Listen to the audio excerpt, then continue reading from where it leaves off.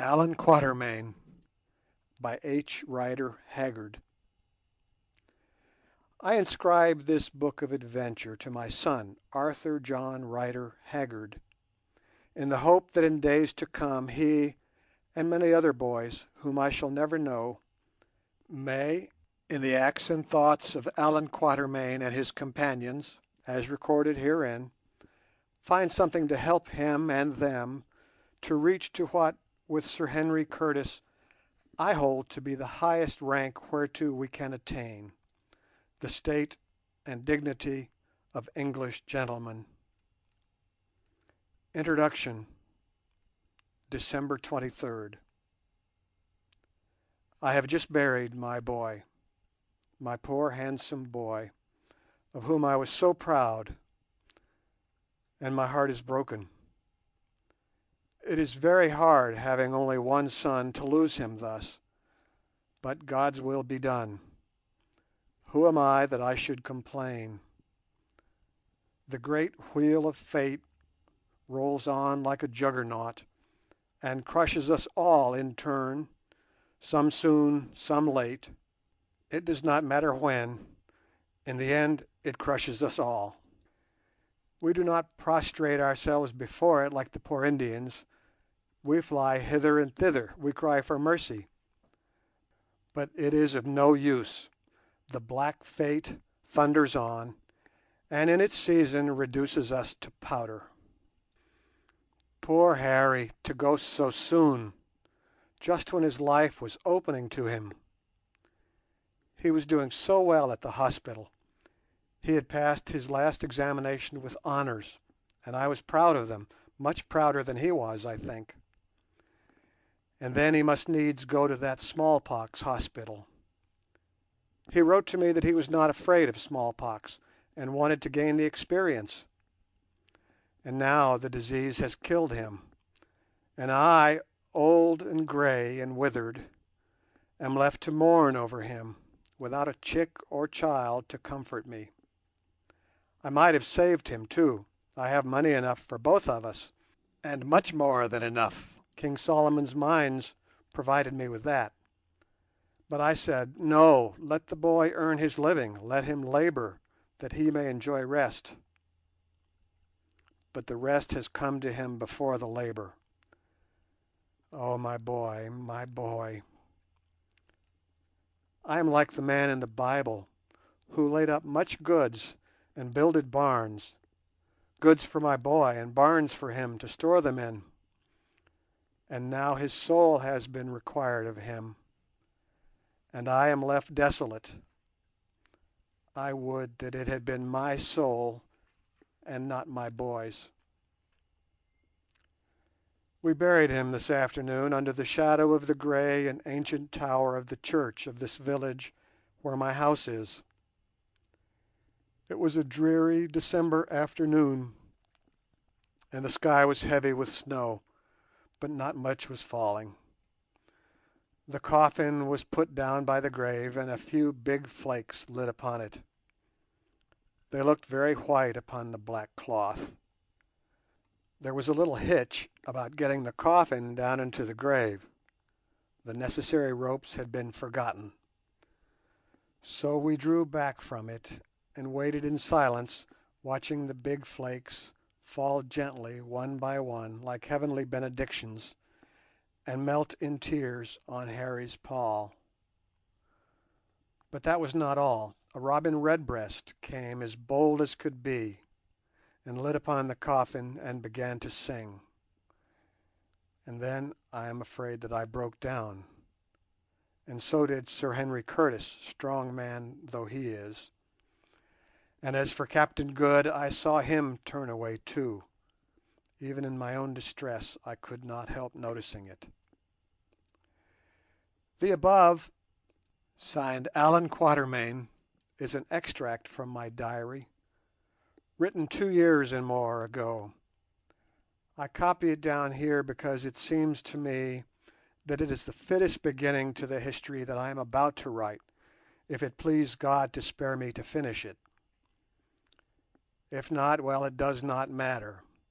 That extract was penned 7,000 miles or so from the spot where I now lie painfully and slowly writing this, with a pretty girl standing by my side, fanning the flies from my august countenance.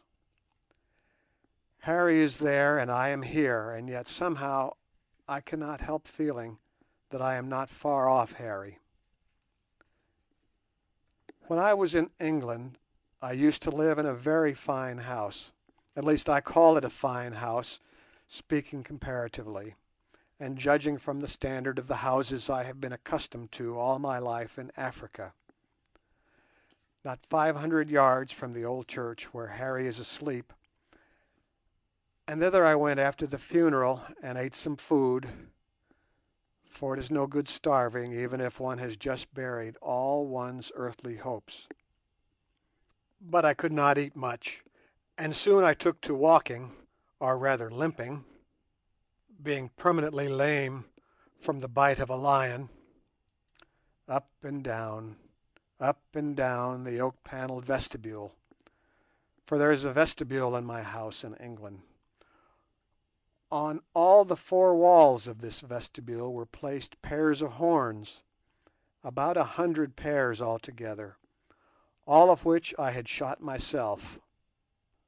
They are beautiful specimens, as I never keep any horns which are not in every way perfect, unless it may be now and again on account of the associations connected with them. In the centre of the room, however, over the wide fireplace, there was a clear space left on which I had fixed up all my rifles. Some of them I have had for 40 years, old muzzle loaders that nobody would look at nowadays. One was an elephant gun with strips of rimpi or green hide lashed round the stock and locks, such as used to be owned by the Dutchmen, Aurora they called it.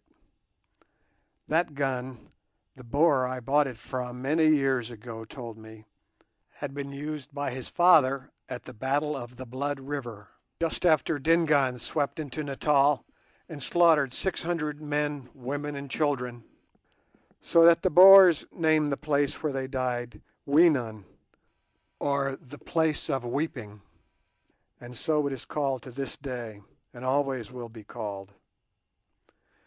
And many an elephant have I shot with that old gun. She always took a handful of black powder and a 3-ounce ball, and kicked like the very deuce. Well, up and down I walked, staring at the guns and the horns which the guns had brought low, and as I did so there rose up in me a great craving. I would go away from this place where I lived idly and at ease, back again to the wild land where I had spent my life, where I met my dear wife, and poor Harry was born, and so many things, good, bad, and indifferent, had happened to me. The thirst for the wilderness was on me. I could tolerate this place no more. I would go and die as I had lived, among the wild game and the savages. Yes, as I walked I began to long to see the moonlight gleaming silvery white over the wide veldt and mysterious sea of bush, and watch the lines of game travelling down the ridges to the water. The ruling passion is strong in death, they say, and my heart was dead that night. But independently of my trouble, no man who has for 40 years lived the life I have can with impunity go coop himself in this prim English country, with its trim hedgerows and cultivated fields, its stiff, formal manners, and its well-dressed crowds. He begins to long, how he longs, for the keen breath of the desert air. He dreams of the sight of Zulu impis breaking on their foes like surf upon the rocks, and his heart rises up in rebellion against the strict limits of the civilized life. Ah, this civilization! What does it all come to? For 40 years and more I lived among savages, and studied them and their ways, and now for several years I have lived here in England, and have in my own stupid manner done my best to learn the ways of the children of light. And what have I found? A great gulf fixed?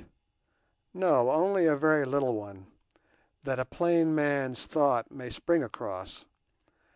I say that as the savage is, so is the white man, only the latter is more inventive, and possesses the faculty of combination, save and except also that the savage, as I have known him, is to a large extent free from the greed of money, which eats like a cancer into the heart of the white man. It is a depressing conclusion, but in all essentials the savage and the child of civilization are identical. I dare say that the highly civilized lady reading this will smile at an old fool of a hunter's simplicity when she thinks of her black bead-bedecked sister, and so will the superfine cultured idler scientifically eating a dinner at his club, the cost of which would keep a starving family for a week. And yet, my dear young lady, what are those pretty things round your own neck?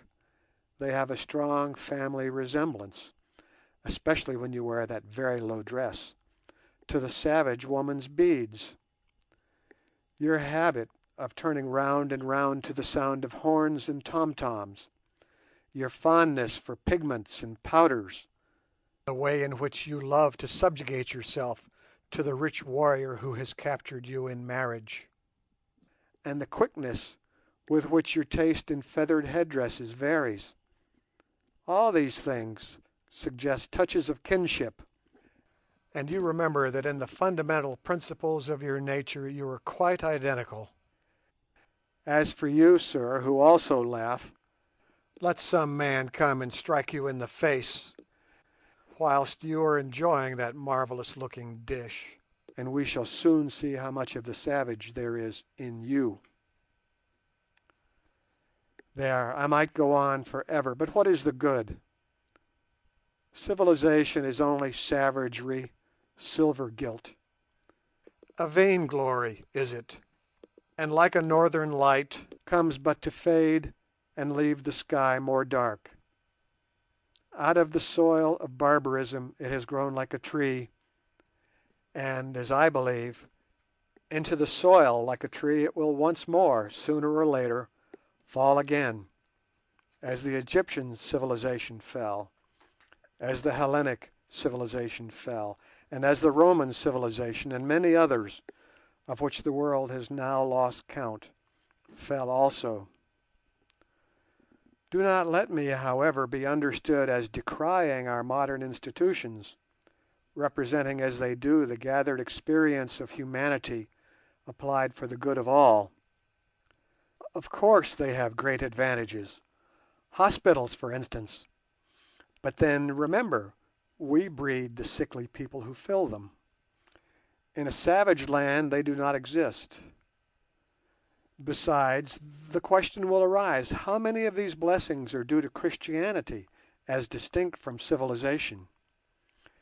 And so the balance sways, and the story runs, here a gain, there a loss, and nature's great average struck across the two, whereof the sum total forms one of the factors in that mighty equation in which the result will equal the unknown quantity of her purpose. I make no apology for this digression, especially as this is an introduction which all young people and those who never like to think, and it is a bad habit, will naturally skip. It seems to me very desirable that we should sometimes try to understand the limitations of our nature, so that we may not be carried away by the pride of knowledge. Man's cleverness is almost indefinite, and stretches like an elastic band, but human nature is like an iron ring. You can go round and round it, you can polish it highly, you can even flatten it a little on one side, whereby you will make it bulge out the other, but you will never, while the world endures and man is man, increase its total circumference. It is the one fixed, unchangeable thing, fixed as the stars, more enduring than the mountains, as unalterable as the way of the Eternal. Human nature is God's kaleidoscope, and the little bits of coloured glass, which represent our passions, hopes, fears, joys, aspirations toward good and evil and what not, are turned in His mighty hand as surely and as certainly as it turns the stars, and continually fall into new patterns and combinations, but the composing elements remain the same, nor will there be one more bit of coloured glass, nor one less, for ever and ever.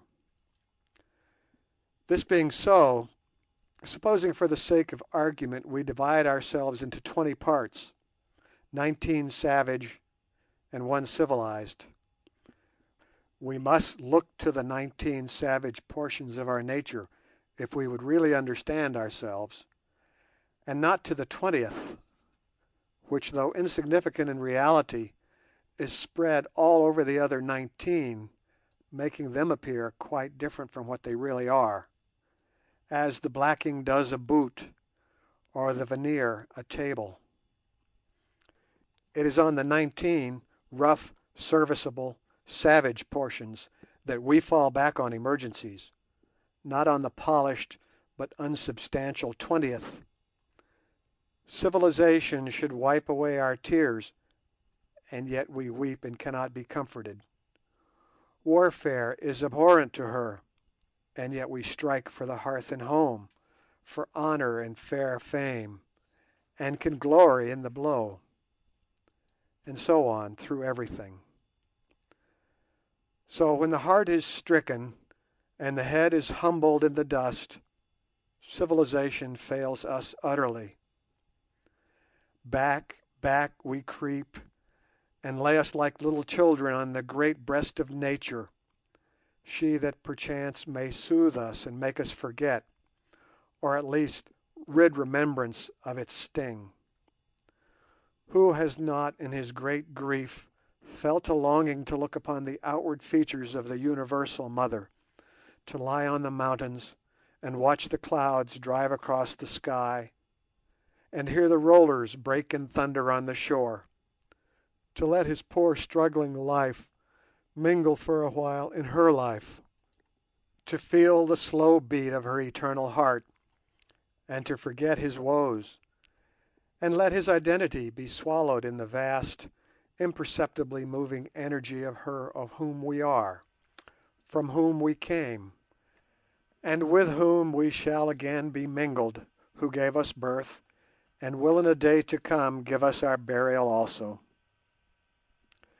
And so in my trouble, as I walked up and down the oak-panelled vestibule of my house there in Yorkshire, I longed once more to throw myself into the arms of nature, not the nature which you know, the nature that waves in well-kept woods and smiles out in cornfields, but nature as she was in the day when creation was complete, undefiled as yet by any human sinks of sweltering humanity.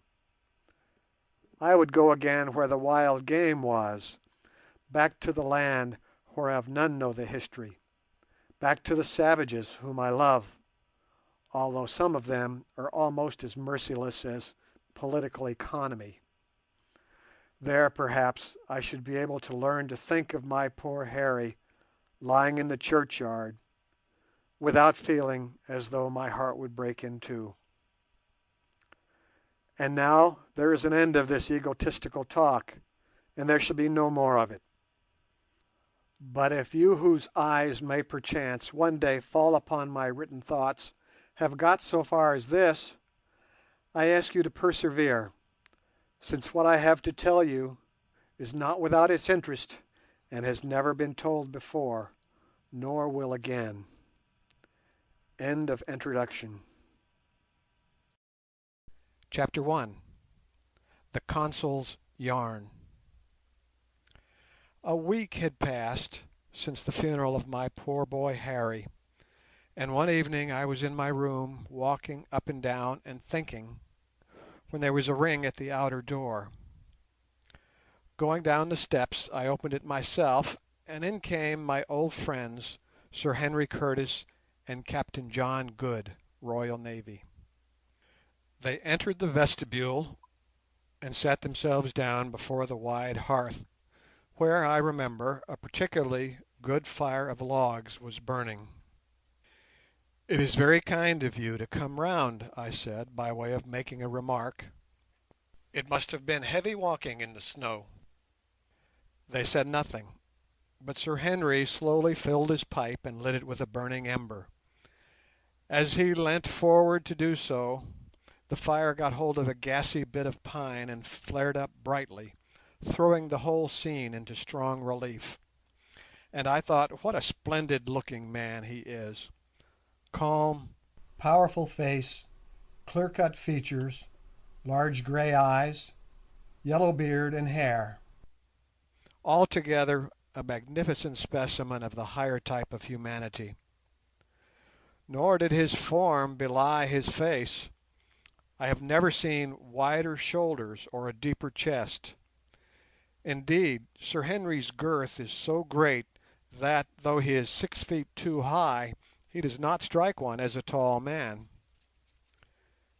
As I looked at him, I could not help thinking what a curious contrast my little dried-up self presented to his grand face and form. Imagine to yourself a small, withered, yellow-faced man of 63, with thin hands, large brown eyes, a head of grizzled hair cut short and standing up like a half-worn scrubbing brush, total weight in my clothes 9 stone 6, and you will get a very fair idea of Allan Quatermain, commonly called Hunter Quatermain, or by the natives Macumazahn. Anglic, character E grave, he who keeps a bright look-out at night, or in vulgar English, a sharp fellow who is not to be taken in. Then there was Good, who was not like either of us, being short, dark, stout, very stout, with twinkling black eyes, in one of which an eyeglass is everlastingly fixed. I say stout, but it is a mild term. I regret to state that of late years Good has been running to fat in a most disgraceful way. Sir Henry tells him that it comes from idleness and overfeeding, and Good does not like it at all, though he cannot deny it. We sat for a while, and then I got a match and lit the lamp that stood ready on the table, for the half-light began to grow dreary, as it is apt to do when one has a short week ago buried the hope of one's life. Next, I opened a cupboard in the wainscoting and got a bottle of whisky and some tumblers and water. I always like to do these things for myself. It is irritating to me to have somebody continually at my elbow, as though I were an 18-month-old baby. All this while Curtis and Good had been silent, feeling, I suppose, that they had nothing to say that could do me any good, and content to give me the comfort of their presence and unspoken sympathy, for it was only their second visit since the funeral. And it is, by the way, from the presence of others that we really derive support in our dark hours of grief, and not from their talk, which often only serves to irritate us. Before a bad storm the game always herd together, but they cease their calling. They sat and smoked and drank whisky and water, and I stood by the fire also smoking and looking at them. At last I spoke. "Old friends," I said, "how long is it since we got back from Kukuanaland?" "3 years," said Good. "Why do you ask?" "I ask because I think that I have had a long enough spell of civilization. I am going back to the veldt." Sir Henry laid his head back in his armchair and laughed one of his deep laughs. "How very odd," he said. "Eh, Good?" Good beamed at me mysteriously through his eyeglass and murmured, "Yes, odd, very odd." "I don't quite understand," said I, looking from one to the other, for I dislike mysteries. "Don't you, old fellow?" said Sir Henry. "Then I will explain. As Good and I were walking up here we had a talk." "If Good was there you probably did," I put in sarcastically, for Good is a great hand at talking. "And what may it have been about?" "What do you think?" asked Sir Henry. I shook my head. It was not likely that I should know what Good might be talking about. He talks about so many things. "Well, it was about a little plan that I have formed, namely, that if you were willing we should pack up our traps and go off to Africa on another expedition." I fairly jumped at his words. "You don't say so!" I said. "Yes, I do, though, and so does Good. Don't you, Good?" "Rather," said that gentleman. "Listen, old fellow," went on Sir Henry with considerable animation of manner. "I'm tired of it too, dead tired of doing nothing more except play the squire in a country that is sick of squires. For a year or more I have been getting as restless as an old elephant who scents danger. I am always dreaming of Kukuanaland and Gagool and King Solomon's Mines. I can assure you that I have become the victim of an almost unaccountable craving. I am sick of shooting pheasants and partridges, and want to have a go at some large game again. There, you know the feeling. When one has once tasted brandy and water, milk becomes insipid to the palate. That year we spent together up in Kukuanaland seems to me worth all the other years of my life put together. I dare say that I am a fool for my pains, but I can't help it. I long to go, and what is more, I mean to go." He paused, and then went on again. "And after all, why should I not go? I have no wife or parent, no chick or child to keep me. If anything happens to me the baronetcy will go to my brother George and his boy, as it would ultimately do in any case. I am of no importance to anyone." "Ah," I said, "I thought you would come to that sooner or later. And now, Good, what is your reason for wanting to trek? Have you got one?" "I have," said Good solemnly. "I never do anything without a reason, and it isn't a lady. At least, if it is, it's several." I looked at him again. Good is so overpoweringly frivolous. "What is it?" I said. "Well, if you really want to know, though I'd rather not speak of a delicate and strictly personal matter, I'll tell you. I'm getting too fat." "Shut up, Good," said Sir Henry. "And now, Quatermain, tell us, where do you propose going to?" I lit my pipe, which had gone out, before answering. "Have you people ever heard of Mount Kenia?" I asked. "Don't know the place," said Good. "Did you ever hear of the island of Lamu?" I asked again. "No. Stop, though, isn't it a place about 300 miles north of Zanzibar?" "Yes. Now listen, what I have to propose is this: that we go to Lamu, and thence make our way about 250 miles inland to Mount Kenia, from Mount Kenia on inland to Mount Lekakisera, another 200 miles or thereabouts, beyond which no white man has, to the best of my belief, ever been, and then, if we get so far, right on into the unknown interior. What do you say to that, my hearties?" "It's a big order," said Sir Henry reflectively.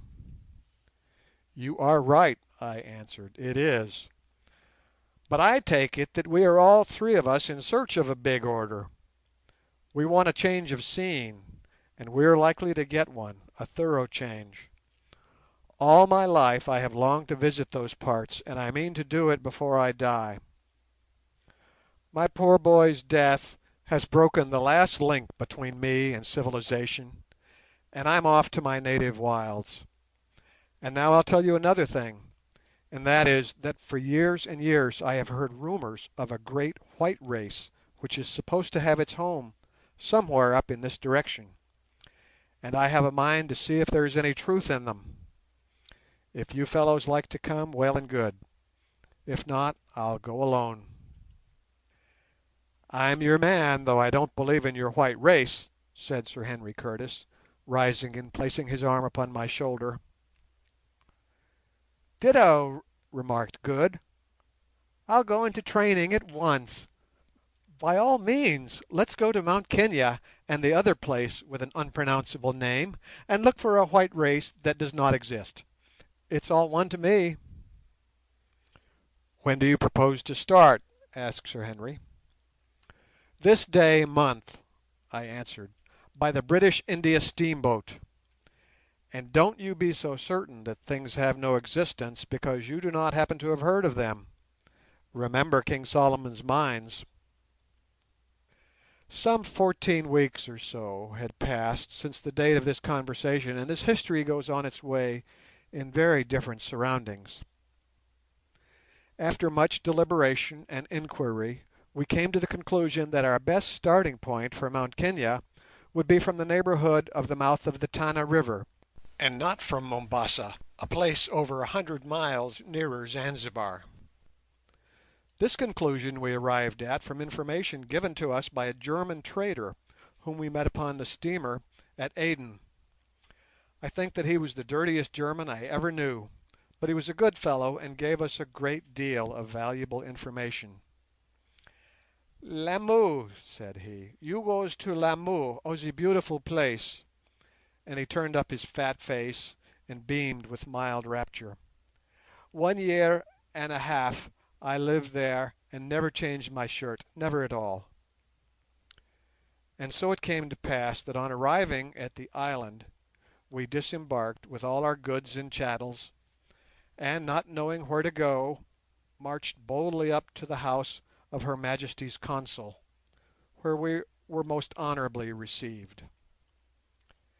Lamu is a very curious place, but the things which stand out most clearly in my memory in connection with it are its exceeding dirtiness and its smells.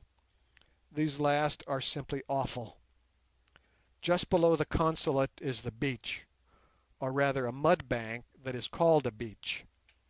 It is left quite bare at low tide, and serves as a repository for all the filth, offal, and refuse of the town. Here it is, too, that the women come to bury coconuts in the mud, leaving them there till the outer husk is quite rotten, when they dig them up again and use the fibres to make mats with, and for various other purposes. As this process has been going on for generations, the condition of the shore can be better imagined than described. I have smelt many evil odours in the course of my life, but the concentrated essence of stench which arose from that beach at Lamu as we sat in the moonlit night, not under, but on our friend the Consul's hospitable roof, and sniffed it, makes the remembrance of them very poor and faint. No wonder people get fever at Lamu. And yet the place was not without a certain quaintness and charm of its own, though possibly, indeed probably, it was one which would quickly pall. "Well, where are you gentlemen steering for?" asked our friend the hospitable Consul, as we smoked our pipes after dinner. "We propose to go to Mount Kenia, and then on to Mount Lekakisera," answered Sir Henry. "Quatermain has got hold of some yarn about there being a white race up in the unknown territories beyond." The Consul looked interested, and answered that he had heard something of that too. "What have you heard?" I asked. "Oh, not much. All I know about it is that a year or so ago I got a letter from Mackenzie, the Scotch missionary whose station, the Highlands, is placed at the highest navigable point of the Tana River, in which he said something about it." "Have you the letter?" I asked. "No, I destroyed it, but I remember that he said that a man had arrived at his station who declared that 2 months' journey beyond Mount Lekakisera, which no white man has yet visited, at least so far as I know, he found a lake called Laga, and that then he went off to the northeast a month's journey over desert and thorn veldt and great mountains, till he came to a country where the people are white and live in stone houses. Here he was hospitably entertained for a while, till at last the priests of the country set it about that he was a devil, and the people drove him away, and he journeyed for 8 months and reached Mackenzie's place, as I heard, dying. That's all I know, and if you ask me, I believe that it is a lie. But if you want to find out more about it, you had better go up the Tana to Mackenzie's place and ask him for information." Sir Henry and I looked at each other. Here was something tangible. "I think that we will go to Mackenzie's," I said. "Well," answered the Consul, "that is your best way, but I warn you that you are likely to have a rough journey, for I hear that the Masai are about, and as you know they are not pleasant customers. Your best plan will be to choose a few picked men for personal servants and hunters, and to hire bearers from village to village. It will give you an infinity of trouble, but perhaps on the whole it will prove a cheaper and more advantageous course than engaging a caravan, and you will be less liable to desertion." Fortunately, there were at Lamu at this time a party of Wakwafi Askari soldiers. The Wakwafi, who are a cross between the Masai and the Wataveta, are a fine manly race, possessing many of the good qualities of the Zulu, and a great capacity for civilization. They are also great hunters. As it happened, these particular men had recently been on a long trip with an Englishman named Jutson, who had started from Mombasa, a port about 150 miles below Lamu, and journeyed right round Kilimanjaro, one of the highest known mountains in Africa. Poor fellow, he had died of fever when on his return journey, and within a day's march of Mombasa. It does seem hard that he should gone off thus, when within a few hours of safety, and after having survived so many perils. But so it was. His hunters buried him, and then came on to Lamu in a dhow. Our friend the Consul suggested to us that we had better try and hire these men, and accordingly on the following morning we started to interview the party, accompanied by an interpreter. In due course we found them in a mud hut on the outskirts of the town. 3 of the men were sitting outside the hut, and fine frank-looking fellows they were, having a more or less civilized appearance. To them we cautiously opened the object of our visit, at first with very scant success. They declared that they could not entertain any such idea, that they were worn and weary with long travelling, and that their hearts were sore at the loss of their master. They meant to go back to their homes and rest a while. This did not sound very promising, so by way of effecting a diversion I asked where the remainder of them were. I was told there were 6, and I saw but 3. One of the men said they slept in the hut, and were yet resting after their labours. Sleep weighed down their eyelids, and sorrow made their hearts as lead. It was best to sleep, for with sleep came forgetfulness. But the men should be awakened. Presently they came out of the hut, yawning, the first 2 men being evidently of the same race and style as those already before us. But the appearance of the third and last nearly made me jump out of my skin.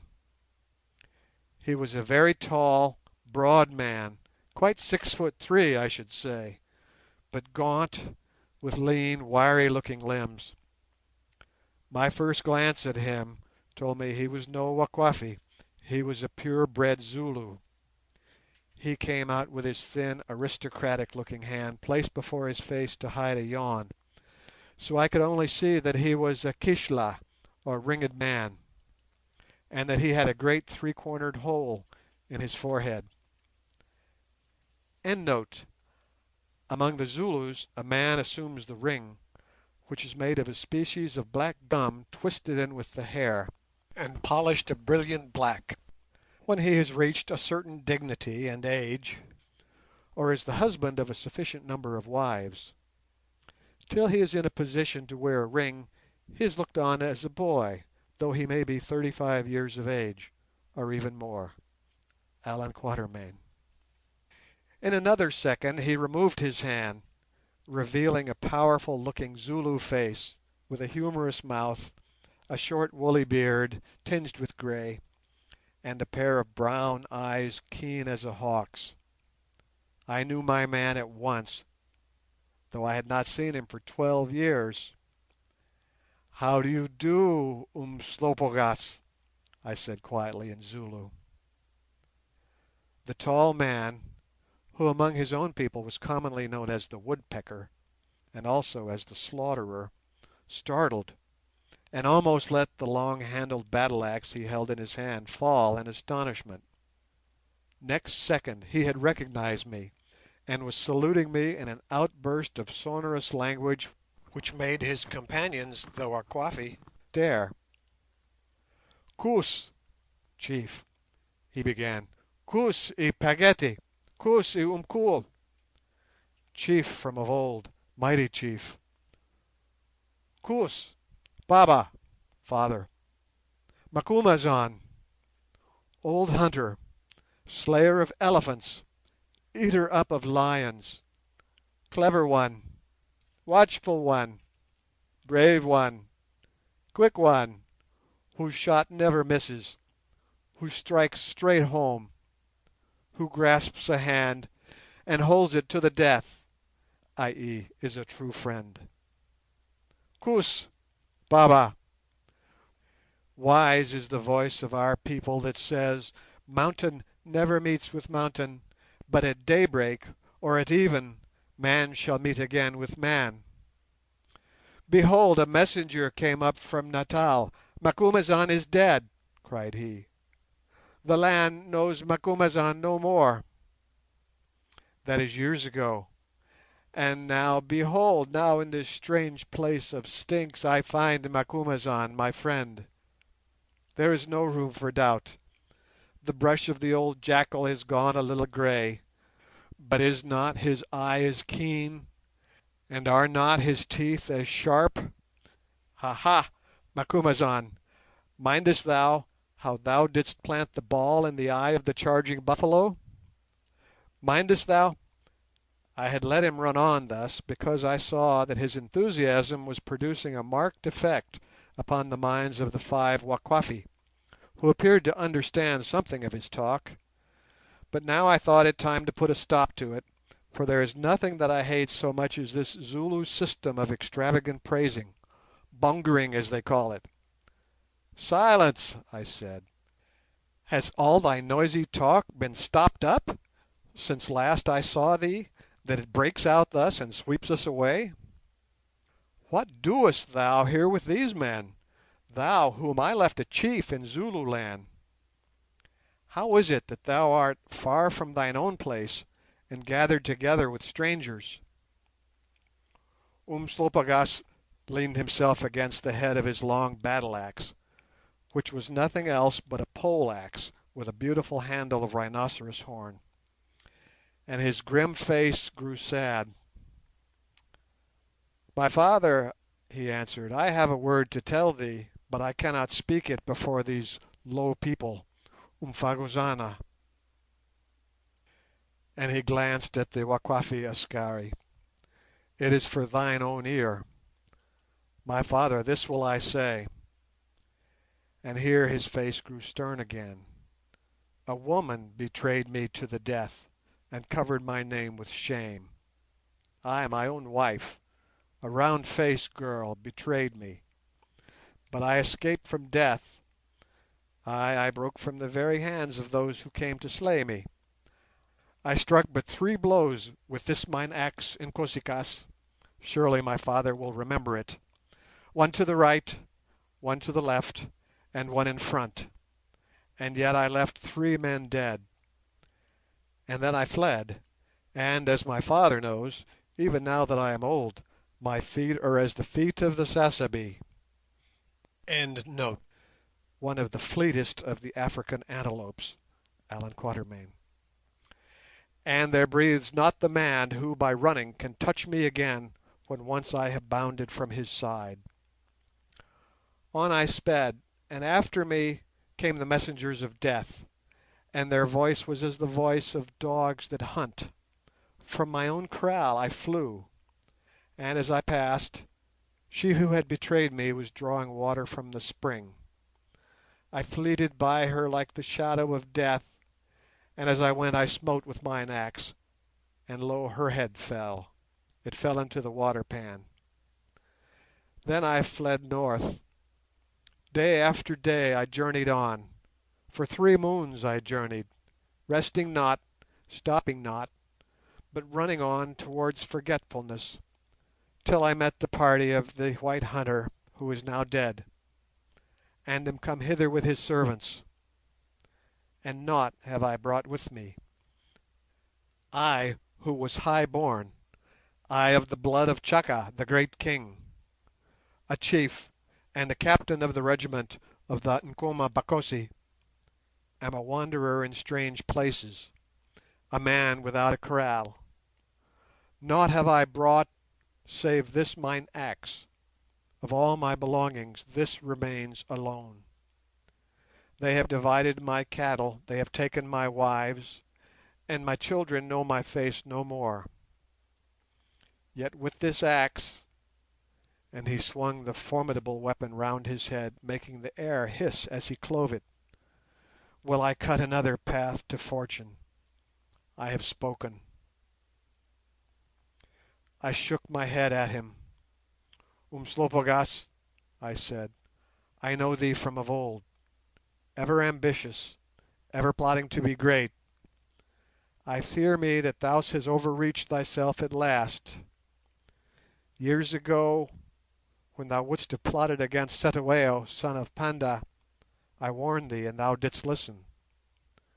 But now, when I was not by thee to stay thy hand, thou hast dug a pit for thine own feet to fall in. Is it not so? But what is done is done. Who can make the dead tree green, or gaze again upon last year's light? Who can recall the spoken word, or bring back the spirit of the fallen? That which time swallows comes not up again. Let it be forgotten. And now, behold, Umslopogaas, I know thee for a great warrior and a brave man, faithful to the death. Even in Zululand, where all the men are brave, they call thee the Slaughterer, and at night told stories round the fire of thy strength and deeds.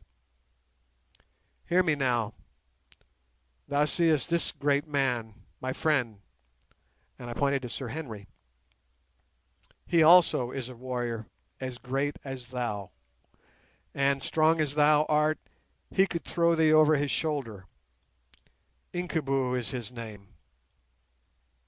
And thou seest this one also, him with the round stomach, the shining eye, and the pleasant face. Bougwan, glass eye, is his name. And a good man is he, and true, being of a curious tribe who pass their life upon the water, and live in floating kraals. Now, we 3 whom thou seest would travel inland, past Dongo Egere, the great white mountain, Mount Kenya, and far into the unknown beyond. We know not what we shall find there. We go to hunt and seek adventures and new places, being tired of sitting still with the same old things around us. Wilt thou come with us? To thee shall be given command of all our servants. but what shall befall thee, that I know not. Once before we three journeyed thus, in search of adventure, and we took with us a man such as thou, one Umbopa, and behold, we left him the king of a great country, with 20 impis (regiments), each of 3,000 plumed warriors, waiting on his word. How it shall go with thee I know not. Mayhap death awaits thee and us. Wilt thou throw thyself to fortune and come, or fearest thou Umslopogaas?" The great man smiled. "Thou art not altogether right, Macumazahn," he said. "I have plotted in my time, but it was not ambition that led me to my fall. But shame on me that I should have to say it, a fair woman's face. Let it pass. So we are going to see something like the old times again, Macumazahn, when we fought and hunted in Zululand. Ay, I will come. Come life, come death, what care I, so that the blows fall fast and the blood runs red. I grow old, and I have not fought enough. And yet am I a warrior among warriors. See my scars," and he pointed to countless cicatrices, stabs, and cuts that marked the skin of his chest and legs and arms.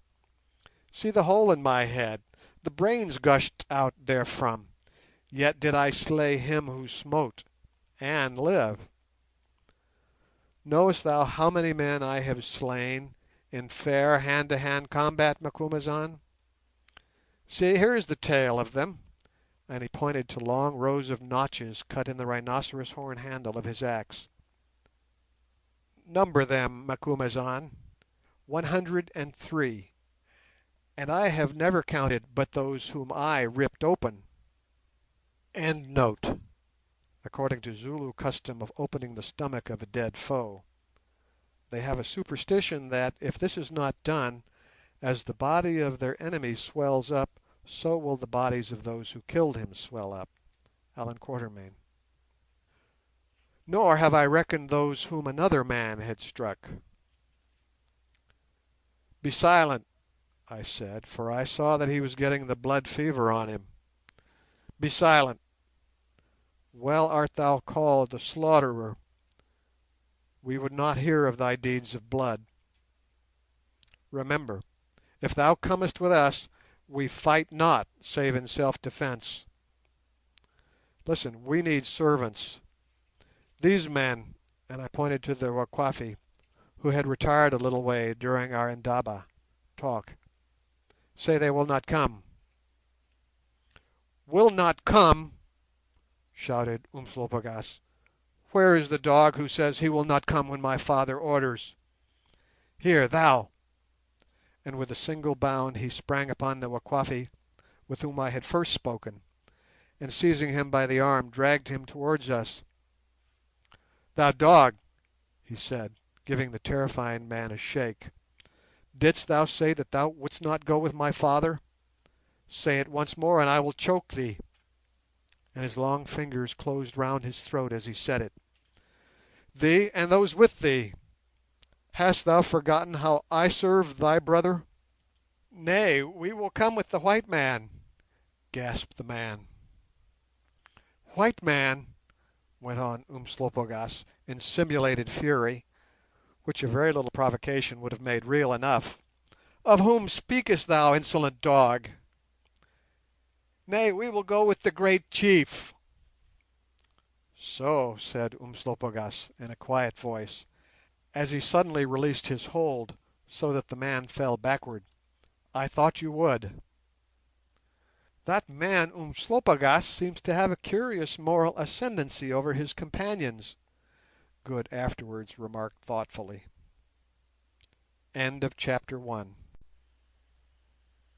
Chapter 2. The Black Hand. In due course we left Lamu, and 10 days afterwards we found ourselves at a spot called Charra, on the Tana River, having gone through many adventures which need not be recorded here. Amongst other things, we visited a ruined city, of which there are many on this coast, and which must once, to judge from their extent and the numerous remains of mosques and stone houses, have been very populous places. These ruined cities are immeasurably ancient, having, I believe, been places of wealth and importance as far back as the Old Testament times, when they were centres of trade with India and elsewhere. But their glory has departed now, the slave trade has finished them, and where wealthy merchants from all parts of the then civilized world stood and bargained in the crowded market-places, the lion holds his court at night, and instead of the chattering of slaves and the eager voices of the bidders, his awful note goes echoing down the ruined corridors. At this particular place we discovered on a mound covered up with rank growth and rubbish two of the most beautiful stone doorways that it is possible to conceive. The carving on them was simply exquisite, and I only regret that we had no means of getting them away. No doubt they had once been the entrances to a palace, of which, however, no traces were now to be seen, though probably its ruins lay under the rising mound. Gone, quite gone, the way that everything must go. Like the nobles and the ladies who lived within their gates, these cities have had their day, and now they are as Babylon and Nineveh, and as London and Paris will one day be. Nothing may endure. That is the inexorable law. Men and women, empires and cities, thrones, principalities and powers, mountains, rivers, and unfathomed seas, worlds, spaces, and universes, all have their day, and all must go. In this ruined and forgotten place the moralist may behold a symbol of the universal destiny, for this system of ours allows no room for standing still. Nothing can loiter on the road and check the progress of things upwards toward life, or the rush of things downwards towards death. The stern policeman Fate moves us and them on, uphill and downhill and across the level. There is no resting place for the weary feet, till at last the abyss swallows us, and from the shores of the transitory we are hurtled into the sea of the eternal. At Charra we had a violent quarrel with the headmen of the bearers we had hired to go as far as this, and who now wished to extort large extra payment from us. In the result he threatened to set them aside, about whom more anon, on to us.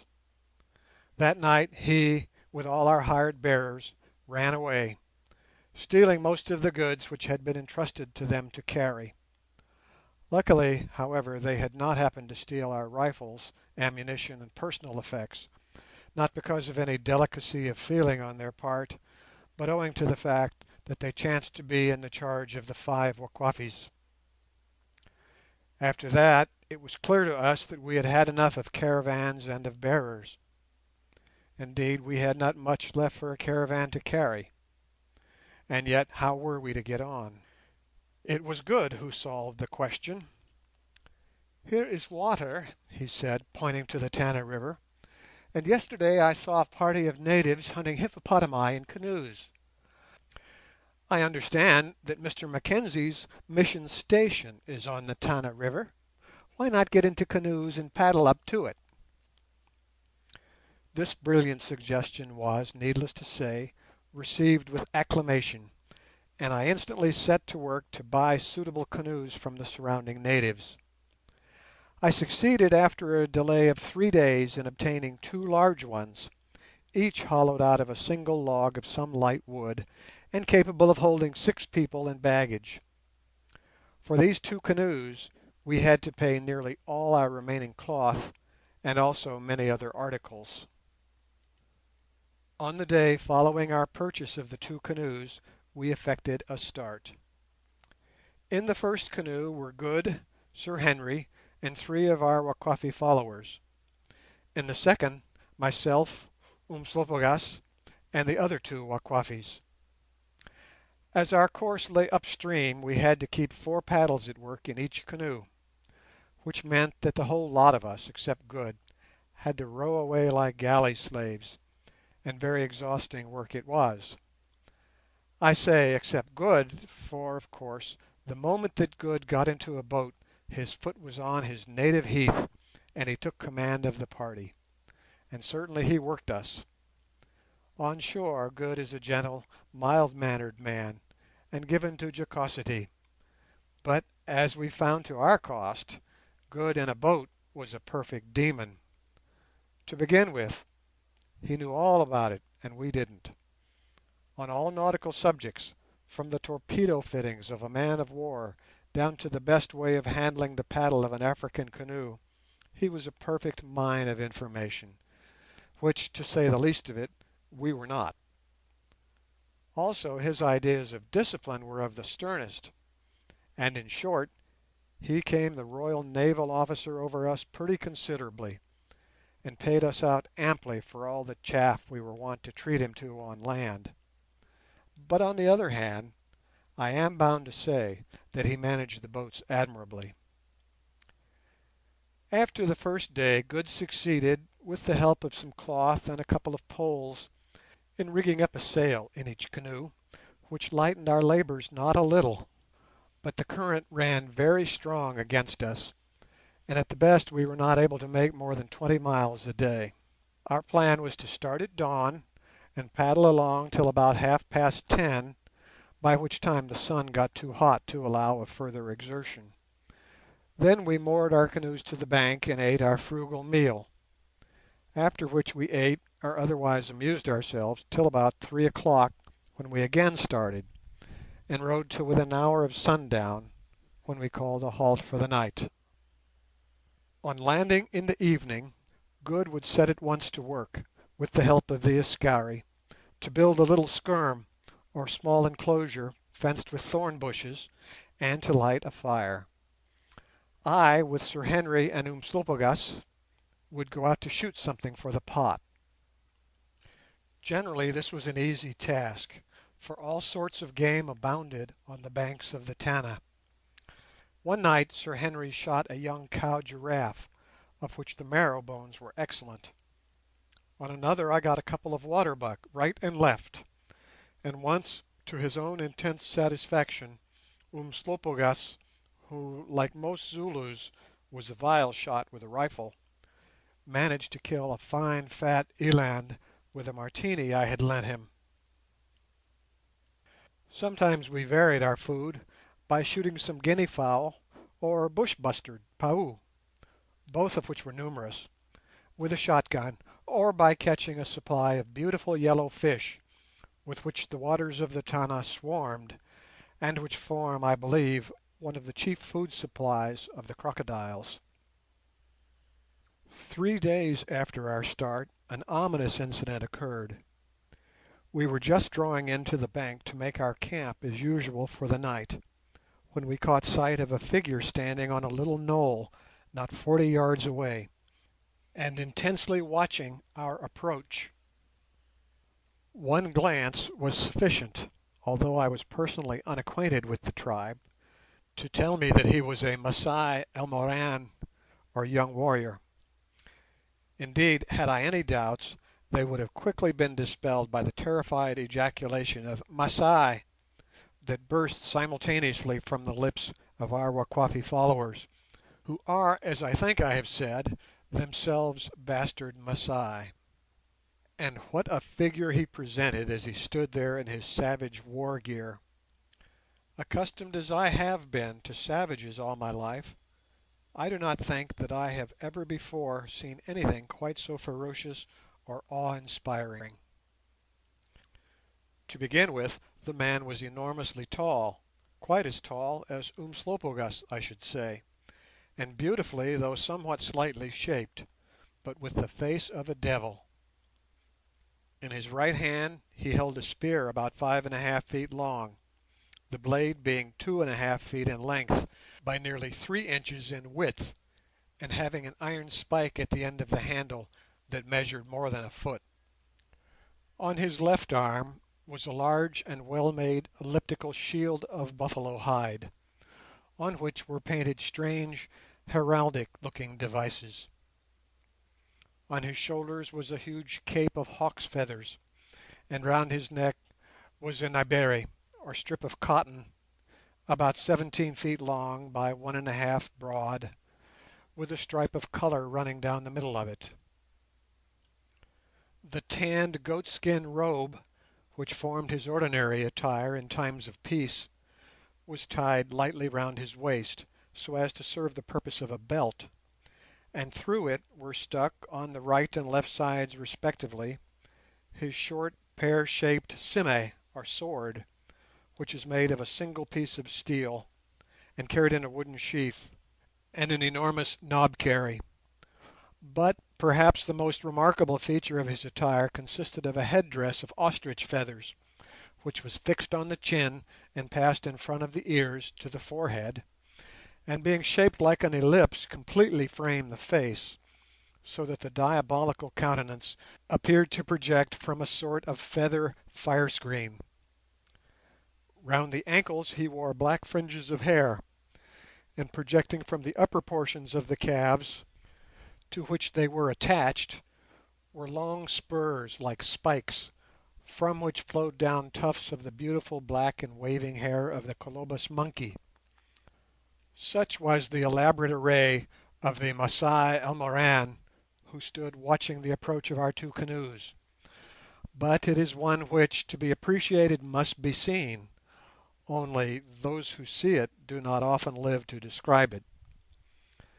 Of course, I could not make out all these details of his full dress on the occasion of this my first introduction, being indeed amply taken up with the consideration of the general effect, but I had plenty of subsequent opportunities of becoming acquainted with the items that went to make it up.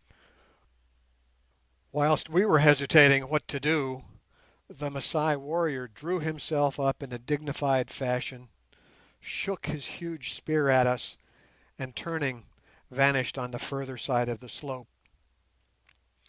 "Hulloa!" halloed Sir Henry from the other boat. "Our friend the caravan leader has been as good as his word, and set the Masai after us. Do you think it will be safe to go ashore?" I did not think it would be at all safe, but on the other hand we had no means of cooking in the canoes, and nothing that we could eat raw, so it was difficult to know what to do.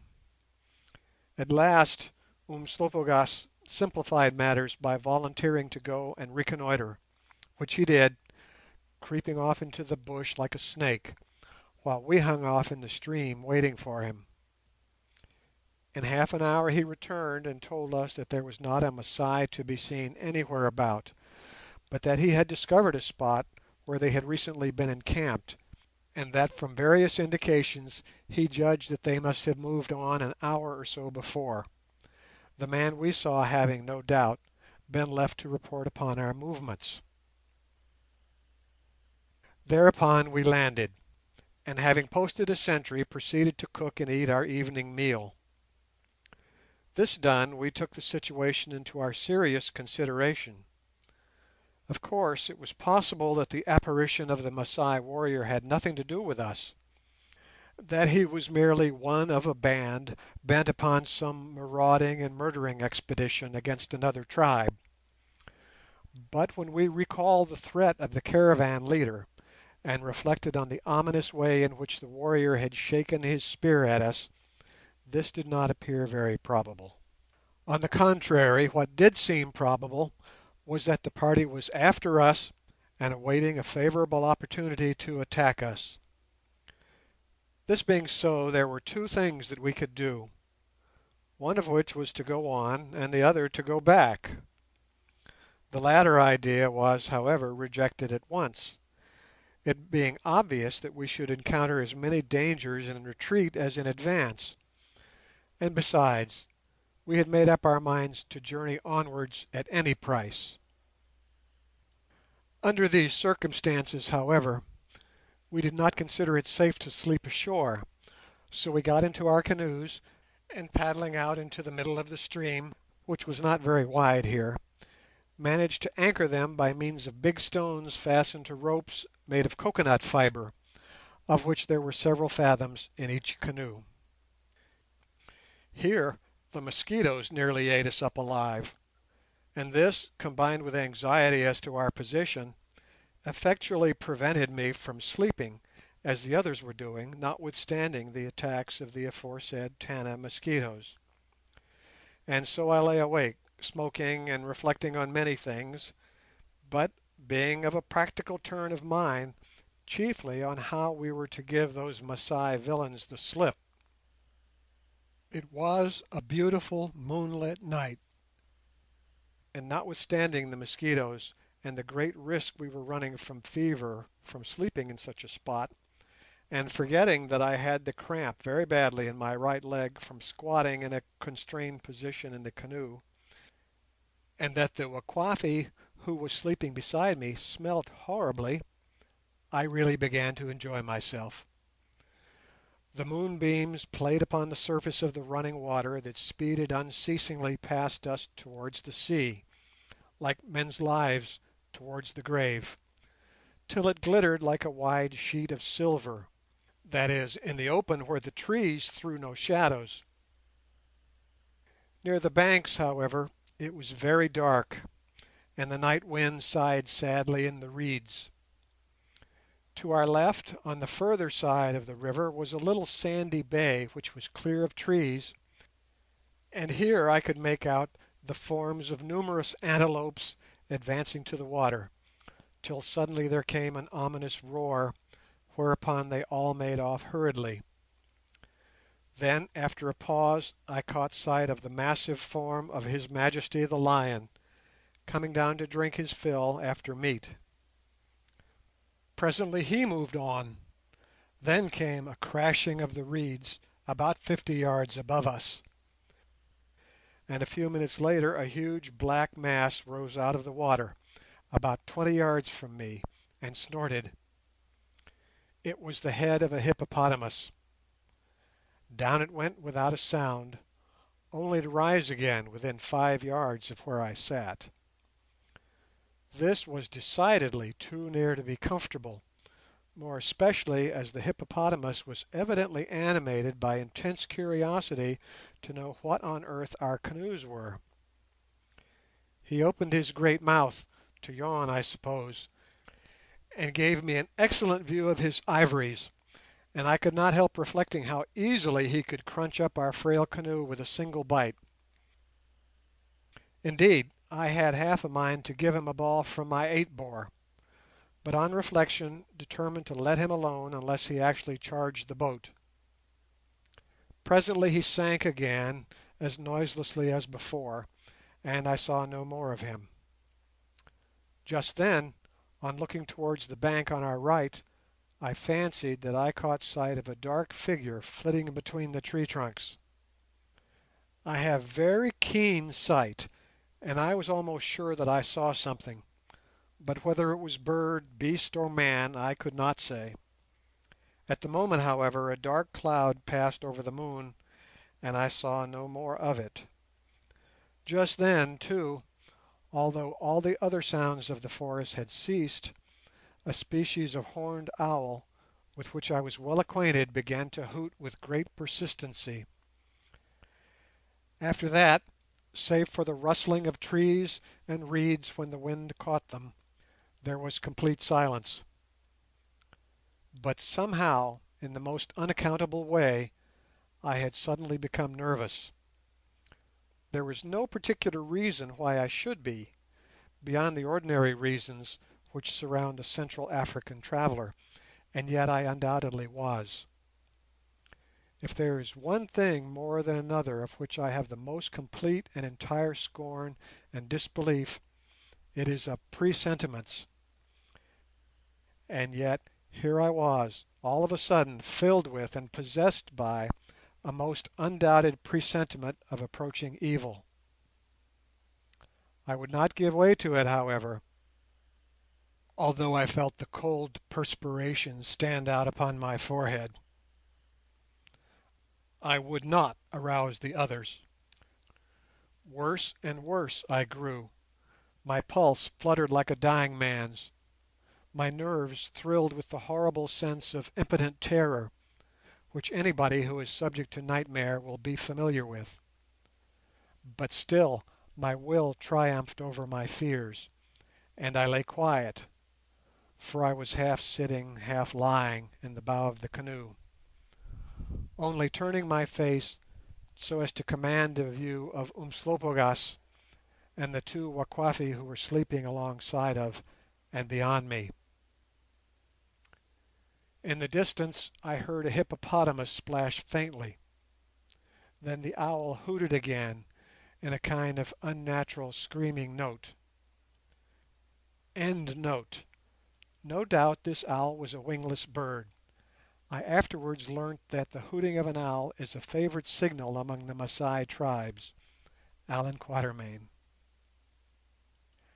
And the wind began to moan plaintively through the trees, making a heart-chilling music.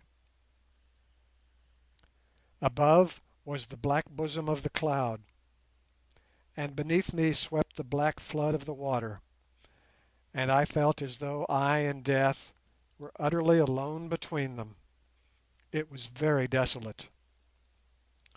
Suddenly my blood seemed to freeze in my veins, and my heart to stand still. Was it fancy, or were we moving? I turned my eyes to look for the other canoe which should be alongside of us.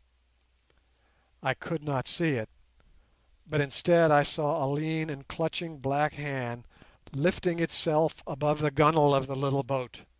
Surely it was a nightmare. At the same instant a dim but devilish-looking face appeared to rise out of the water, and then came a lurch of the canoe, the quick flash of a knife, and an awful yell from the Wakwafi who was sleeping by my side, the same poor fellow whose odour had been annoying me, and something warm spurted into my face. In an instant the spell was broken. I knew that it was no nightmare, but that we were attacked by swimming Masai. Snatching at the first weapon that came to hand, which happened to be Umslopogaas's battle axe, I struck with all my force in the direction in which I had seen the flash of the knife. The blow fell upon a man's arm, and catching it against the thick wooden gunwale of the canoe, completely severed it from the body just above the wrist. As for its owner, he uttered no sound or cry. Like a ghost he came, and like a ghost he went, leaving behind him a bloody hand still gripping a great knife, or rather a short sword, that was buried in the heart of our poor servant. Instantly there arose a hubbub and confusion, and I fancied, rightly or wrongly, that I made out several dark heads gliding away towards the right-hand bank, whither we were rapidly drifting, for the rope by which we were moored had been severed with a knife. As soon as I had realized this fact, I also realized that the scheme had been to cut the boat loose, so that it should drift on to the right bank, as it would have done with the natural swing of the current, where no doubt a party of Masai were waiting to dig their shovel-headed spears into us. Seizing one paddle myself, I told Umslopogaas to take another, for the remaining Askari was too frightened and bewildered to be of any use, and together we rowed vigorously out towards the middle of the stream, and not an instant too soon, for in another minute we should have been aground, and then there would have been an end of us. As soon as we were well out, we set to work to paddle the canoe upstream again to where the other was moored, and very hard and dangerous work it was in the dark, and with nothing but the notes of Good's stentorian shouts, which he kept firing off at intervals like a foghorn, to guide us. But at last we fetched up, and were thankful to find that they had not been molested at all. No doubt the owner of the same hand that severed our rope should have severed theirs also, but was led away from his purpose by an irresistible inclination to murder when he got the chance, which, while it cost us a man, and him his hand, undoubtedly saved all the rest of us from massacre. Had it not been for that ghastly apparition over the side of the boat, an apparition that I shall never forget till my dying hour, the canoe would undoubtedly have drifted ashore before I realized what had happened, and this history would never have been written by me. End of Chapter 2. Chapter 3. The Mission Station. We made the remains of our rope fast to the other canoe and sat waiting for the dawn, and congratulating ourselves upon our merciful escape, which really seemed to result more from the special favour of Providence than from our own care or prowess. At last it came, and I have not often been more grateful to see the light, though so far as my canoe was concerned it revealed a ghastly sight. There, in the bottom of the little boat, lay the unfortunate Askari, the sime or sword in his bosom, and the severed hand gripping the handle. I could not bear the sight, so hauling up the stone which had served as an anchor to the other canoe, we made it fast to the murdered man and dropped him overboard. And down he went to the bottom, leaving nothing but a train of bubbles behind him. Alas! When our time comes, most of us, like him, leave nothing but bubbles behind to show that we have been, and the bubbles soon burst. The hand of his murderer we threw into the stream, where it slowly sank. The sword, of which the handle was ivory inlaid with gold, evidently Arab work, I kept and used as a hunting knife, and very useful it proved. Then, a man having been transferred to my canoe, we once more started on in very low spirits and not feeling at all comfortable as to the future, but fondly hoping to arrive at the Highlands station by night. To make matters worse, within an hour of sunrise it came on to rain in torrents, wetting us to the skin, and even necessitating the occasional bailing of the canoes, and as the rain beat down the wind, we could not use the sails, and had to get along as best we could with our paddles. At 11 o'clock we halted on an open piece of ground on the left bank of the river, and, the rain abating a little, managed to make a fire and catch and broil some fish. We did not dare to wander about to search for game. At 2 o'clock we got off again, taking a supply of broiled fish with us, and shortly afterwards the rain came on harder than ever. Also the river began to get exceedingly difficult to navigate on account of the numerous rocks, reaches of shallow water, and the increased force of the current, so that it soon became clear to us that we should not reach the Reverend Mackenzie's hospitable roof that night, a prospect that did not tend to enliven us.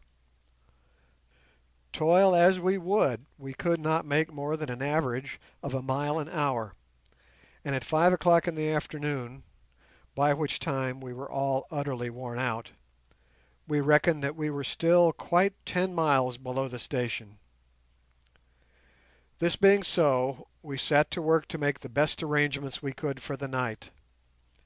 After our recent experience, we simply did not dare to land, more especially as the banks of the Tana were clothed with dense bush that would have given cover to 5,000 Masai, and at first I thought that we were going to have another night of it in the canoe.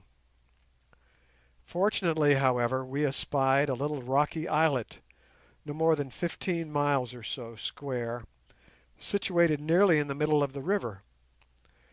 For this we paddled, and making fast the canoes, landed and made ourselves as comfortable as circumstances would permit, which was very uncomfortable indeed. As for the weather, it continued to be simply vile, the rain coming down in sheets till we were chilled to the marrow, and utterly preventing us from lighting a fire. There was, however, one consoling circumstance about this rain. Our Askari declared that nothing would induce the Masai to make an attack in it, as they intensely disliked moving about in the wet, perhaps, as Good suggested, because they hate the idea of washing. We ate some insipid and sodden cold fish, that is, with the exception of Umslopogaas, who, like most Zulus, cannot bear fish, and took a pull of brandy, of which we fortunately had a few bottles left, and then began what, with one exception, when we same three white men nearly perished of cold on the snow of Sheba's Breast in the course of our journey to Kukuanaland, was, I think, the most trying night I ever experienced. It seemed absolutely endless, and once or twice I feared that two of the Askari would have died of the wet, cold, and exposure. Indeed, had it not been for timely doses of brandy, I am sure that they would have died, for no African people can stand much exposure, which first paralyses and then kills them. I could see that even that iron old warrior Umslopogaas felt it keenly, though, in strange contrast to the Wakwafis, who groaned and bemoaned their fate unceasingly, he never uttered a single complaint.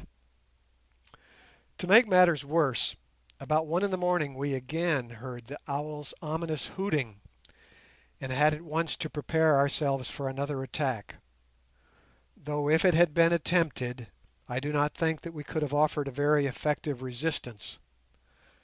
But either the owl was a real one this time, or else the Masai were themselves too miserable to think of offensive operations, which, indeed, they rarely, if ever, undertake in bush veldt. At any rate, we saw nothing of them. At last the dawn came gliding across the water, wrapped in wreaths of ghostly mist, and with the daylight the rain ceased, and then out came the glorious sun, sucking up the mists and warming the chill air. Benumbed and utterly exhausted, we dragged ourselves to our feet and went and stood in the bright rays and were thankful for them. I can quite understand how it is that primitive people become sun worshippers, especially if their conditions of life render them liable to exposure. In half an hour more we were once again making fair progress with the help of a good wind. Our spirits had returned with the sunshine, and we were ready to laugh at difficulties and dangers that had been almost crushing on the previous day. And so we went on cheerily till about 11 o'clock. Just as we were thinking of halting as usual to rest and try to shoot something to eat, a sudden bend in the river brought us in sight of a substantial-looking European house with a veranda round it, splendidly situated upon a hill, and surrounded by a high stone wall with a ditch on the outer side. Right against and overshadowing the house was an enormous pine, the top of which we had seen through a glass for the last 2 days, but of course without knowing that it marked the site of the mission station. I was the first to see the house, and could not restrain myself from giving a hearty cheer, in which the others, including the natives, joined lustily. There was no thought of halting now. On we laboured, for, unfortunately, though the house seemed quite near, it was still a long way off by river, until at last, by 1 o'clock, we found ourselves at the bottom of the slope on which the buildings stood. Running the canoes to the bank, we disembarked, and were just hauling them up on the shore when we perceived 3 figures, dressed in ordinary English-looking clothes, hurrying down through a grove of trees to meet us. "A gentleman, a lady, and a little girl," ejaculated Good, after surveying the trio through his eyeglass, "walking in a civilized fashion through a civilized garden to meet us in this place. Hang me if this isn't the most curious thing we have seen yet." Good was right. It certainly did seem odd and out of place, more like a scene out of a dream or an Italian opera than a real tangible fact, and the sense of unreality was not lessened when we heard ourselves addressed in good broad Scotch, which, however, I cannot reproduce. "How do you do, sirs?" said Mr Mackenzie, a grey-haired, angular man, with a kindly face and red cheeks. "I hope I see you very well. My natives told me an hour ago they spied two canoes with white men in them coming up the river, so we have just come down to meet you." "And it is very glad that we are to see a white face again, let me tell you," put in the lady, a charming and refined-looking person. We took off our hats in acknowledgment and proceeded to introduce ourselves. "And now," said Mr Mackenzie, "you must all be hungry and weary, so come on, gentlemen, come on, and right glad we are to see you. The last white who visited us was Alphonse. You will see Alphonse presently, and that was a year ago." Meanwhile we had been walking up the slope of the hill, the lower portion of which was fenced off, sometimes with quince fences and sometimes with rough stone walls, into Kaffir gardens, just now full of crops of mealies, pumpkins, potatoes, etc. In the corners of these gardens were neat mushroom-shaped huts, occupied by Mr Mackenzie's mission natives, whose women and children came pouring out to meet us as we walked. Through the centre of the gardens ran the roadway up which we were walking. It was bordered on each side by a line of orange trees, which, although they had only been planted 10 years, had in the lovely climate of the uplands below Mount Kenia, the base of which is about 5,000 feet above the coastline level, already grown to imposing proportions and were positively laden with golden fruit.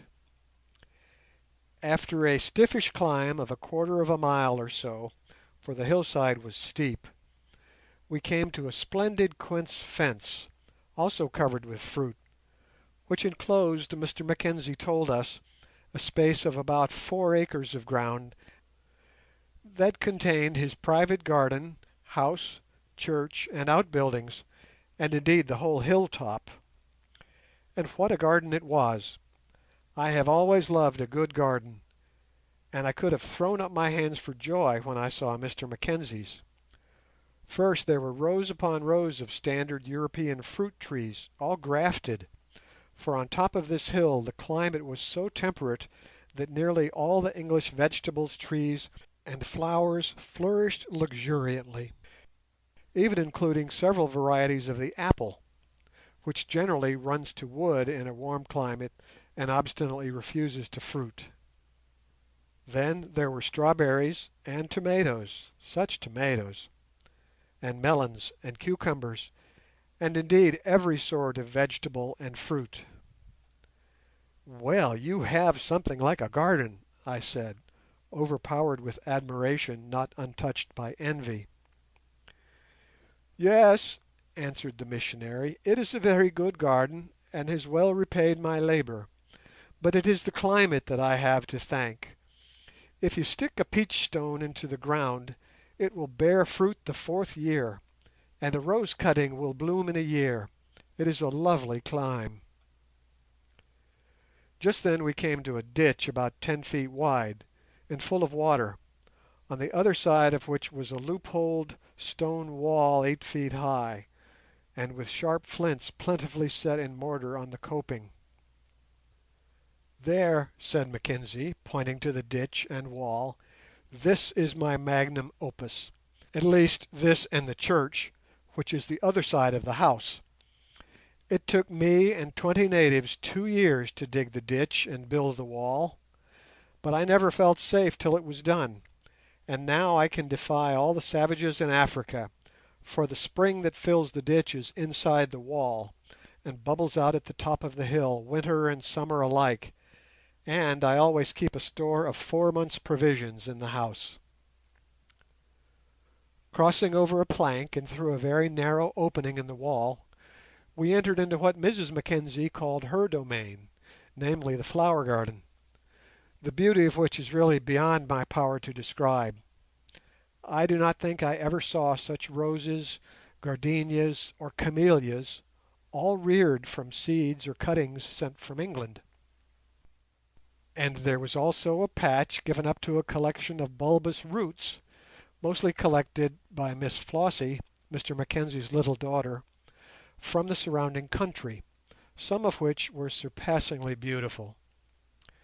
In the middle of this garden, and exactly opposite the veranda, a beautiful fountain of clear water bubbled up from the ground, and fell into a stonework basin which had been carefully built to receive it, whence the overflow found its way by means of a drain to the moat round the outer wall. This moat in its turn serving as a reservoir, whence an unfailing supply of water was available to irrigate all the gardens below. The house itself, a massively built single-storied building, was roofed with slabs of stone, and had a handsome veranda in front. It was built on three sides of a square, the fourth side being taken up by the kitchens, which stood separate from the house, a very good plan in a hot country. In the centre of this square thus formed was, perhaps, the most remarkable object that we had yet seen in this charming place, and that was a single tree of the conifer tribe, varieties of which grow freely on the highlands of this part of Africa. This splendid tree, which Mr Mackenzie informed us was a landmark for 50 miles round, and which we had ourselves seen for the last 40 miles of our journey, must have been nearly 300 feet in height, the trunk measuring about 16 feet in diameter at a yard from the ground. For some 70 feet it rose, a beautiful tapering brown pillar without a single branch, but at that height splendid dark green boughs, which looked at from below had the appearance of gigantic fern leaves, sprang out horizontally from the trunk, projecting right over the house and flower garden, to both of which they furnished a grateful proportion of shade, without, being so high up, offering any impediment to the passage of light and air. "What a beautiful tree!" exclaimed Sir Henry. "Yes, you are right, it is a beautiful tree. There is not another like it in all the country round that I know of," answered Mr Mackenzie. "I call it my watchtower. As you see, I have a rope ladder fixed to the lowest bough, and if I want to see anything that is going on within 15 miles or so, all I have to do is run up it with a spyglass. But you must be hungry, and I am sure the dinner is cooked. Come in, my friends. It is but a rough place, but well enough for these savage parts. And I can tell you what, we have got a French cook." And he led the way onto the veranda. As I was following him, and wondering what on earth he could mean by this, there suddenly appeared, through the door that opened onto the veranda from the house, a dapper little man, dressed in a neat blue cotton suit, with shoes made of tanned hide, and, remarkable for a bustling air and most enormous black mustachios, shaped into an upward curve and coming to a point for all the world like a pair of buffalo horns. "Madame bids for me to say that dinner is served. Monsieur, my compliments." Then suddenly perceiving Umslopogaas, who was loitering along after us and playing with his battle axe, he threw up his hands in astonishment. "Ah, mais quel homme!" he ejaculated in French. "Quel sauvage affreux! Take but note of his huge choppers and the great pit in his head." "Ay," said Mr Mackenzie, "what are you talking about, Alphonse?" "Talking about?" replied the little Frenchman, his eyes still fixed upon Umslopogaas, whose general appearance seemed to fascinate him. "Why, I talk of him," and he rudely pointed, "of ce Monsieur Noir." At this everybody began to laugh, And Umslopogaas, perceiving that he was the object of remark, frowned ferociously, for he had a most lordly dislike of anything like a personal liberty. "Parbleu!" said Alphonse. "He is angered, he makes the grimace. I like not his air. I vanish." And he did, with considerable rapidity. Mr Mackenzie joined heartily in the shout of laughter which we indulged in. "He is a queer character, Alphonse," he said. "By and by I will tell you his history. In the meanwhile let us try his cooking." "Might I ask," said Sir Henry, after we had eaten a most excellent dinner, "how you came to have a French cook in these wilds?" "Oh," answered Mrs Mackenzie, "he arrived here of his own accord about a year ago, and asked to be taken into our service. He had got into some trouble in France, and fled to Zanzibar, where he found an application had been made by the French Government for his extradition, whereupon he rushed off up country, and fell in, when nearly starved, with our caravan of men who were bringing us our annual supply of goods, and was brought on here. You should get him to tell you the story." When dinner was over we lit our pipes, and Sir Henry proceeded to give our host a description of our journey up here, over which he looked very grave. "It is evident to me," he said, "that those rascally Masai are following you, and I am very thankful that you have reached this house in safety. I do not think that they will dare attack you here. It is unfortunate, though, that nearly all my men have gone down to the coast with ivory and goods. There are 200 of them in the caravan, and the consequence is that I have not more than 20 men available for defensive purposes in case they should attack us. But still, I will just give a few orders." And, calling a black man who was loitering about outside in the garden, he went to the window and addressed him in a Swahili dialect. The man listened, and then saluted and departed. "I am sure I devoutly hope that we shall bring no such calamity upon you," said I anxiously, when he had taken his seat again. "Rather than bring those bloodthirsty villains about your ears, we will move on and take our chance." "You will do nothing of the sort. If the Masai come, they come, and there is an end on it, and I think we can give them a pretty warm greeting. I would not show any man the door for all the Masai in the world." "That reminds me," I said, "the Consul at Lamu told me that he had had a letter from you, in which you said that a man had arrived here who reported that he had come across a white people in the interior. Do you think that there was any truth in his story? I ask because I have once or twice in my life heard rumours from natives who have come down from the far north of the existence of such a race." Mr Mackenzie, by way of answer, went out of the room, and returned bringing with him a most curious sword. It was long, and all the blade, which was very thick and heavy, was to within a quarter of an inch of the cutting edge worked into an ornamental pattern exactly as we worked soft wood with a fret saw, the steel, however, being invariably pierced in such a way as not to interfere with the strength of the sword. This in itself was sufficiently curious, but what was still more so was that all the edges of the hollow spaces cut through the substance of the blade were most beautifully inlaid with gold, which was in some way that I cannot understand welded on to the steel. End note. Since I saw the above I have examined hundreds of these swords, but have never been able to discover how the gold plates were inlaid in the fretwork. The armourers who make them in Zu-Vendis bind themselves by oath not to reveal the secret. Allan Quatermain. "There," said Mr Mackenzie, "did you ever see a sword like that?" We all examined it and shook our heads. "Well, I have got it to show you, because this is what the man who said he had seen the white people brought with him, and because it does more or less give an air of truth to what I should otherwise have set down as a lie. Look here, I will tell you all that I know about the matter, which is not much.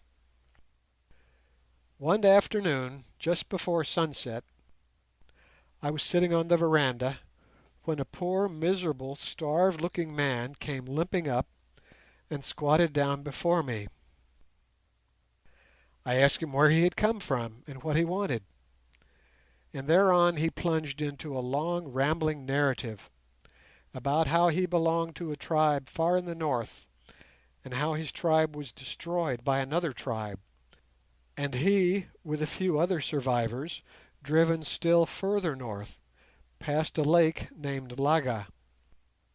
Thence, it appears, he made his way to another lake that lay up in the mountains, a lake without a bottom, he called it, and here his wife and brother died of an infectious disease, probably smallpox, whereupon the people drove him out of their villages into the wilderness, where he wandered miserably over mountains for 10 days, after which he got into dense thorn forest, and was one day found there by some white men who were hunting, and who took him to a place where all the people were white and lived in stone houses.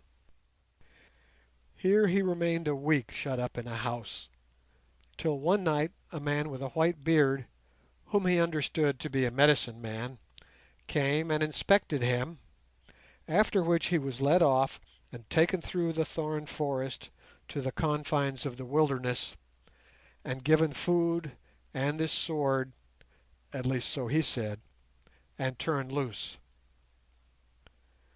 "Well," said Sir Henry, who had been listening with breathless interest, "and what did he do then?"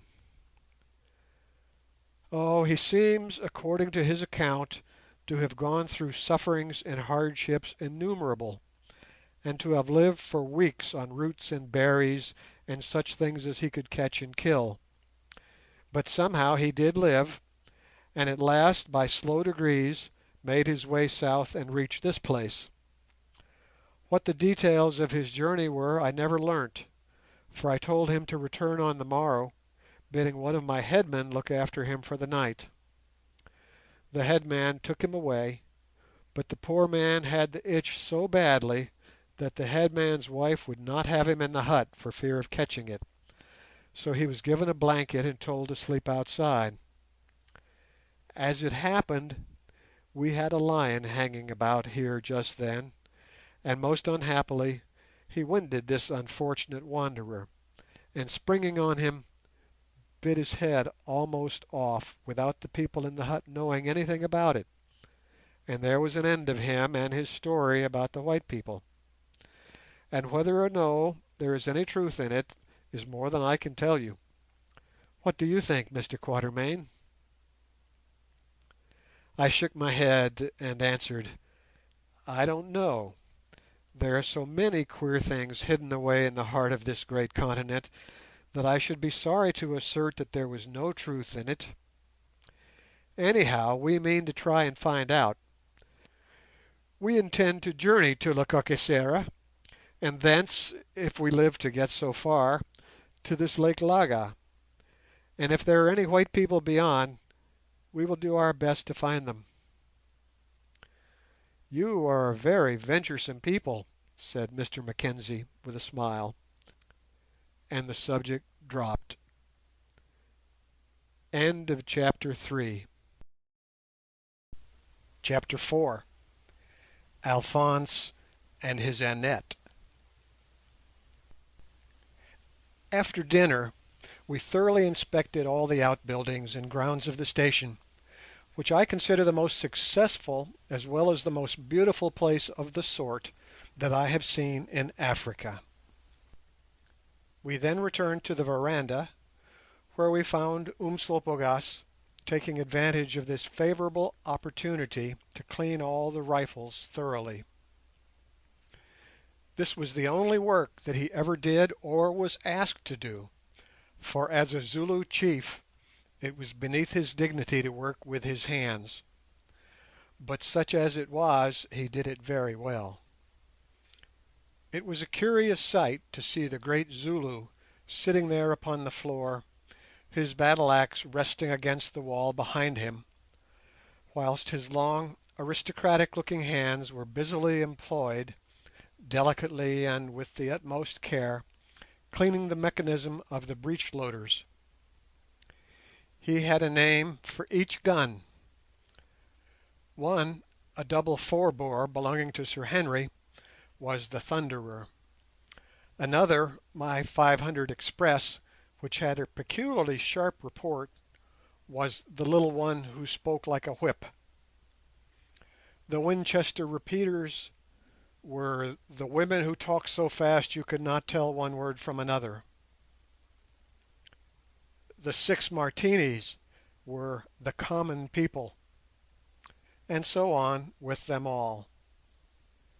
It was very curious to hear him addressing each gun as he cleaned it, as though it were an individual, and in a vein of the quaintest humour.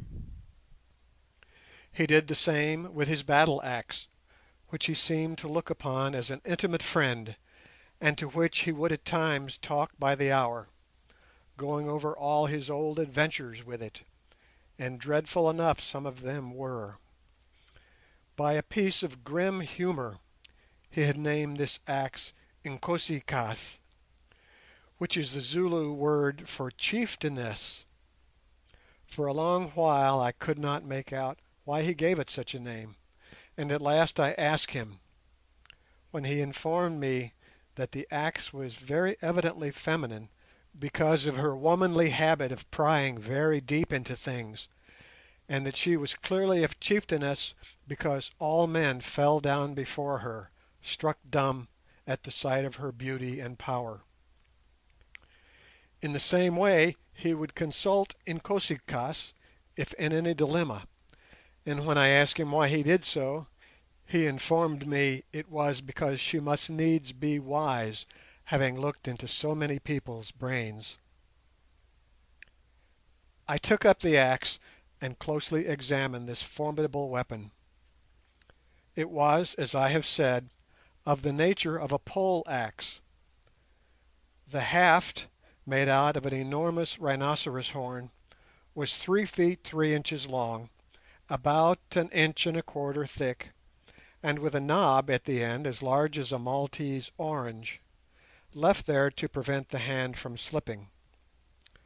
This horn haft, though so massive, was as flexible as cane, and practically unbreakable, but to make assurance doubly sure, it was whipped round at intervals of a few inches with copper wire, all the parts where the hand's grip being thus treated. Just above where the haft entered the head were scored a number of little nicks, each nick representing a man killed in battle with the weapon. The axe itself was made of the most beautiful steel, and apparently of European manufacture, though Umslopogaas did not know where it came from, having taken it from the hand of a chief he had killed in battle many years before. It was not very heavy, the head weighing 2½ pounds as nearly as I could judge. The cutting part was slightly concave in shape, not convex, as is generally the case with savage battle axes, and sharp as a razor, measuring 5¾ inches across the widest part. From the back of the axe sprang a stout spike 4 inches long, for the last 2 of which it was hollow and shaped like a leather punch, with an opening for anything forced into the hollow at the punch end to be pushed out above. In fact, in this respect it exactly resembled a butcher's pole axe. It was with this punch end, as we afterwards discovered, that Umslopogaas usually struck when fighting, driving a neat round hole in his adversary's skull, and only using the broad cutting edge for a circular sweep, or sometimes in a melee. I think he considered the punch a neater and more sportsmanlike tool, and it was from his habit of pecking at his enemy with it that he got his name of Woodpecker. Certainly in his hands it was a terribly efficient one. Such was Umslopogaas's axe, Inkosi-kaas, the most remarkable and fatal hand-to-hand weapon that I ever saw, and one which he cherished as much as his own life. It scarcely ever left his hand except when he was eating, and then he always sat with it under his leg.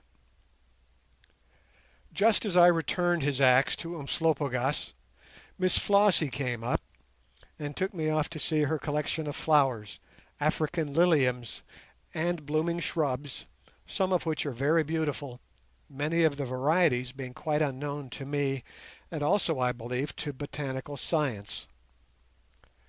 I asked her if she had ever seen or heard of the Goya lily, which Central African explorers have told me they have occasionally met with, and whose wonderful loveliness has filled them with astonishment.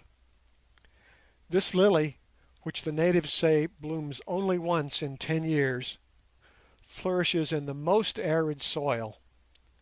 Compared to the size of the bloom, the bulb is small, generally weighing about 4 pounds. As for the flower itself, which I afterwards saw under circumstances likely to impress its appearance fixedly in my mind, I know not how to describe its beauty and splendour, or the indescribable sweetness of its perfume. The flower, for it only has one bloom, rises from the crown of the bulb on a thick, fleshy, and flat-sided stem. The specimen that I saw measured 14 inches in diameter, and is somewhat trumpet-shaped like the bloom of an ordinary longiflorum set vertically. First there is the green sheath, which in its early stage is not unlike that of a water lily, but which, as the bloom opens, splits into 4 portions and curls back gracefully toward the stem. Then comes the bloom itself, a single dazzling arch of white, enclosing another cup of richest velvety crimson, from the heart of which rises a golden-coloured pistil. I have never seen anything to equal this bloom in beauty or fragrance, and as I believe it is but little known, I take the liberty to describe it at length. Looking at it for the first time, I well remember that I realized how, even in a flower, there dwells something of the majesty of its maker. To my great delight, Miss Flossie told me that she knew the flower well, and had tried to grow it in her garden, but without success, adding, however, that as it should be in bloom at this time of year, she thought that she could procure me a specimen.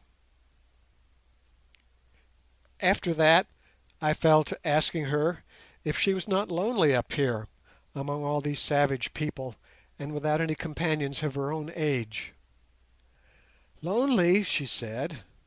"Oh, indeed no, I am as happy as the day is long, and besides I have my own companions.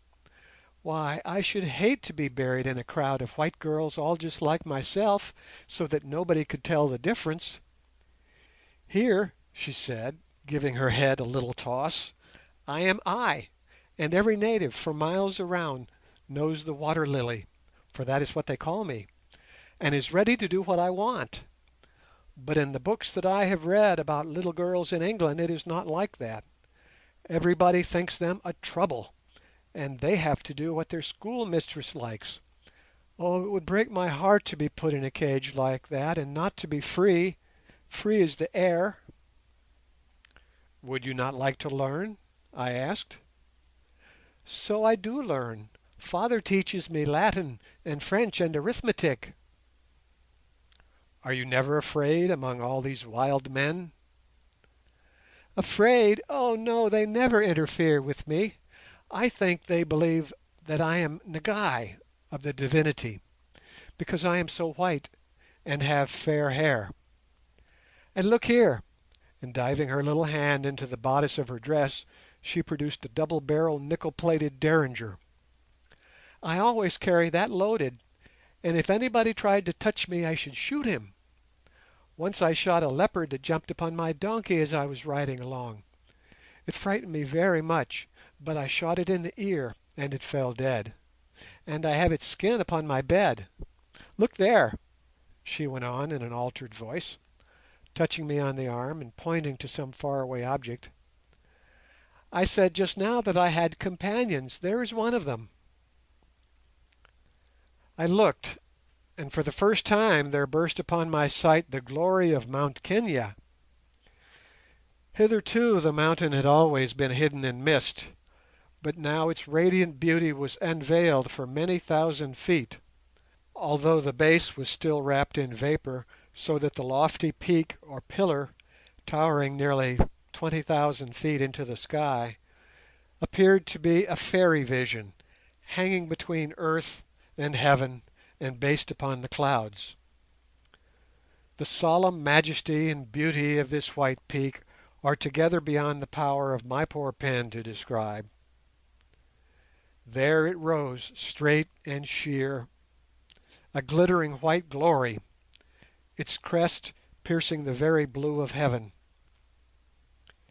As I gazed at it with that little girl, I felt my whole heart lifted up with an indescribable emotion, and for a moment great and wonderful thoughts seemed to break upon my mind, even as the arrows of the setting sun were breaking upon Kenya's snows.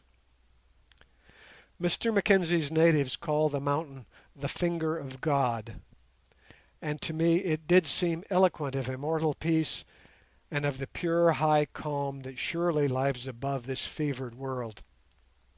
Somewhere I had heard a line of poetry, "A thing of beauty is a joy for ever," and now it came into my mind, and for the first time I thoroughly understood what it meant. Base, indeed, would be the man who could look upon that mighty snow-wreathed pile, that white old tombstone of the years, and not feel his own utter insignificance, and, by whatever name he calls him, worship God in his heart. Such sights are like visions of the spirit. They throw wide the windows of the chamber of our small selfishness, and let in a breath of that air that rushes round the rolling spheres, and for a while illumine our darkness with a far-off gleam of the white light which beats upon the throne. Yes, such things of beauty are indeed a joy for ever, and I can well understand what little Flossie meant when she talked of Kenia as her companion. As Umslopogaas, savage old Zulu that he was, said when I pointed out to him the peak hanging in the glittering air, a man might look thereon for 1,000 years and yet be hungry to see. But he gave rather another colour to his poetical idea when he added in a sort of chant, and with a touch of that weird imagination for which the man was remarkable, that when he was dead he should like his spirit to sit upon that snow-clad peak for ever, and to rush down the steep white sides in the breath of the whirlwind or on the flash of the lightning, and slay and slay and slay. "Slay what, you old bloodhound?" I asked. This rather puzzled him, but at length he answered, "The other shadows." "So thou wouldst continue thy murdering even after death?" I said. "I murder not," he answered hotly. "I kill in fair fight. Man is born to kill. He who kills not when his blood is hot is a woman and no man. The people who kill not are slaves. I say I kill in fair fight, and when I am in the shadow, as you white men say, I hope to go on killing in fair fight. May my shadow be accursed and chilled to the bone for ever, if it should fall to murdering like a bushman with his poisoned arrows," and he stalked away with much dignity and left me laughing. Just then the spies whom our host had sent out in the morning to find out if there were any traces of our Masai friends about, returned and reported that the country had been scoured for 15 miles round without a single Elmoran being seen, and that they believed that those gentry had given up the pursuit and returned whence they came. Mr Mackenzie gave a sigh of relief when he heard this, and so indeed did we, for we had quite enough of the Masai to last us for some time. Indeed, the general opinion was that, finding we had reached the mission station in safety, they had, knowing its strength, given up the pursuit of us as a bad job. How ill-judged that view was, the sequel will show. After the spies had gone, and Mrs Mackenzie and Flossie had retired for the night, Alphonse, the little Frenchman, came out, and Sir Henry, who is a very good French scholar, got him to tell us how he came to visit Central Africa, which he did in a most extraordinary lingo that for the most part I shall not attempt to reproduce. "My grandfather," he began, "was a soldier of the Guard, and served under Napoleon. He was in the retreat from Moscow, and lived for 10 days on his own leggings and a pair he stole from a comrade. He used to get drunk. He died drunk, and I remember playing at drums on his coffin. My father—" Here we suggested that he might skip his ancestry and come to the point. "Bien, monsieur," replied this comical little man with a polite bow. "I did only wish to demonstrate that the military principle is not hereditary. My grandfather was a splendid man, 6 feet 2 high, broad in proportion, a swallower of fire and gaiters. Also he was remarkable for his moustache. To me there remains the moustache, and nothing more. I am, monsieur, a cook, and I was born at Marseilles. In that dear town I spent my happy youth. For years and years I washed the dishes at the Hotel Continental. Ah, those were golden days," and he sighed. "I am a Frenchman. Need I say, monsieur, that I admire beauty? Nay, I adore the fair. Monsieur, we admire all the roses in a garden, but we pluck one. I plucked one, and alas, monsieur, it pricked my finger. She was a chambermaid, her name Annette, her figure ravishing, her face an angel's, her heart, alas, monsieur, that I should have to own it, black and slippery as a patent leather boot. I loved to desperation, I adored her to despair. She transported me, and ever since she inspired me. Never have I cooked as I cooked, for I had been promoted at the hotel, when Annette, my adored Annette, smiled on me. Never," and here his manly voice broke into a sob, "never shall I cook so well again." Here he melted into tears. "Come, cheer up," said Sir Henry in French, smacking him smartly on the back. "There's no knowing what may happen, you know. To judge from your dinner today, I should say you were in a fair way to recovery." Alphonse stopped weeping and began to rub his back. "Monsieur," he said, "doubtless means to console, but his hand is heavy. To continue, we loved, and were happy in each other's love. The birds in their little nest could not be happier than Alphonse and his Annette. Then came the blow. Sapristi, when I think of it! Monsieur will forgive me if I wipe away a tear. Mine was an evil number. I was drawn for the conscription. Fortune would be avenged on me for having won the heart of Annette. The evil moment came. I had to go. I tried to run away, but I was caught by brutal soldiers, and they banged me with the butt end of muskets till my mustachios curled with pain. I had a cousin, a linen draper, well-to-do but very ugly. He had drawn a good number, and sympathized when they thumped me. "To thee, my cousin," I said, "to thee, in whose veins flows the blue blood of our heroic grandparent, to thee I consign Annette. Watch over her whilst I hunt for glory in the bloody field." "Make your mind easy," said he, "I will." As the sequel shows, he did. I went. I lived in barracks on black soup. I am a refined man and a poet by nature, and I suffered tortures from the coarse horror of my surroundings. There was a drill sergeant, and he had a cane. Ah, that cane, how it curled! Alas, never can I forget it. One morning came the news.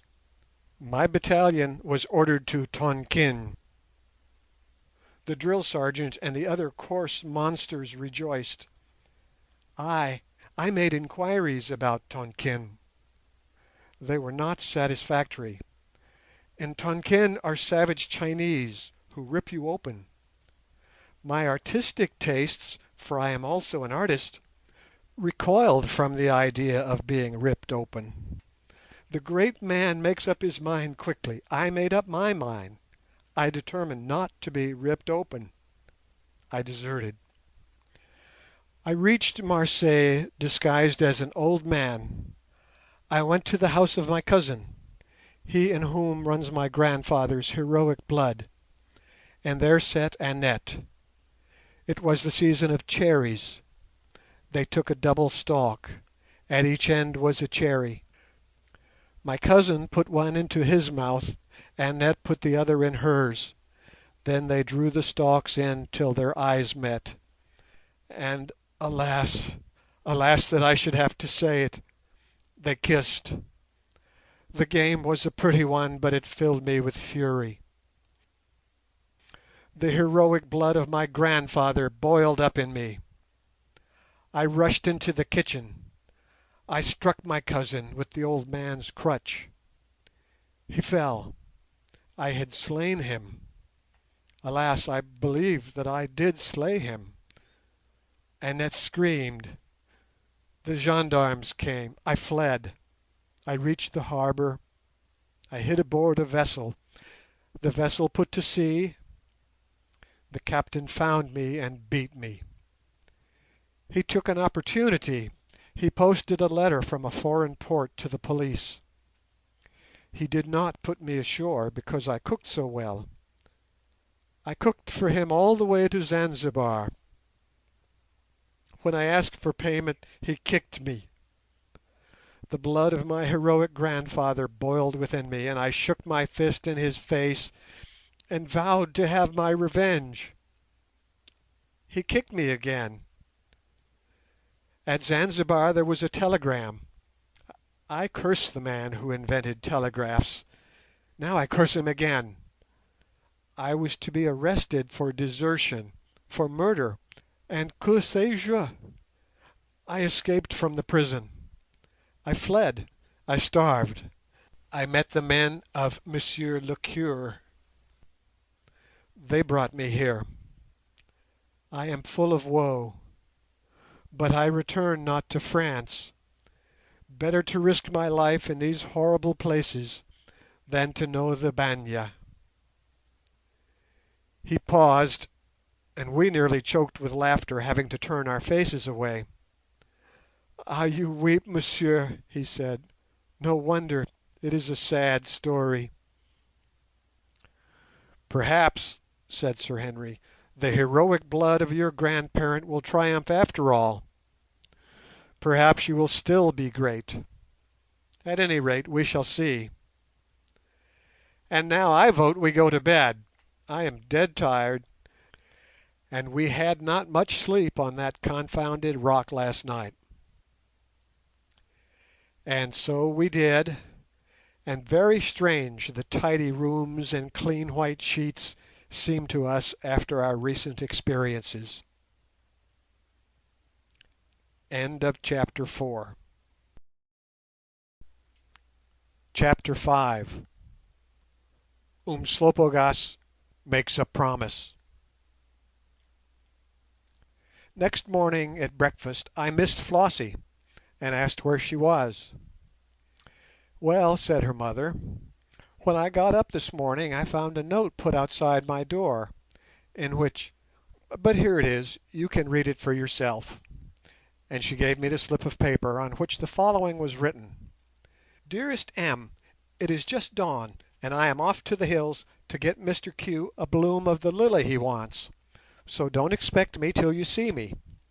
I have taken the white donkey, and nurse and a couple of boys are coming with me. Also something to eat, as I may be away all day, for I am determined to get the lily if I have to go 20 miles for it. Flossie." "I hope she will be all right," I said, a little anxiously. "I never meant her to trouble after the flower."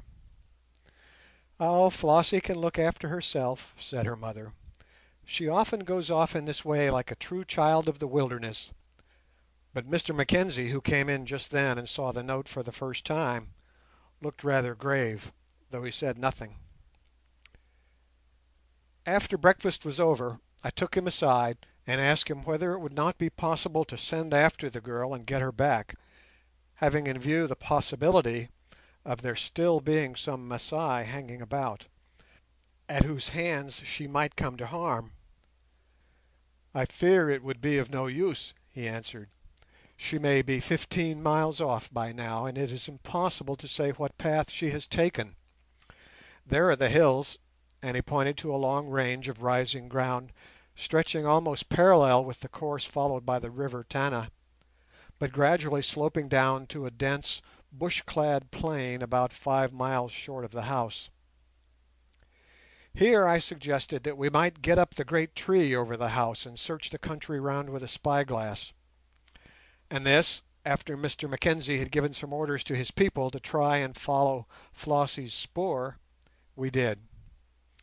The ascent of the mighty tree was rather an alarming performance, even with a sound rope ladder fixed at both ends to climb up, at least to a landsman, but Good came up like a lamplighter.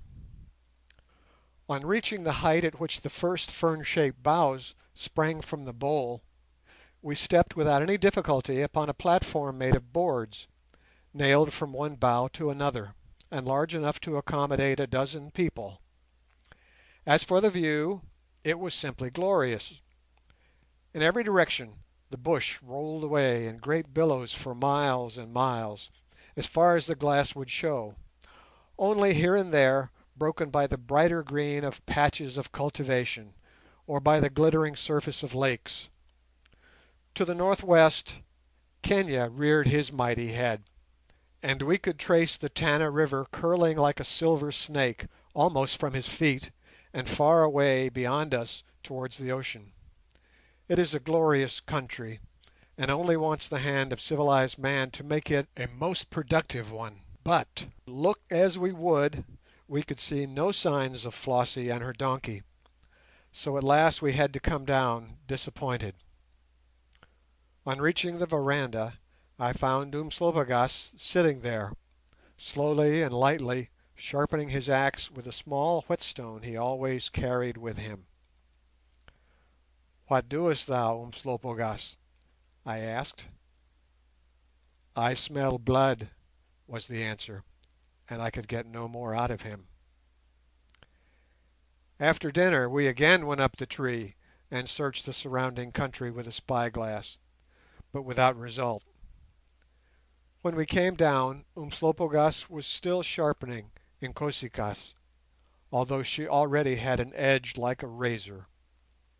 Standing in front of him, and regarding him with a mixture of fear and fascination, was Alphonse, and certainly he did seem an alarming object, sitting there Zulu fashion on his haunches, a wild look upon his intensely savage and yet intellectual face, sharpening, sharpening, sharpening at the murderous-looking axe. "Oh, the monster, the horrible man!" said the little French cook, lifting his hands in amazement. "See but the hole in his head! The skin beats on it up and down like a baby's. Who would nurse such a baby?" And he burst out laughing at the idea. For a moment Umslopogaas looked up from his sharpening, and a sort of evil light played in his dark eyes. "What does the little buffalo heifer," so named by Umslopogaas on account of his mustachios and feminine characteristics, "say? Let him be careful, or I will cut his horns. Beware, little man monkey, beware!" Unfortunately, Alphonse, who was getting over his fear of him, went on laughing, "ce drôle d'un monsieur noir." I was about to warn him to desist, when suddenly the huge Zulu bounded off the veranda on to the open space where Alphonse was standing, his features alive with a sort of malicious enthusiasm, and began swinging the axe round and round over the Frenchman's head. "Stand still!" I shouted. "Do not move as you value your life. He will not hurt you." But I doubt if Alphonse heard me, being, fortunately for himself, almost petrified with horror. Then followed the most extraordinary display of sword, or rather of axemanship, that I ever saw. First of all the axe went flying round and round over the top of Alphonse's head, with an angry whirl and such extraordinary swiftness that it looked like a continuous band of steel, ever getting nearer and yet nearer to that unhappy individual's skull, till at last it grazed it as it flew. Then suddenly the motion was changed, and it seemed to literally flow up and down his body and limbs, never more than an eighth of an inch from them, and yet never striking them.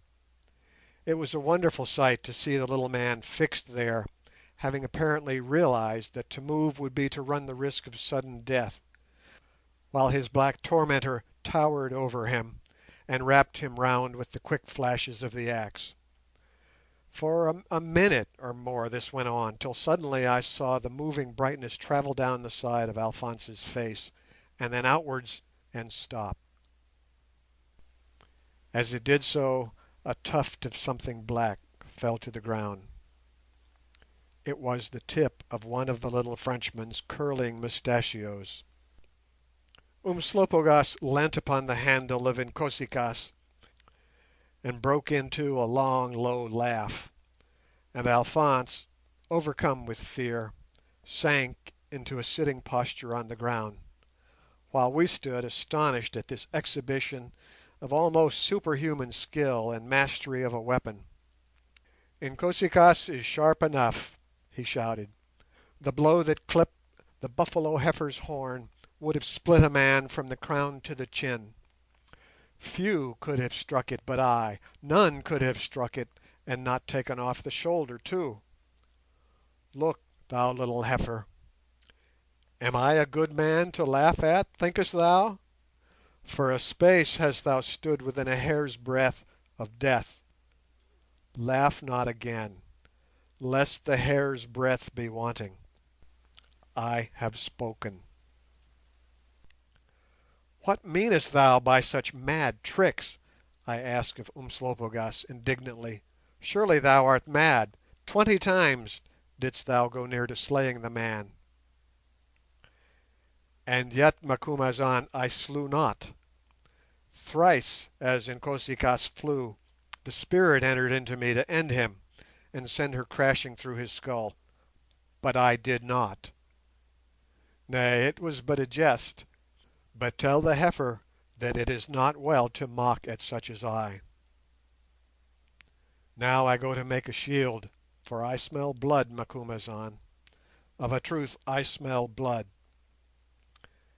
Before the battle hast thou not seen the vulture grow of a sudden in the sky? They smell the blood, Macumazahn, and my scent is more keen than theirs. There is a dry ox hide down yonder. I go to make a shield." "That is an uncomfortable retainer of yours," said Mr Mackenzie, who had witnessed this extraordinary scene. "He has frightened Alphonse out of his wits. Look!" and he pointed to the Frenchman, who with a scared white face and trembling limbs was making his way into the house. "I don't think that he will ever laugh at le Monsieur Noir again." "Yes," answered I, "it is ill jesting with such as he. When he is roused he is like a fiend, and yet he has a kind heart in his own fierce way. I remember years ago seeing him nurse a sick child for a week. He is a strange character, but true as steel, and a strong stick to rest on in danger." "He says he smells blood," said Mr Mackenzie. "I only trust he is not right. I am getting very fearful about my little girl. She must have gone far, or she would be home by now. It is half past 3 o'clock." I pointed out that she had taken food with her, and very likely would not in the ordinary course of events return till nightfall, but I myself felt very anxious, and feared that my anxiety betrayed itself. Shortly after this, the people whom Mr Mackenzie had sent out to search for Flossie returned, stating that they had followed the spoor of the donkey for a couple of miles, and had then lost it on some stony ground, nor could they discover it again. They had, however, scoured the country far and wide, but without success. After this the afternoon wore drearily on, and towards evening, there still being no signs of Flossie, our anxiety grew very keen. As for the poor mother, she was quite prostrated by her fears, and no wonder, but the father kept his head wonderfully well. Everything that could be done was done. People were sent out in all directions, shots were fired, and a continuous outlook kept from the great tree, but without avail. And then it grew dark, and still no sign of fair-haired little Flossie. At 8 o'clock we had supper. It was but a sorrowful meal, and Mrs Mackenzie did not appear at it. We three also were very silent, for in addition to our natural anxiety as to the fate of the child, we were weighed down by the sense that we had brought this trouble on the head of our kind host. When supper was nearly at an end, I made an excuse to leave the table. I wanted to get outside and think the situation over. I went on to the veranda, and having lit my pipe, sat down on a seat about a dozen feet from the right-hand end of the structure, which was, as the reader may remember, exactly opposite one of the narrow doors of the protecting wall that enclosed the house and flower garden. I had been sitting there perhaps 6 or 7 minutes when I thought I heard the door move. I looked in that direction and I listened, but being unable to make out anything, concluded that I must have been mistaken. It was a darkish night, the moon not having yet risen. Another minute passed, when suddenly something round fell with a soft but heavy thud upon the stone flooring of the veranda, and came bounding and rolling along past me. For a moment I did not rise, but sat wondering what it could be. Finally I concluded it must have been an animal. Just then, however, another idea struck me, and I got up quickly enough. The thing lay quite still a few feet beyond me. I put down my hand towards it, and it did not move. Clearly it was not an animal. My hand touched it. It was soft and warm and heavy. Hurriedly I lifted it and held it up against the faint starlight. It was a newly severed human head. I am an old hand and not easily upset, but I own that that ghastly sight made me feel sick. How had the thing come there? Whose was it? I put it down and ran to the little doorway. I could see nothing, hear nobody. I was about to go out into the darkness beyond, but remembering that to do so was to expose myself to the risk of being stabbed, I drew back, shut the door and bolted it. Then I returned to the veranda, and in as careless a voice as I could command, called Curtis. I fear, however, that my tones must have betrayed me, for not only Sir Henry, but also Good and Mackenzie rose from the table and came hurrying out. "What is it?" said the clergyman anxiously. Then I had to tell them. Mr Mackenzie turned pale as death under his red skin. We were standing opposite the hall door, and there was a light in it so that I could see. He snatched the head up by the hair and held it against the light. "It is the head of one of the men who accompanied Flossie," he said with a gasp. "Thank God it is not hers." We all stood and stared at each other aghast. What was to be done? Just then there was a knocking at the door that I had bolted, and a voice cried, "Open, my father, open!" The door was unlocked, and in sped a terrified man. He was one of the spies who had been sent out.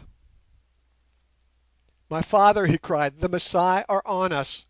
A great body of them have passed round the hill, and are moving towards the old stone kraal down by the little stream. My father, make strong thy heart. In the midst of them I saw the white ass, and on it sat the water lily, Flossie. An Elmoran (young warrior) led the ass, and by its side walked the nurse, weeping. The men who went with her in the morning I saw not." "Was the child alive?" asked Mr Mackenzie hoarsely. "She was white as the snow, but well, my father. They passed quite close to me, and looking up from where I lay hid, I saw her face against the sky." "God help her and us," groaned the clergyman. "How many are there of them?" I asked. "More than 200, 200 and half a hundred." Once more we looked one on the other. What was to be done? Just then there rose a loud insistent cry outside the wall. "Open the door, white man, open the door! A herald to speak with thee!" Thus cried the voice. Umslopogaas ran to the wall, and reaching with his long arms to the coping, lifted his head above it and gazed over. "I see but one man," he said. "He is armed and carries a basket in his hand." "Open the door," I said. "Umslopogaas, take thine axe and stand thereby. Let one man pass. If another follows, slay." The door was unbarred. In the shadow of the wall stood Umslopogaas, his axe raised above his head to strike. Just then the moon came out. There was a moment's pause, and then in stalked a Masai Elmoran, clad in the full war panoply that I have already described, but bearing a large basket in his hand.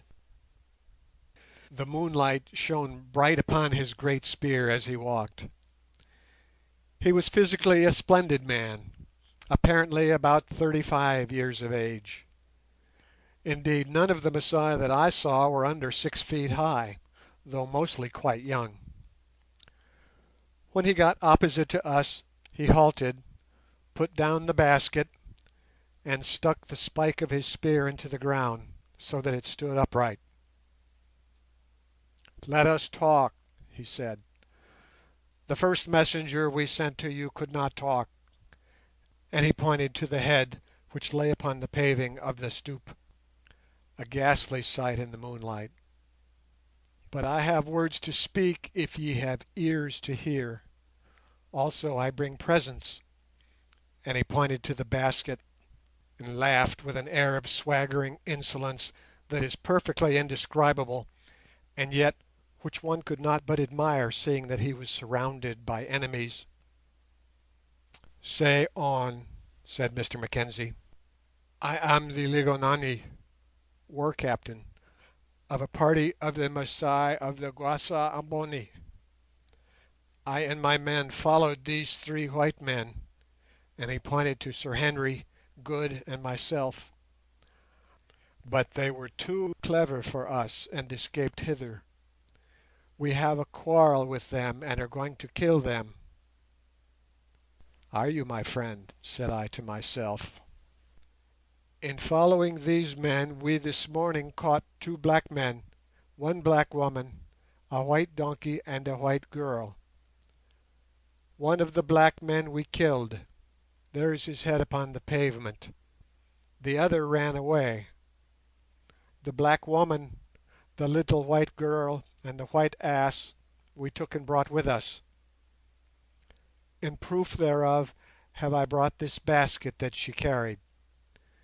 Is it not thy daughter's basket?" Mr Mackenzie nodded, and the warrior went on. "Good. With thee and thy daughter we have no quarrel, nor do we wish to harm thee, save as to thy cattle, which we have already gathered, 240 head, a beast for every man's father. End note. The Masai Elmoran, or young warriors, can own no property, so all the booty that they may win in battle belongs to their fathers alone. Allan Quatermain." Here Mr Mackenzie gave a groan, as he greatly valued this herd of cattle, which he had bred with much care and trouble. "So, save for the cattle, thou mayest go free, more especially," he added frankly, glancing at the wall, "as this place would be a difficult one to take. But as to these men it is otherwise. We have followed them for nights and days, and must kill them. Were we to return to our kraal without having done so, all the girls would make a mock of us. So, however troublesome it may be, they must die. Now I have a proposition for thee. We would not harm the little girl. She is too fair to harm, and has besides a brave spirit. Give us one of these three men, a life for a life, and we will let her go and throw in the black woman with her also. This is a fair offer, white man. We ask but for one, not for the three. We must take another opportunity to kill the other two. I do not even pick my man, though I should prefer the big one," pointing to Sir Henry. "He looks strong, and would die more slowly." "And if I say I will not yield the man?" said Mr Mackenzie.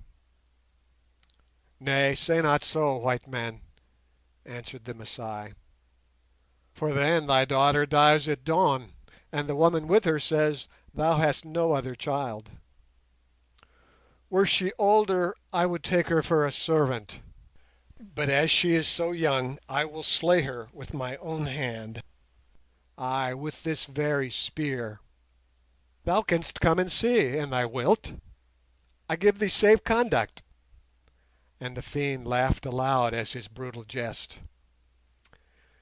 Meanwhile I had been thinking rapidly, as one does in emergencies, and had come to the conclusion that I would exchange myself against Flossie.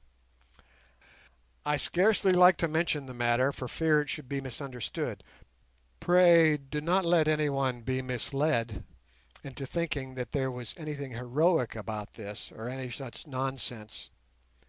It was merely a matter of common sense and common justice.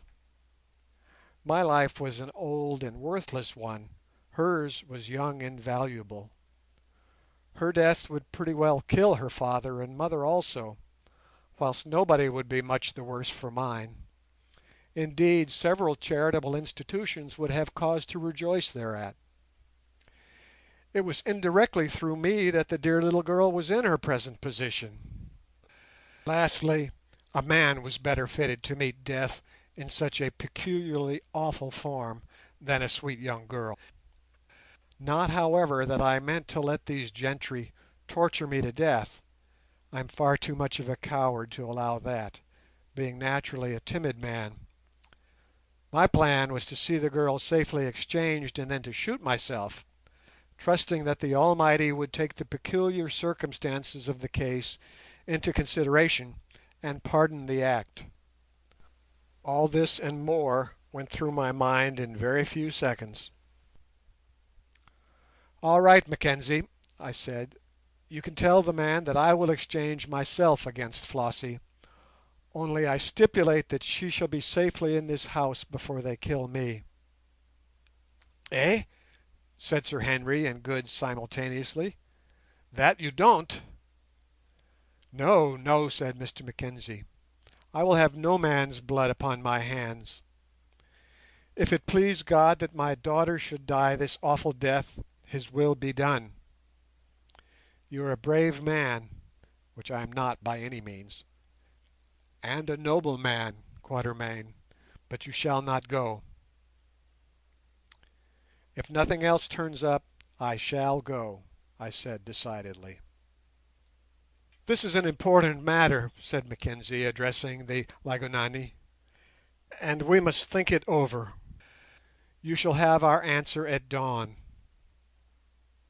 "Very well, white man," answered the savage indifferently. "Only remember, if thy answer is late, thy little white bud will never grow into a flower. That is all, for I shall cut it with this," and he touched the spear. "I should have thought that thou wouldst play a trick and attack us at night, but I know from the woman with the girl that your men are down at the coast, and that thou hast but 20 men here. It is not wise, white man," he added with a laugh, "to keep so small a garrison for your boma (kraal). Well, good night, and good night to you also, other white men, whose eyelids I shall soon close once and for all. At dawn thou wilt bring me word. If not, remember it shall be as I have said." Then turning to Umslopogaas, who had all the while been standing behind him, and shepherding him as it were, "Open the door for me, fellow. Quick now." This was too much for the old chief's patience. For the last 10 minutes his lips had been, figuratively speaking, positively watering over the Masai Lygonani, and this he could not stand. Placing his long hand on the Elmoran's shoulder, he gripped it and gave him such a twist as brought him face to face with himself. Then, thrusting his fierce countenance to within a few inches of the Masai's evil feather-framed features, he said in a low growling voice, "Seest thou me? Ay, fellow, I see thee. And seest thou this?" and he held Inkosi-kaas before his eyes. "Ay, fellow, I see the toy. What of it? Thou Masai dog, thou boasting windbag, thou capturer of little girls, with this toy will I hew thee limb from limb. Well for thee that thou art a herald, or even now I would strew thy members about the grass." The Masai shook his great spear and laughed loud and long as he answered, "I would that thou stoodest against me man to man, and we would see." And again he turned to go, still laughing.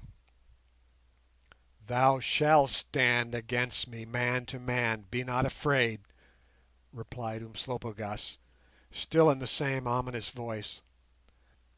"Thou shalt stand face to face with Umslopogaas, of the blood of Chaka, of the people of the Amazulu, a captain in the regiment of the Nkomabakosi, as many have done before, and bow thyself to Inkosi-kaas as many have done before.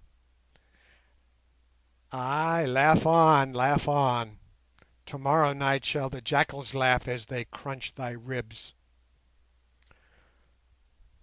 When the Lygonani had gone, one of us thought of opening the basket he had brought as a proof that Flossie was really their prisoner.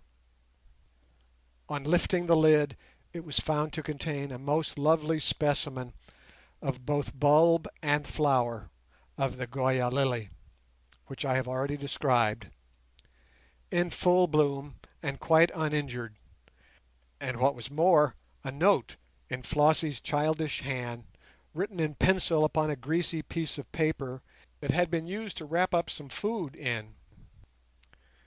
"Dearest father and mother," ran the note, "the Masai caught us when we were coming home with the lily. I tried to escape but could not. They killed Tom. The other man ran away. They have not hurt nurse and me, but they say they mean to exchange us against one of Mr Quatermain's party. I will have nothing of the sort. Do not let anybody give his life for me. Try and attack them at night. They are going to feast on 3 bullocks they have stolen and killed. I have my pistol, and if no help comes by dawn, I will shoot myself. They shall not kill me.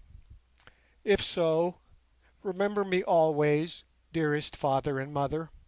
I am very frightened, but I trust in God.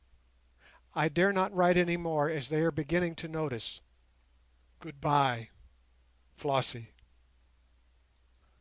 Scrawled across the outside of this was, "Love to Mr Quatermain. They are going to take the basket, so he will get the lily." When I read those words, written by that brave little girl in an hour of danger sufficiently near and horrible to have turned the brain of a strong man, I own I wept, and once more in my heart I vowed that she should not die while my life could be given to save her. Then eagerly, quickly, almost fiercely, we fell to discussing the situation. Again I said that I would like to go, and Mr Mackenzie negatived it, and Curtis and Good, like the true man that they are, vowed that if I did they would go with me, and die back to back with me. "It is," I said at last, "absolutely necessary that an effort of some sort should be made before the morning." "Then let us attack them with what force we can muster and take our chance," said Sir Henry. "Ay, ay," growled Umslopogaas in Zulu. "Spoken like a man, Incubu. What is there to be afraid of? 250 Masai, forsooth. How many are we? The chief there, Mr Mackenzie, has 20 men, and thou, Macumazahn, hast 5 men, and there are also 5 white men, that is 30 men in all. Enough, enough. Listen now, Macumazahn, thou who art very clever and old in war. What says the maid? These men eat and make merry. Let it be their funeral feast. What said the dog whom I hope to hew down at daybreak? That he feared no attack because we were so few. Knowest thou the old kraal where the men have camped? I saw it this morning. It is thus," and he drew an oval on the floor. "Here is the big entrance, filled up with thorn bushes, and opening on to a steep rise. Why, Incubu, thou and I, with axes, will hold it against 100 men striving to break out. Look now, thus shall the battle go. Just as the light begins to glint upon the oxen's horns, not before, or it will be too dark, and not later, or they will be awakening and perceive us. Let Bougwan creep round with 10 men to the top end of the kraal, where the narrow entrance is. Let them silently slay the sentry there so that he makes no sound, and stand ready. Then, Incubu, let thee and me and one of the Askari, the one with the broad chest, he is a brave man, creep to the wide entrance that is filled with thorn bushes, and there also slay the sentry, and armed with battle axes take our stand, also one on each side of the pathway, and one a few paces beyond, to deal with such as pass the twain at the gate. It is there that the rush will come. That will leave 16 men. Let these men be divided into 2 parties, with one of which shalt thou go, Macumazahn, and with one the praying man, Mr Mackenzie, and all armed with rifles. Let them make their way, one to the right side of the kraal, and one to the left. And when thou, Macumazahn, lowest like an ox, all shall open fire with the guns upon the sleeping men, being very careful not to hit the little maid. Then shall Bougwan at the far end and his 10 men raise the war cry, and springing over the wall put them aside there to the sword. And it shall happen that, being yet heavy with food and sleep, and bewildered by the firing of the guns, the falling of men, and the spears of Bougwan, the soldiers shall rise and rush like wild game towards the thorn-stopped entrance, and there the bullets from either side shall plough through them, and there shall Incubu and the Askari and I wait for those who break across. Such is my plan, Macumazahn. If thou hast a better, name it."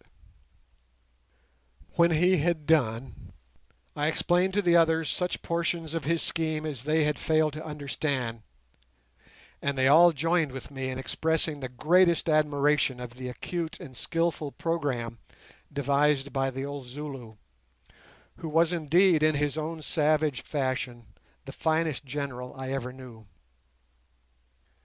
After some discussion we determined to accept the scheme as it stood, it being the only one possible under the circumstances, and giving the best chance of success that such a forlorn hope would admit of, which, however, considering the enormous odds and the character of our foe, was not very great.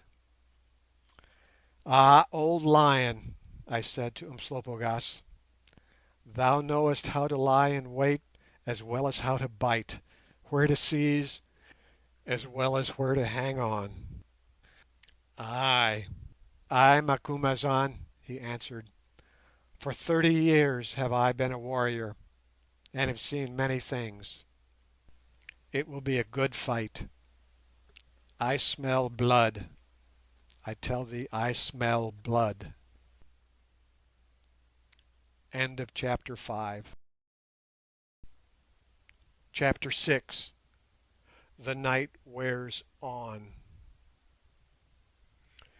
As may be imagined, at the very first sign of a Masai, the entire population of the mission station had sought refuge inside the stout stone wall, and were now to be seen, men, women, and countless children, huddled up together in little groups, and all talking at once in awed tones of the awfulness of Masai manners and customs, and of the fate that they had to expect if those bloodthirsty savages succeeded in getting over the stone wall.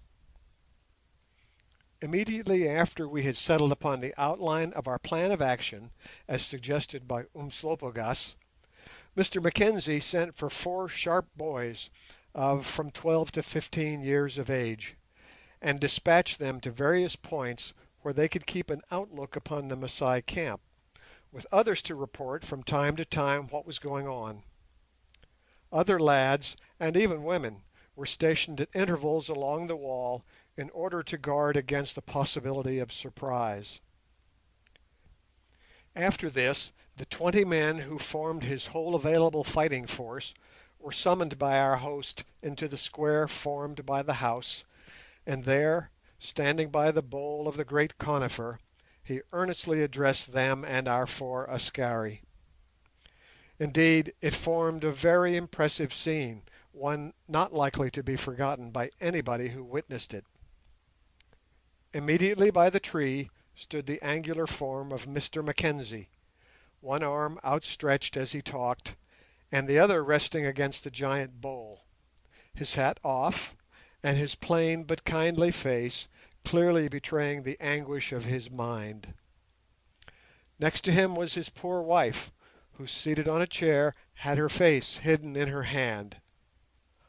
On the other side of her was Alphonse, looking exceedingly uncomfortable, and behind him stood the three of us, with Umslopogaas' grim and towering form in the background, resting as usual on his axe.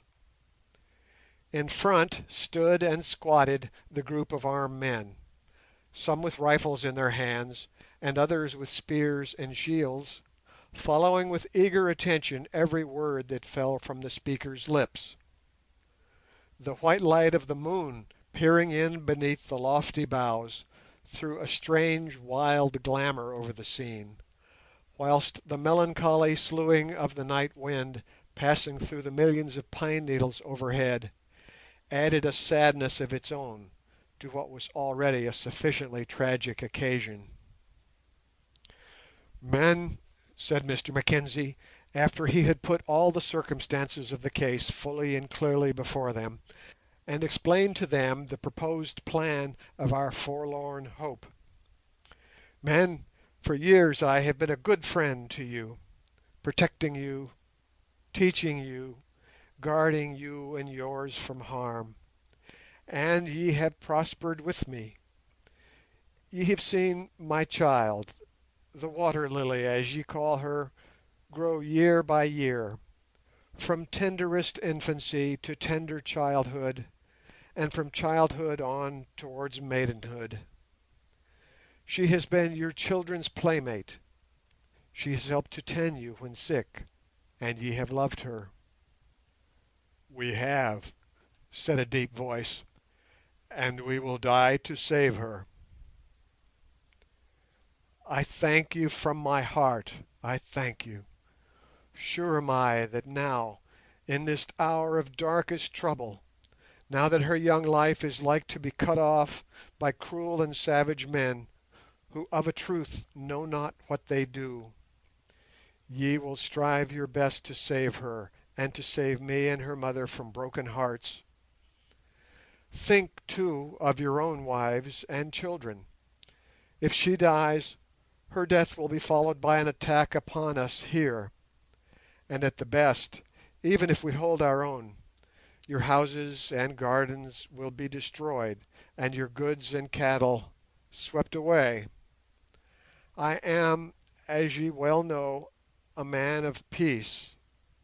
Never in all these years have I lifted my hand to shed man's blood. But now I say, strike, strike, in the name of God, who bade us protect our lives and homes. Swear to me," he went on with added fervour, "swear to me that whilst a man of you remains alive ye will strive your uttermost with me and with these brave white men to save the child from a bloody and cruel death." "Say no more, my father," said the same deep voice that belonged to a stalwart elder of the mission. "We swear it. May we and ours die the death of dogs, and our bones be thrown to the jackals and the kites if we break the oath. It is a fearful thing to do, my father, so few to strike at so many, yet we will do it, or die in the doing, we swear." "Ay, thus say we all," chimed in the others. "Thus say we all," said I. "It is well," went on Mr Mackenzie. "Ye are true men and not broken reeds to lean on. And now, friends, white and black together, let us kneel and offer up our humble supplication to the throne of power, praying that He in the hollow of whose hands lie all our lives, who giveth life and giveth death, may be pleased to make strong our arms, that we may prevail, in what awaits us at the morning's light." And he knelt down, an example that we all followed except Umslopogaas, who stood still in the background, grimly leaning on Inkosi-kaas. The fierce old Zulu had no gods and worshipped naught unless it were his battle axe. "O God of gods," began the clergyman, his deep voice, tremulous with emotion, echoing up in the silence even to the leafy roof, "protector of the oppressed, refuge of those in danger, guardian of the helpless, hear thou our prayer. Almighty Father, to thee we come in supplication, hear thou our prayer. Behold, one child hast thou given us, an innocent child, nurtured in thy knowledge, and now she lies beneath the shadow of the sword, in danger of a fearful death at the hands of savage men. Be with her now, O God, and comfort her. Save her, O Heavenly Father, O God of battle, who teacheth our hands to war and our fingers to fight, in whose strength are hid the destinies of men. Be thou with us in the hour of strife. When we go forth into the shadow of death, make thou us strong to conquer. Breathe thou upon our foes and scatter them. Turn thou their strength to water, and bring their high-blown pride to naught. Compass us about with thy protection. Throw over us the shield of thy power. Forget us not now in the hour of our sore distress. Help us now that the cruel man would dash our little ones against the stones. Hear thou our prayer. And for those of us who, kneeling now on earth in health before thee, shall at the sunrise adore thy presence on thy throne, hear our prayer. Make them clean, O God. Wash away their offences in the blood of the Lamb, and when their spirits pass, O receive thou them into the haven of the just. Go forth, O Father, go forth with us into the battle, as with the Israelites of old. O God of battle, hear thou our prayer." He ceased, and after a moment's silence we all rose, and then began our preparations in good earnest. As Umslopogaas said, it was time to stop talking and get to business. The men who were to form each little party were carefully selected, and still more carefully and minutely instructed as to what was to be done. After much consideration it was agreed that the 10 men led by Good, whose duty it was to stampede the camp, were not to carry firearms, that is, with the exception of Good himself, who had a revolver as well as a short sword, the Masai sime, which I had taken from the body of our poor servant who was murdered in the canoe. We feared that if they had firearms the result of 3 crossfires carried on at once would be that some of our own people would be shot. Besides, it appeared to all of us that the work they had to do would best be carried out with cold steel, especially to Umslopogaas, who was indeed a great advocate of cold steel. We had with us 4 Winchester repeating rifles, besides half a dozen Martinis. I armed myself with one of the repeaters, my own, an excellent weapon for this kind of work, where great rapidity of fire is desirable, and fitted with ordinary flap sights instead of the cumbersome sliding mechanism which they generally have. Mr Mackenzie took another, and the 2 remaining ones were given to 2 of his men who understood the use of them and were noted shots. The Martinis and some rifles of Mr Mackenzie's were served out, together with a plentiful supply of ammunition, to the other natives who were to form the 2 parties whose duty it was to be to open fire from separate sides of the kraal on the sleeping Masai, and who were fortunately all more or less accustomed to the use of a gun. As for Umslopogaas, we know how he was armed, with an axe.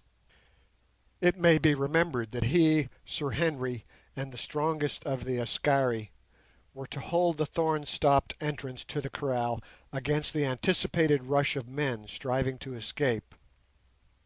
Of course, for such a purpose as this, guns were useless. Therefore Sir Henry and the Askari proceeded to arm themselves in like fashion. It so happened that Mr Mackenzie had in his little store a selection of the very best and English-made hammer-backed axe heads. Sir Henry selected one of these weighing about 2½ pounds and very broad in the blade, and the Askari took another a size smaller. After Umslopogaas had put an extra edge on these two axe heads, we fixed them to 3 feet 6 helves, of which Mr Mackenzie fortunately had some in stock, made of a light but exceedingly tough native wood, something like English ash, only more springy. When 2 suitable helves had been selected with great care, and the ends of the hafts notched to prevent the hand from slipping, the axe heads were fixed on them as firmly as possible, and the weapons immersed in a bucket of water for half an hour. The result of this was to swell the wood in the socket in such a fashion that nothing short of burning would get it out again. When this important matter had been attended to by Umslopogaas, I went into my room and proceeded to open a little tin-lined deal case which contained, what do you think, nothing more or less than 4 male shirts.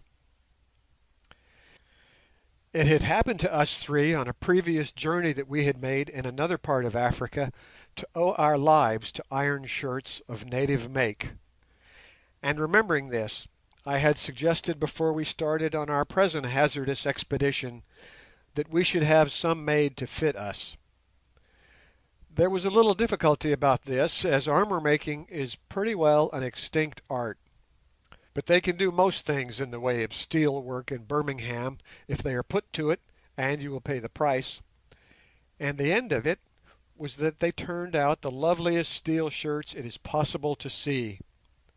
The workmanship was exceedingly fine, the web being composed of thousands upon thousands of stout but tiny rings of the best steel made. These shirts, or rather steel-sleeved and high-necked jerseys, were lined with ventilated washed leather, were not bright, but brown like the barrel of a gun, and mine weighed exactly 7 pounds and fitted me so well that I found I could wear it for days next to my skin without being chafed. Sir Henry had 2, one of the ordinary make, that is to say a jersey with little dependent flaps meant to afford some protection to the upper part of the thighs, and another of his own design, fashioned on the pattern of the garments advertised as combinations and weighing 12 pounds. This combination shirt, of which the seat was made of wash leather, protected the whole body down to the knees, but was rather more cumbersome, inasmuch as it had to be laced up at the back, and of course involved some extra weight. With these shirts were what looked like 4 brown cloth travelling caps with earpieces. Each of these caps was, however, quilted with steel links so as to afford a most valuable protection for the head.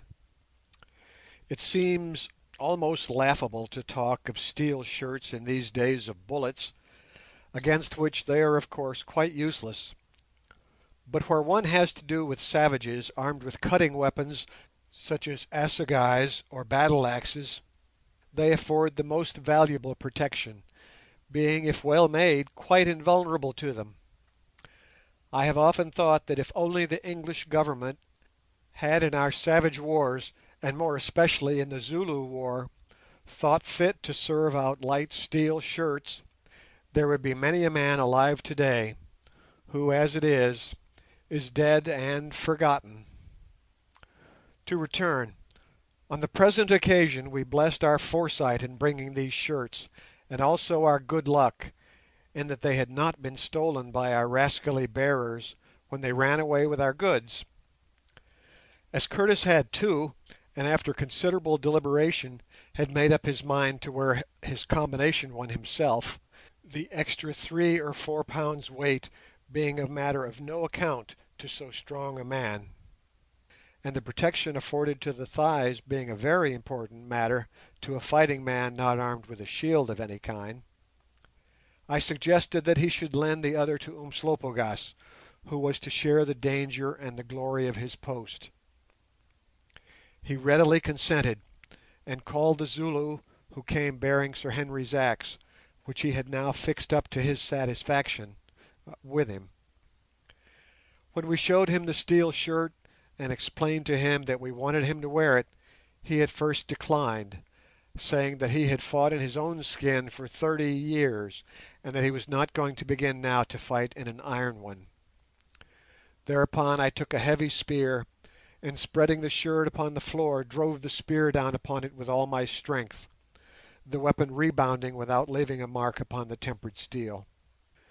This exhibition half converted him, and when I pointed out to him how necessary it was that he should not let any old-fashioned prejudices he might possess stand in the way of a precaution which might preserve a valuable life at a time when men were scarce, and also that if he wore this shirt he might dispense with a shield, and so have both hands free, he yielded at once, and proceeded to invest his frame with the iron skin. And indeed, although made for Sir Henry, it fitted the great Zulu like a skin. The two men were almost of a height, and though Curtis looked the bigger man, I am inclined to think that the difference was more imaginary than real, the fact being that, although he was plumper and rounder, he was not really bigger except in the arms. Umslopogaas had, comparatively speaking, thin arms, but they were as strong as wire ropes.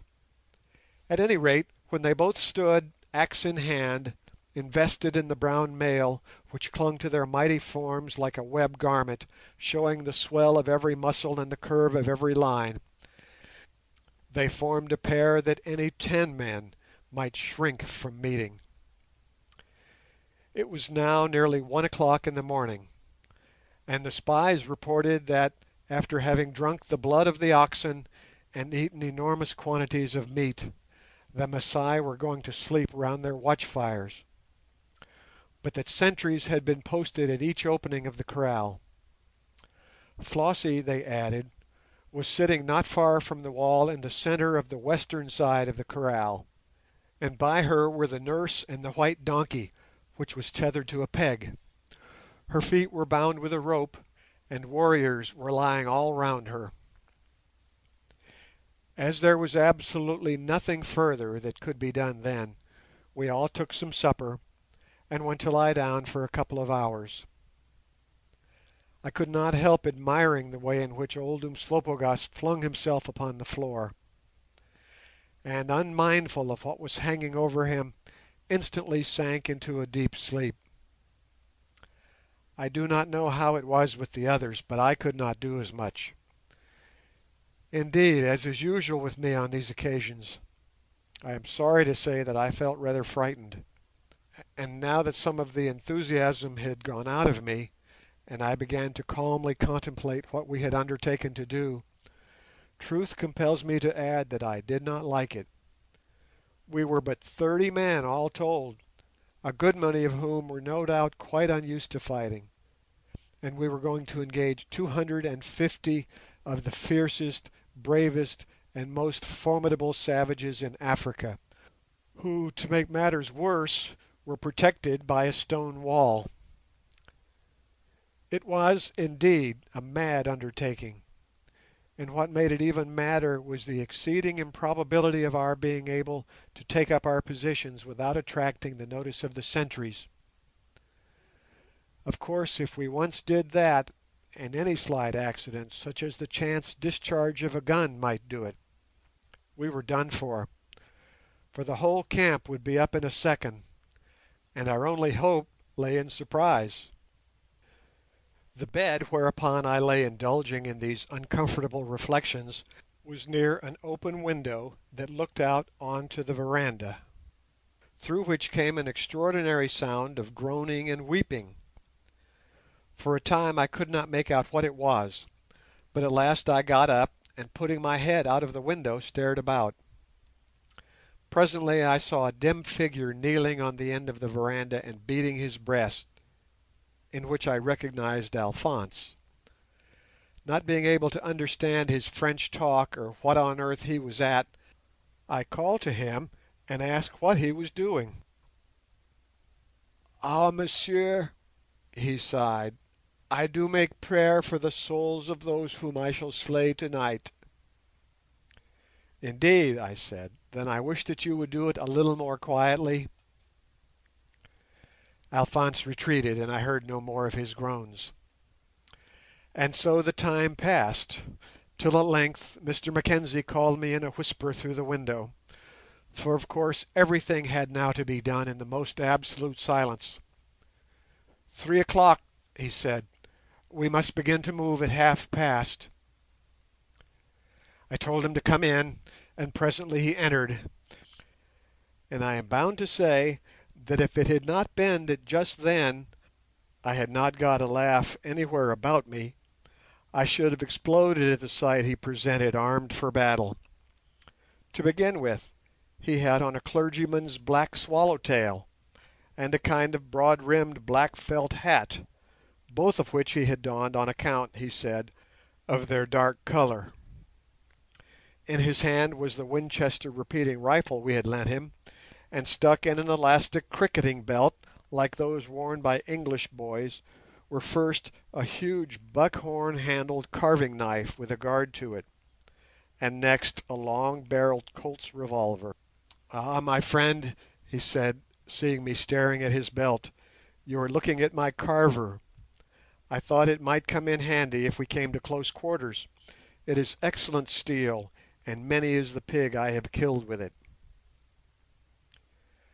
By this time everybody was up and dressing. I put on a light Norfolk jacket over my mail shirt in order to have a pocket handy to hold my cartridges, and buckled on my revolver.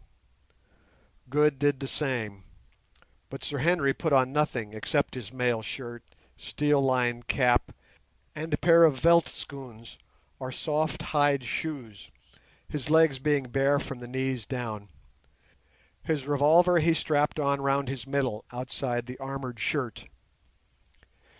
Meanwhile Umslopogaas was mustering the men in the square under the big tree, and going the rounds to see that each was properly armed, etc. At the last moment we made one change. Finding that 2 of the men who were to have gone with the firing parties knew little or nothing of guns, but were good spearsmen, we took away their rifles, supplied them with shields and long spears of the Masai pattern, and took them off to join Curtis, Umslopogaas, and the Askari in holding the wide opening, it having become clear to us that 3 men, however brave and strong, were too few for the work. End of chapter 6. Chapter 7. A slaughter grim and great. Then there was a pause, and we stood there in the chilly, silent darkness, waiting till the moment came to start. It was perhaps the most trying time of all, that slow, slow quarter of an hour. The minutes seemed to drag along with leaden feet, and the quiet, the solemn hush that brooded over all, big as it were with a coming fate, was most oppressive to the spirits. I once remember having to get up before dawn to see a man hanged, and I then went through a very similar set of sensations, only in the present instance my feelings were animated by that more vivid and personal element which naturally appertains rather to the person to be operated on than to the most sympathetic spectator. The solemn faces of the men, well aware that the short passage of an hour would mean for some, and perhaps all of them, the last great passage to the unknown or oblivion. The bated whispers in which they spoke. Even Sir Henry's continuous and thoughtful examination of his woodcutter's axe, and the fidgety way in which Good kept polishing his eyeglass, all told the same tale of nerves stretched pretty nigh to breaking point.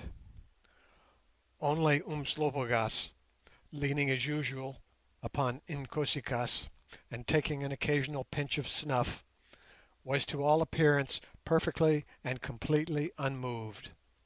Nothing could touch his iron nerves.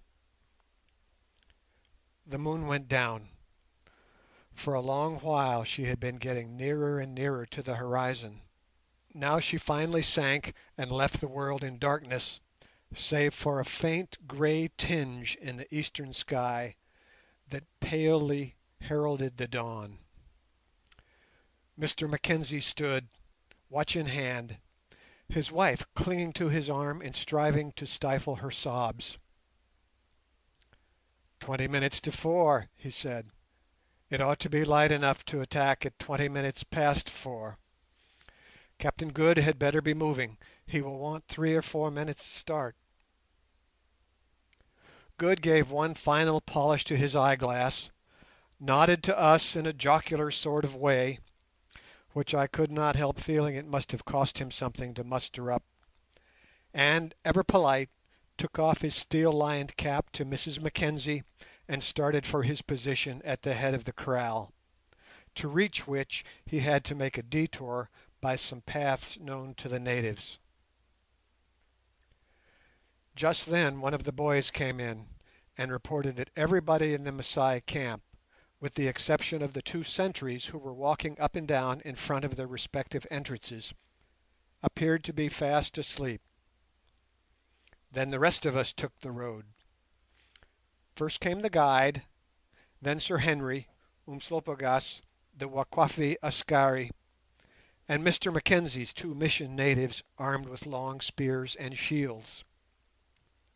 I followed immediately after with Alphonse and 5 natives, all armed with guns, and Mr Mackenzie brought up the rear with the 6 remaining natives.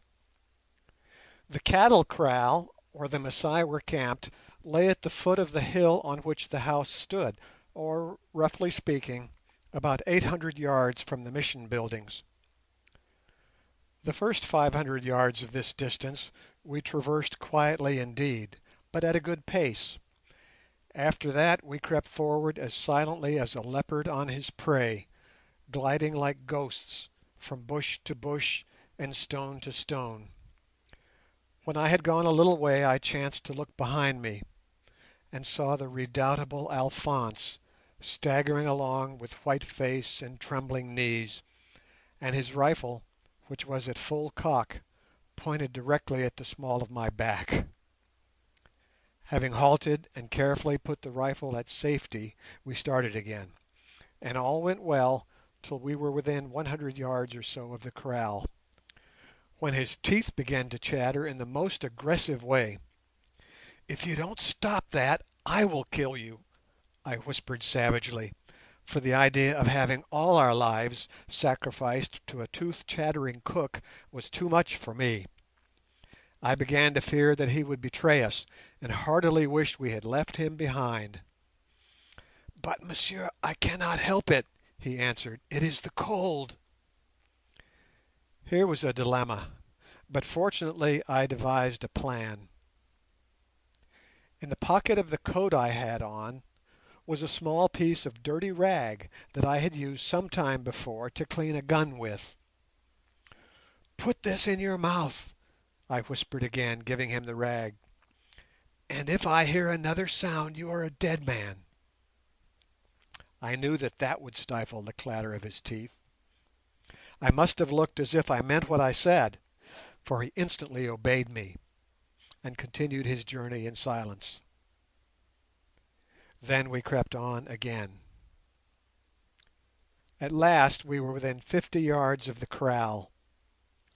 Between us and it was an open space of sloping grass, with only one mimosa bush and a couple of tussocks of a sort of thistle for cover. We were still hidden in fairly thick bush. It was beginning to grow light, The stars had paled, and a sickly gleam played about the east and was reflected on the earth. We could see the outline of the kraal clearly enough, and could also make out the faint glimmer of the dying embers of the Masai camp fires. We halted and watched, for the sentry we knew was posted at the opening. Presently he appeared, a fine tall fellow, walking idly up and down, within 5 paces of the thorn-stopped entrance. We had hoped to catch him napping, but it was not to be. He seemed particularly wide awake. If we could not kill that man, and kill him silently, we were lost. There we crouched and watched him. Presently Umslopogaas, who was a few paces ahead of me, turned and made a sign, and next second I saw him go down on his stomach like a snake, and taking an opportunity when the sentry's head was turned, began to work his way through the grass without a sound. The unconscious sentry commenced to hum a little tune, and Umslopogaas crept on. He reached the shelter of the mimosa bush unperceived, and there waited. Still the sentry walked up and down. Presently he turned and looked over the wall into the camp. Instantly the human snake who was stalking him glided on 10 yards, and got behind one of the tussocks of the thistle-like plant, reaching it as the Elmoran turned again. As he did so his eye fell upon this patch of thistles, and it seemed to strike him that it did not look quite right. He advanced a pace towards it, halted, yawned, stooped down, picked up a little pebble, and threw it at it. It hit Umslopogaas upon the head, luckily not upon the armour shirt. Had it done so the clink would have betrayed us. Luckily, too, the shirt was browned and not bright steel, which would certainly have been detected. Apparently satisfied that there was nothing wrong, he then gave over his investigations and contented himself with leaning on his spear and standing gazing idly at the tuft.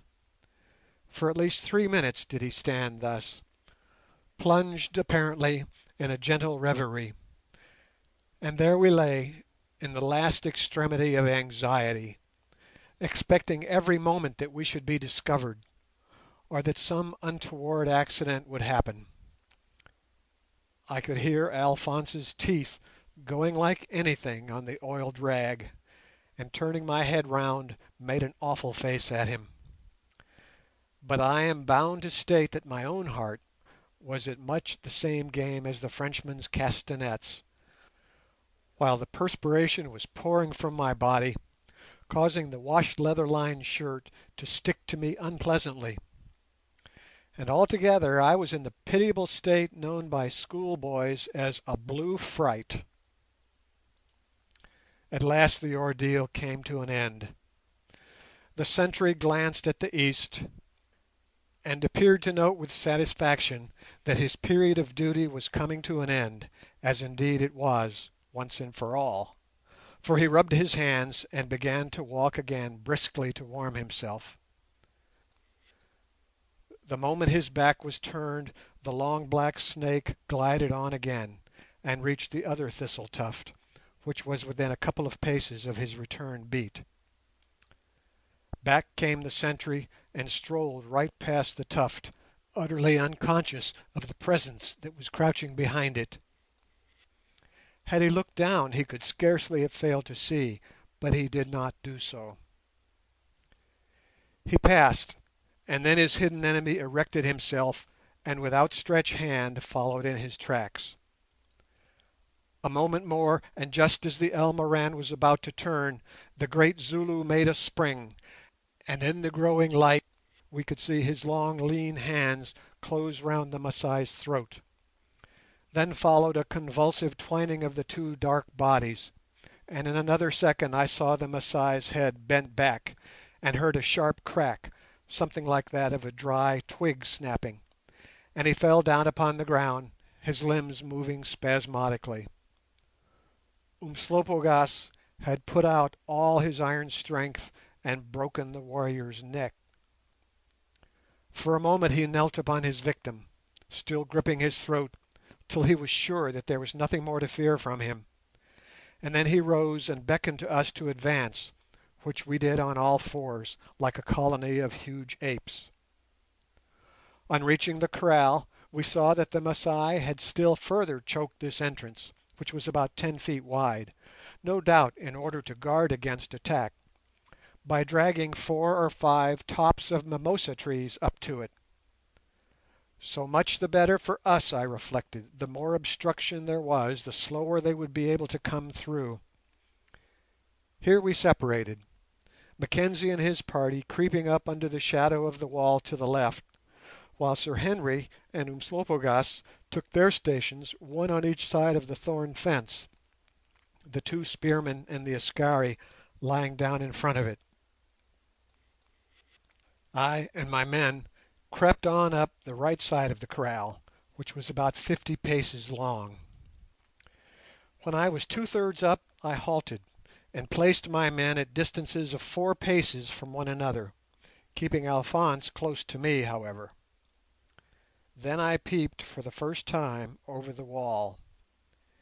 It was getting fairly light now, and the first thing I saw was the white donkey, exactly opposite to me, and close by it I could make out the pale face of little Flossie, who was sitting as the lad had described, some 10 paces from the wall. Round her lay many warriors, sleeping. At distances all over the surface of the kraal were the remains of fires, round each of which slept some 25 Masai, for the most part gorged with food. Now and then a man would raise himself, yawn, and look at the east, which was turning primrose, but none got up. I determined to wait another 5 minutes, both to allow the light to increase so that we could make better shooting, and to give Good and his party, of whom we could see or hear nothing, every opportunity to make ready. The quiet dawn began to throw her ever-widening mantle over plain and forest and river. Mighty Kenya, wrapped in the silence of eternal snows, looked out across the earth, till presently a beam from the unrisen sun lit upon his heaven-kissing crest and purpled it with blood. The sky above grew blue and tender as a mother's smile. A bird began to pipe his morning song, and a little breeze passing through the bush shook down the dewdrops in millions to refresh the waking world. Everywhere was peace and the happiness of a rising strength, everywhere save in the heart of cruel man. Suddenly, just as I was nerving myself for the signal, having already selected my man on whom I meant to open fire, a great fellow sprawling on the ground within 3 feet of little Flossie, Alphonse's teeth began to chatter again like the hoofs of a galloping giraffe, making a great noise in the silence. The rag had dropped out in the agitation of his mind.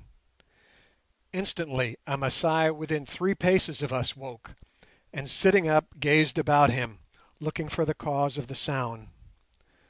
Moved beyond myself, I brought the butt end of my rifle down onto the pit of the Frenchman's stomach. This stopped his chattering, but as he doubled up, he managed to let off his gun in such a manner that the bullet passed within an inch of my head. There was no need for a signal now. From both sides of the kraal broke out a waving line of fire, in which I myself joined, managing with a snapshot to knock over my Masai by Flossie just as he was jumping up. Then from the top end of the kraal there rang an awful yell, in which I rejoiced to recognize Good's piercing notes rising clear and shrill above the din, and in another second followed such a scene as I have never seen before nor shall again. With a universal howl of terror and fury, the brawny crowd of savages within the kraal sprang to their feet, many of them to fall again beneath our well-directed hail of lead before they had moved a yard. For a moment they stood undecided, and then, hearing the cries and curses that rose unceasingly from the top end of the kraal, and bewildered by the storm of bullets, they as by one impulse rushed down towards the thorn-stopped entrance. As they went we kept pouring our fire with terrible effect into the thickening mob as fast as we could load. I had emptied my repeater of the 10 shots it contained, and was just beginning to slip in some more when I bethought me of little Flossie. Looking up, I saw that the white donkey was lying kicking, having been knocked over either by one of our bullets or a Masai spear thrust. There were no living Masai near, but the black nurse was on her feet, and with a spear cutting the rope that bound Flossie's feet.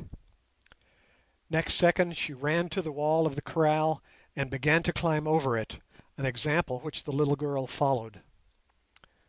But Flossie was evidently very stiff and cramped, and could only go slowly, and as she went, 2 Masai flying down the kraal caught sight of her and rushed towards her to kill her. The first fellow came up just as the poor little girl, after a desperate effort to climb the wall, fell back into the kraal. Up flashed the great spear, and as it did so a bullet from my rifle found its home in the holder's ribs, and over he went like a shot rabbit. But behind him was the other man, and alas, I had only that one cartridge in the magazine. Flossie had scrambled to her feet and was facing the second man, who was advancing with raised spear. I turned my head aside and felt sick as death. I could not bear to see him stab her. Glancing up again, to my surprise, I saw the Masai's spear lying on the ground, while the man himself was staggering about with both hands to his head. Suddenly I saw a puff of smoke proceeding apparently from Flossie, and the man fell down headlong. Then I remembered the Derringer pistol she carried, and saw that she had fired both barrels of it at him, thereby saving her life. In another instant she had made an effort, and assisted by the nurse, who was lying on the top, had scrambled over the wall, and I knew that she was, comparatively speaking, safe. All this takes time to tell, but I do not suppose that it took more than 15 seconds to enact. I soon got the magazine of the repeater filled again with cartridges, and once more opened fire, not on the seething black mass which was gathering at the end of the kraal, but on fugitives who bethought them to climb the wall. I picked off several of these men, moving down towards the end of the kraal as I did so, and arriving at the corner, or rather the bend of the oval, in time to see, and by means of my rifle to assist in, the mighty struggle that took place there.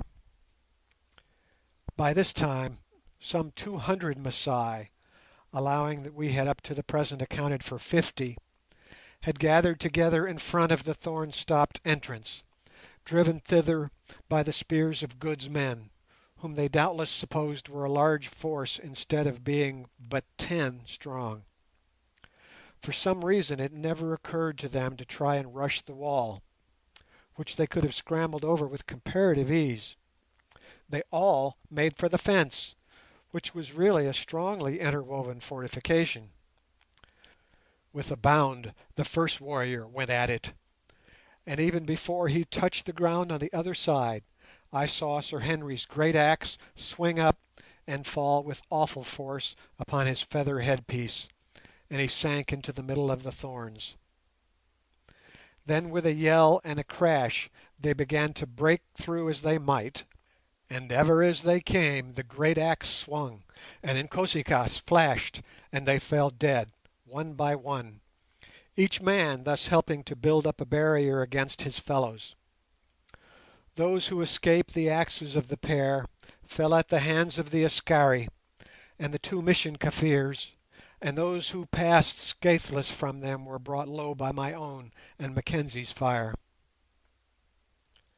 Faster and more furious grew the fighting, single Masai would spring upon the dead bodies of their comrades and engage one or the other of the axemen with their long spears. But, thanks chiefly to the male shirts, the result was always the same. Presently there was a great swing of the axe, a crashing sound, and another dead Masai. That is, if the man was engaged with Sir Henry. If it was Umslopogaas that he fought with, the result indeed would be the same, but it would be differently attained.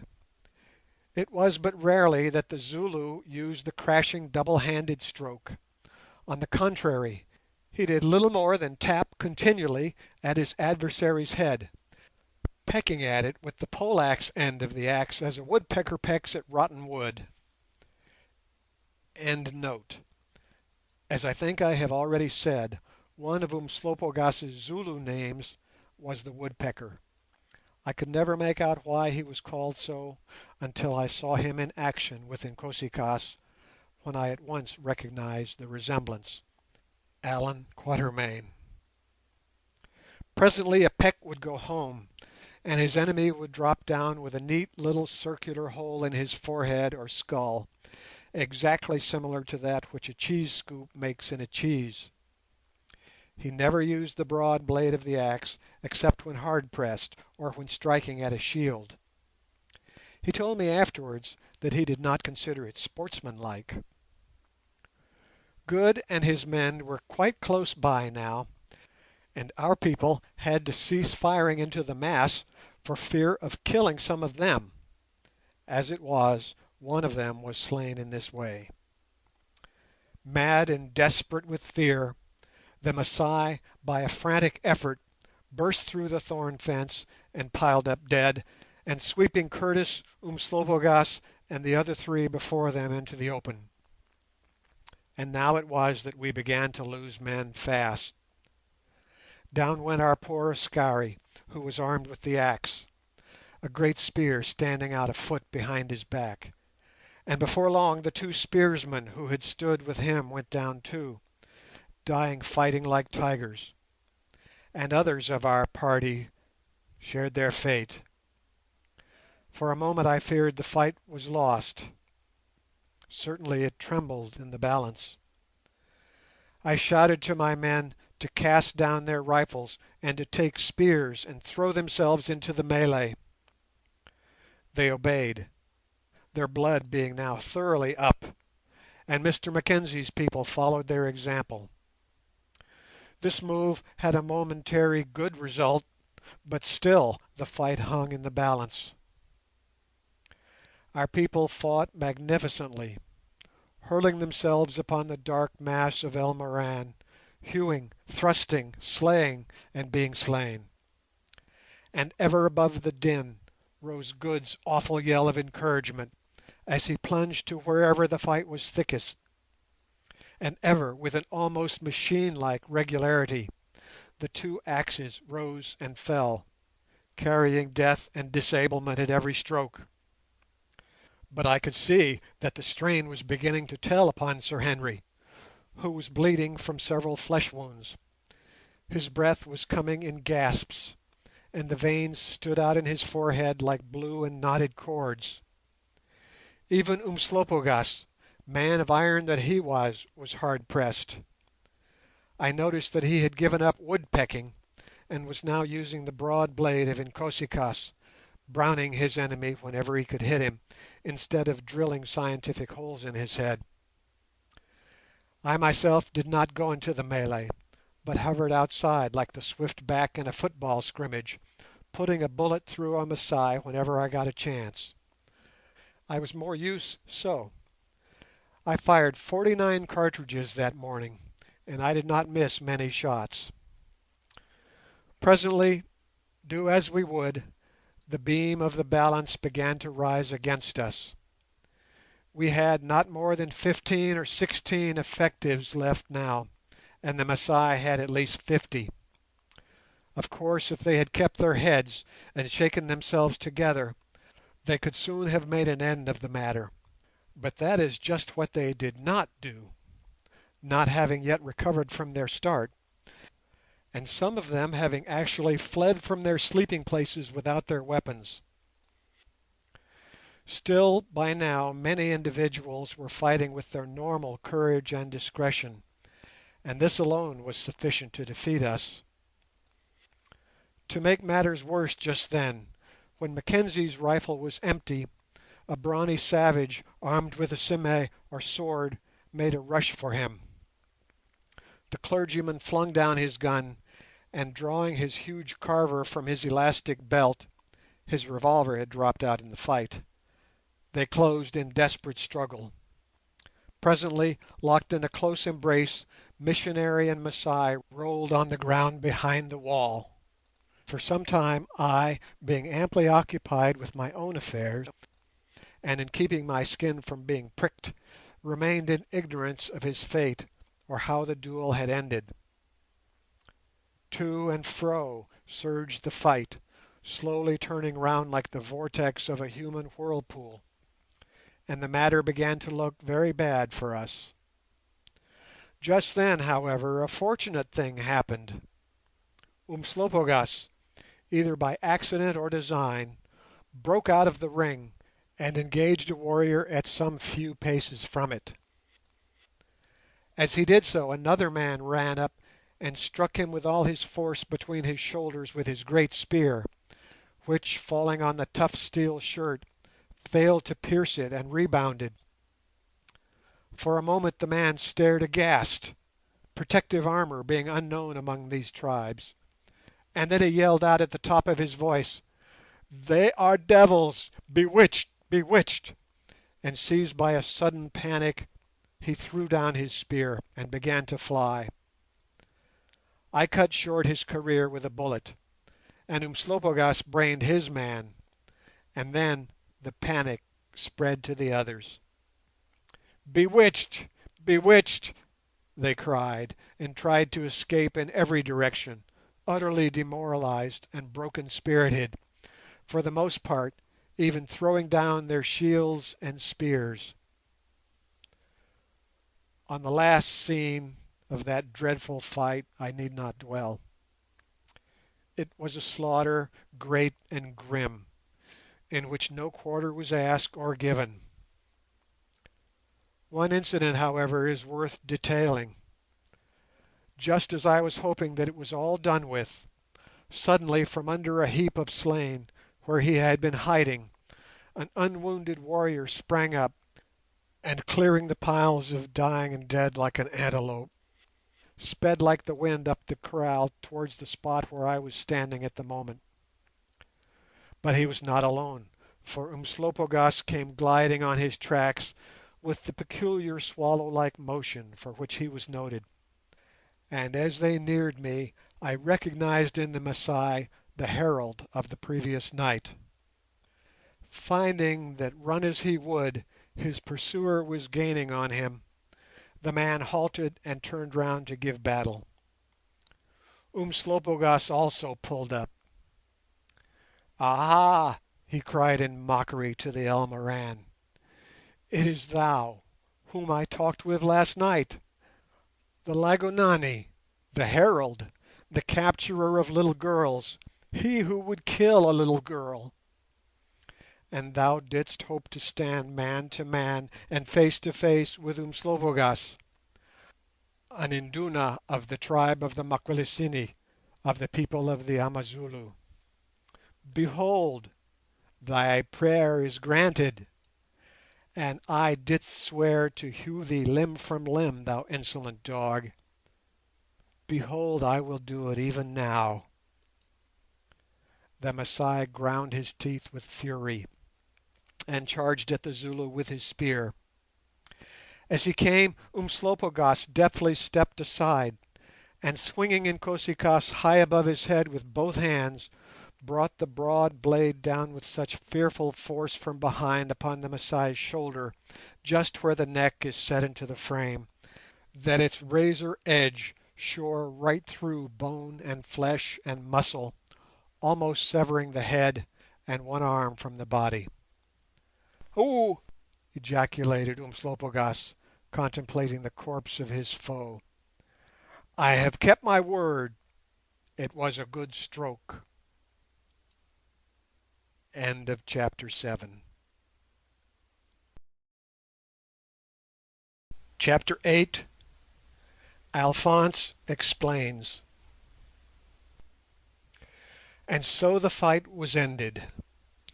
On returning from the shocking scene, it suddenly struck me that I had seen nothing of Alphonse since the moment, some 20 minutes before, for though this fight has taken a long while to describe, it did not take long in reality, when I had been forced to hit him in the wind, with the result of nearly getting myself shot.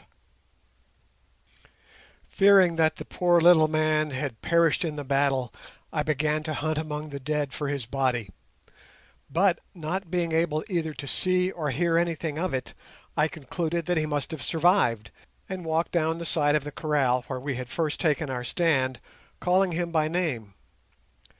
Now some 15 paces back from the kraal wall stood a very ancient tree of the banyan species.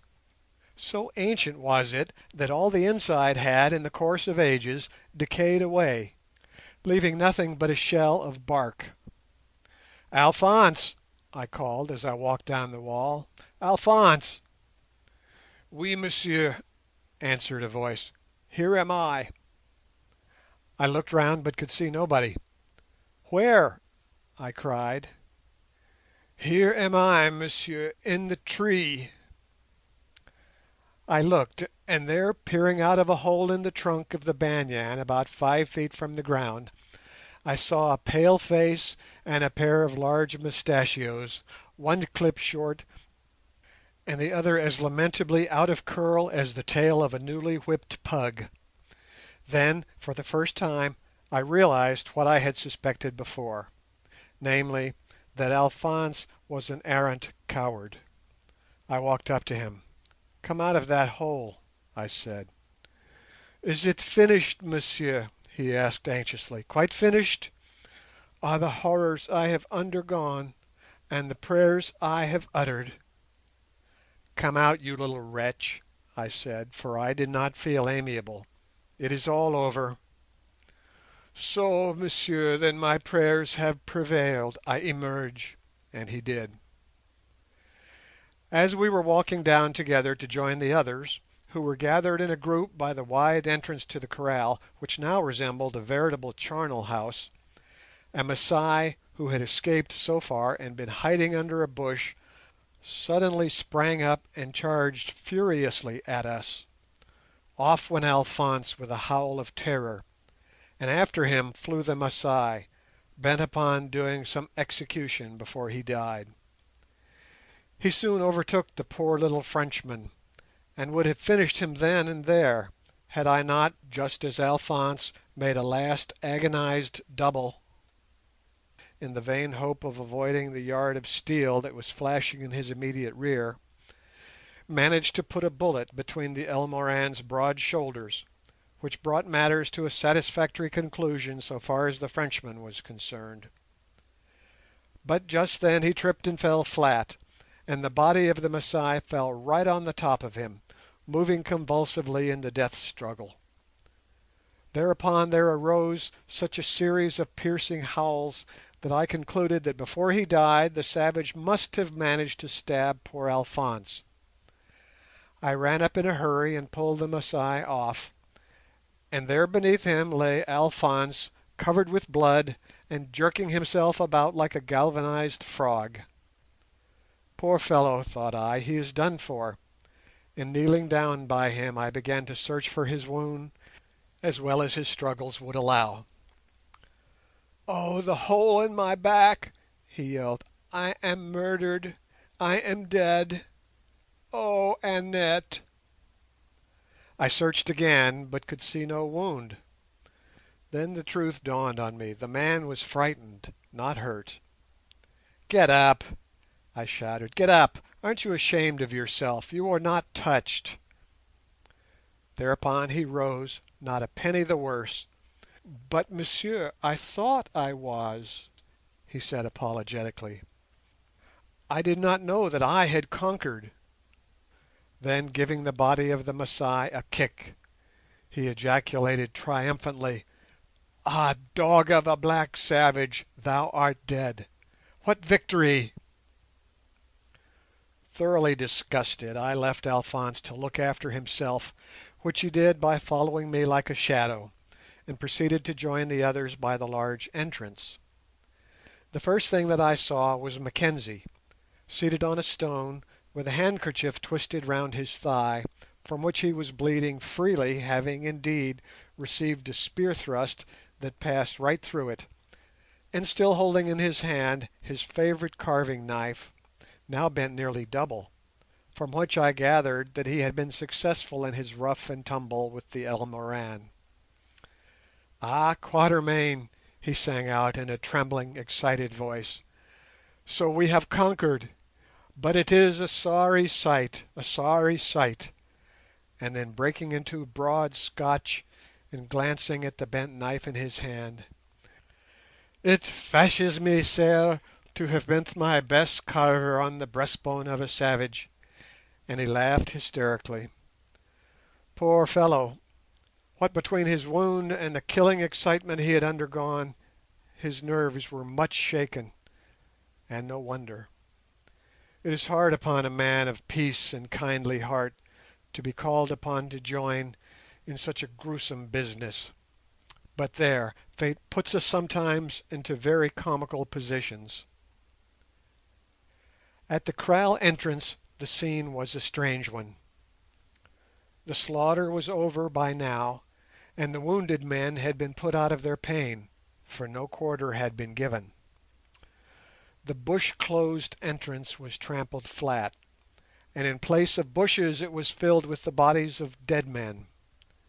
Dead men, everywhere dead men. They lay about in knots.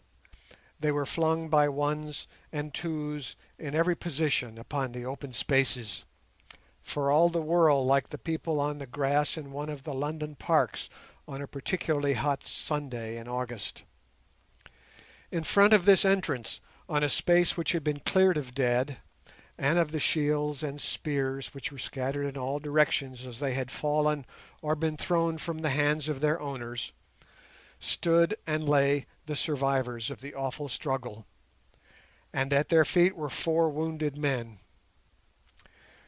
We had gone into the fight 30 strong, and of the 30 but 15 remained alive, and 5 of them, including Mr Mackenzie, were wounded, 2 mortally. Of those who held the entrance, Curtis and the Zulu alone remained.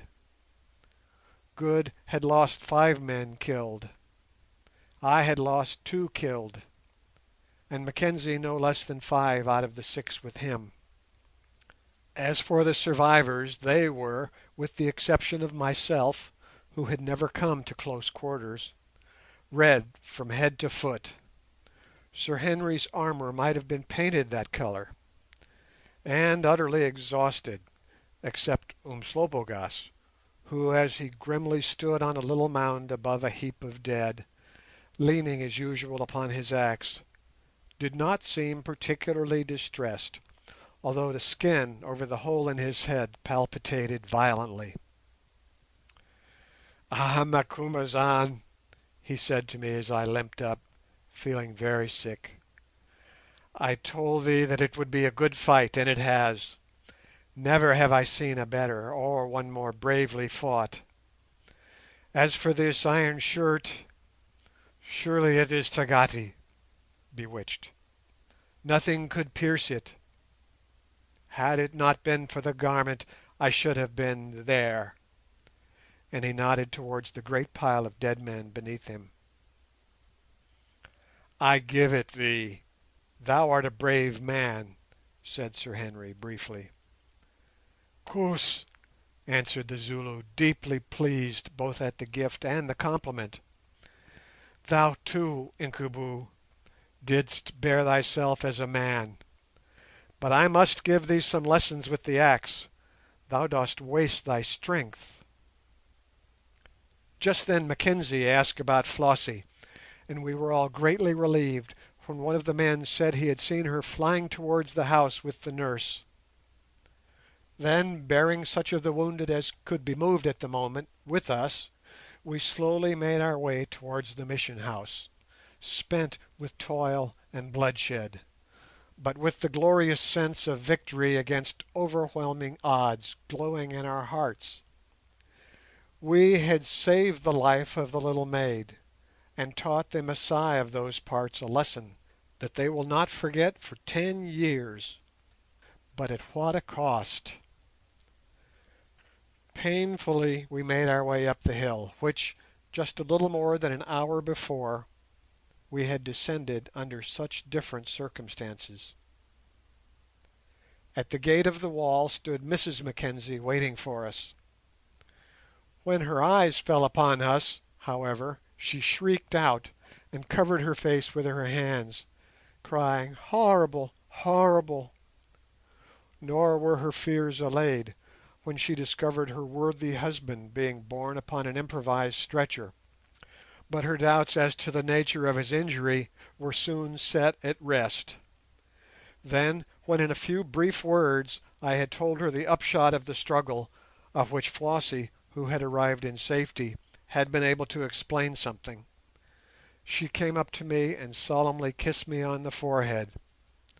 "God bless you all, Mr Quatermain. You have saved my child's life," she said simply. Then we went in and got our clothes off and doctored our wounds. I am glad to say that I had none, and Sir Henry's and Good's were, thanks to those invaluable chain shirts, of a comparatively harmless nature and to be dealt with by means of a few stitches and sticking plaster. Mackenzie's, however, were serious, though fortunately the spear had not severed any large artery. After that we had a bath, and what a luxury it was, and having clad ourselves in ordinary clothes, proceeded to the dining room, where breakfast was set as usual. It was curious sitting down there, drinking tea and eating toast in an ordinary 19th century sort of way, just as though we had not employed the early hours in a regular primitive hand-to-hand Middle Ages kind of struggle. As Good said, the whole thing seemed more as though one had had a bad nightmare just before being called, than as a deed done. When we were finishing our breakfast, the door opened, and in came little Flossie, very pale and tottery, but quite unhurt. She kissed us all and thanked us. I congratulated her on the presence of mind she had shown in shooting the Masai with her Derringer pistol, and thereby saving her own life. "Oh, don't talk of it," she said, beginning to cry hysterically. "I shall never forget his face as he went turning round and round. Never. I can see it now." I advised her to go to bed and get some sleep, which she did, and awoke in the evening quite recovered so far as her strength was concerned. It struck me as an odd thing that a girl who could find the nerve to shoot a huge black ruffian rushing to kill her with a spear should have been so affected at the thought of it afterwards. But it is, after all, characteristic of the sex. Poor Flossie! I fear that her nerves will not get over that night in the Masai camp for many a long year. She told me afterwards that it was the suspense that was so awful, having to sit there hour after hour through the livelong night, utterly ignorant as to whether or not any attempt was to be made to rescue her. She said that on the whole she did not expect it, knowing how few of us and how many of the Masai, who, by the way, came continually to stare at her, most of them never having seen a white person before, and handled her arms and hair with their filthy paws. She said also that she had made up her mind that if she saw no signs of succour by the time the first rays of the rising sun reached the kraal, she would kill herself with the pistol, for the nurse had heard the Lygonani say that they were to be tortured to death as soon as the sun was up, if one of the white men did not come in their place. It was an awful resolution to have to take, but she meant to act on it, and I have little doubt but what she would have done so. Although she was at an age when in England girls are in the schoolroom and come down to dessert, this child of the wilderness had more courage, discretion, and power of mind than many a woman of mature age nurtured in idleness and luxury, with minds carefully drilled and educated out of any originality or self-resource that nature may have endowed them with. When breakfast was over, we all turned in, and had a good sleep, only getting up in time for dinner, after which meal we once more adjourned, together with all the available population, men, women, youths, and girls, to the scene of the morning's slaughter, our object being to bury our own dead and get rid of the Masai by flinging them into the Tana River, which ran within 50 yards of the kraal. On reaching the spot, we disturbed thousands upon thousands of vultures and a sort of brown bush eagle, which had been flocking to the feast from miles and miles away. Often have I watched these great and repulsive birds, and marvelled at the extraordinary speed with which they arrive on a scene of slaughter. A buck falls to your rifle, and within a minute, high in the blue ether appears a speck that gradually grows into a vulture, then another and another. I have heard many theories advanced to account for the wonderful power of perception nature has given these birds. My own, founded on a good deal of observation, is that the vultures, gifted as they are with powers of sight greater than those given by the most powerful glass, quarter out the heavens among themselves, and hanging in mid-air at a vast height, probably from 2 to 3 miles above the earth, keep watch, each of them, over an enormous stretch of country. Presently one of them spies food, and instantly begins to sink towards it. Thereon his next neighbour in the airy heights, sailing leisurely through the blue gulf, at a distance perhaps of some miles, follows his example, knowing that food has been sighted. Down he goes, and all the vultures within sight of him follow after, and so do all those in sight of them. In this way the vultures for 20 miles round can be summoned to the feast in a few minutes. We buried our dead in solemn silence, Good being selected to read the burial service over them, in the absence of Mr Mackenzie, confined to bed, as he was generally allowed to possess the best voice and most impressive manner. It was melancholy in the extreme, but as Good said, it might have been worse, for we might have had to bury ourselves. I pointed out that this would have been a difficult feat, but I knew what he meant. Next we set to work to load an ox wagon, which had been brought round from the mission, with the dead bodies of the Masai, having first collected the spears, shields, and other arms. We loaded the wagon 5 times, about 50 bodies to the load, and emptied it into the Tana.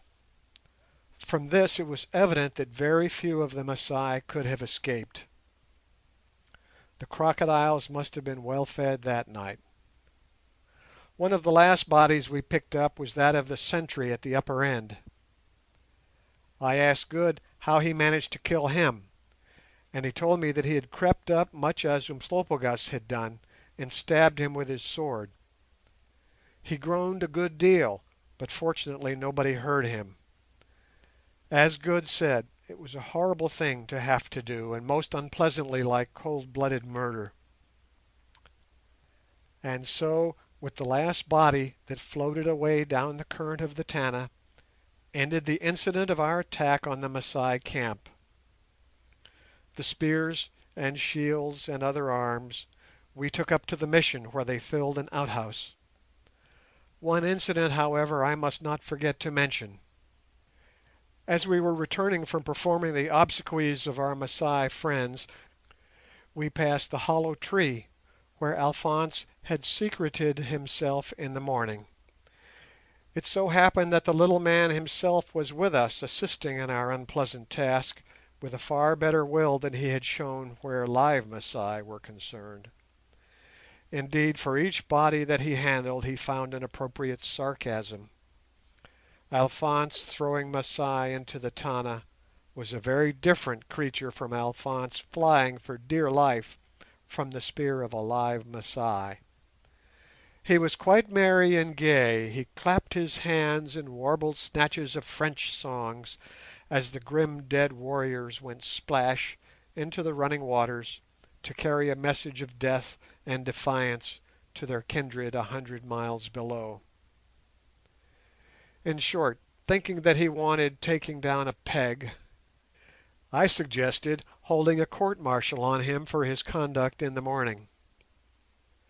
Accordingly, we brought him to the tree where he had hidden, and proceeded to sit in judgment on him, Sir Henry explaining to him in the very best French the unheard-of cowardice and enormity of his conduct, more especially in letting the oiled rag out of his mouth, whereby he nearly aroused the Masai camp with teeth chattering, and brought about the failure of our plans, ending up with a request for an explanation.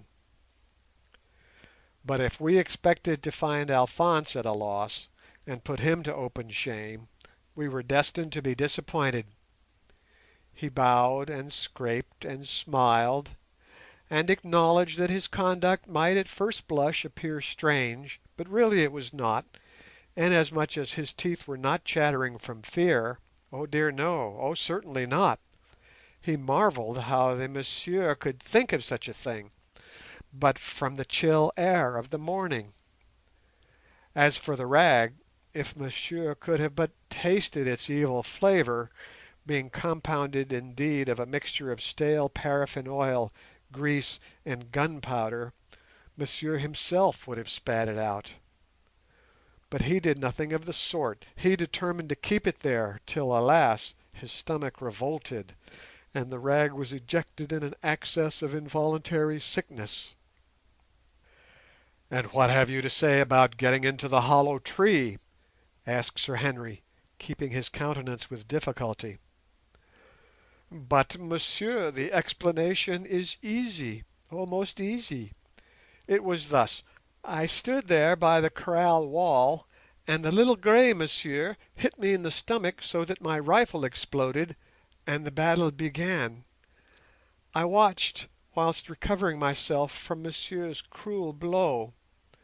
Then, monsieur, I felt the heroic blood of my grandfather boil up in my veins. The sight made me mad. I ground my teeth. Fire flashed from my eyes. I shouted 'En avant!' and longed to slay. Before my eyes there rose a vision of my heroic grandfather. In short, I was mad. I was a warrior indeed. But then in my heart I heard a small voice. 'Alphonse,' said the voice, 'restrain thyself, Alphonse. Give not way to this evil passion. These men, though black, are brothers, and thou wouldst slay them? Cruel Alphonse!' The voice was right. I knew it. I was about to perpetrate the most horrible cruelties, to wound, to massacre, to tear limb from limb. And how restrain myself? I looked round. I saw the tree.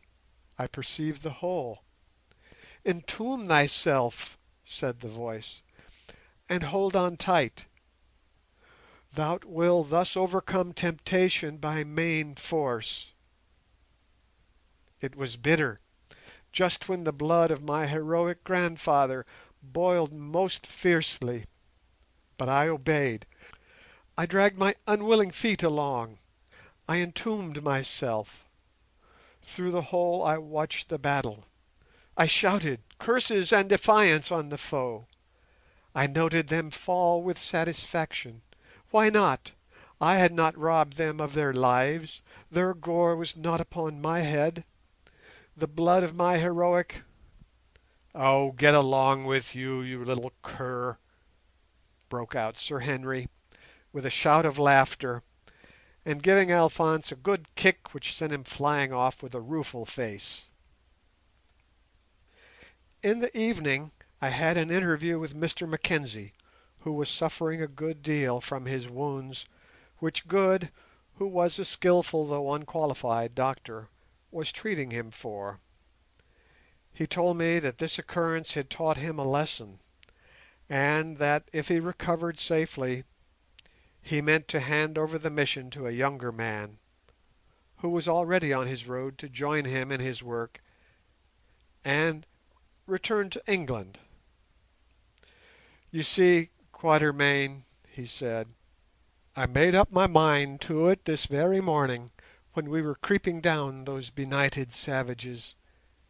If we live through this and rescue Flossie alive, I said to myself, I will go home to England. I have had enough of savages. Well, I did not think that we should live through it at the time, but thanks be to God and you four, we have lived through it, and I mean to stick to my resolution, lest a worse thing befall us. Another such time would kill my poor wife. And besides, Quatermain, between you and me, I am well off. It is £30,000 I am worth today, and every farthing of it made by honest trade and savings in the bank at Zanzibar, for living here costs me next to nothing. So, though it will be hard to leave this place, which I have made to blossom like a rose in the wilderness, and harder still to leave the people I have taught, I shall go."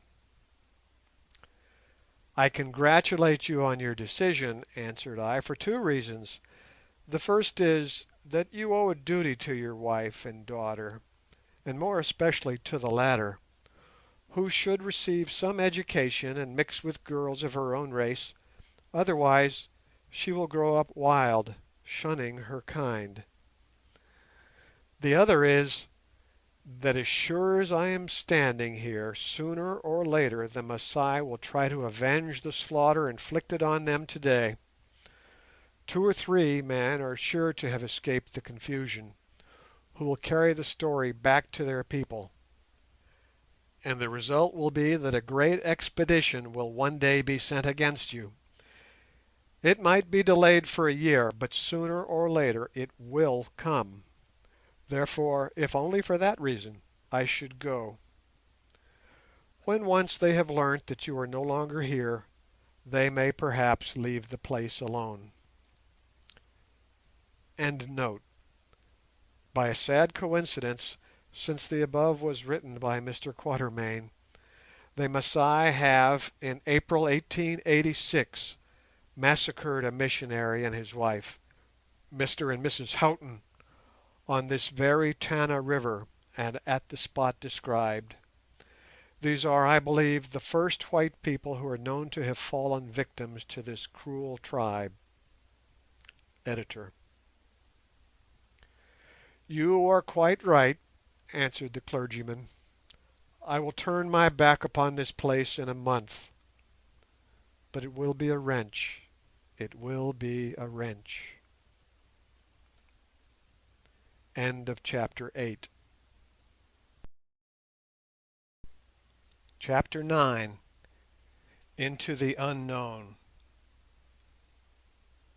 A week had passed, and we all sat at supper one night in the mission dining room, feeling very much depressed in spirits, for the reason that we were going to say good-bye to our kind friend the Mackenzies, and depart upon our way at dawn on the morrow.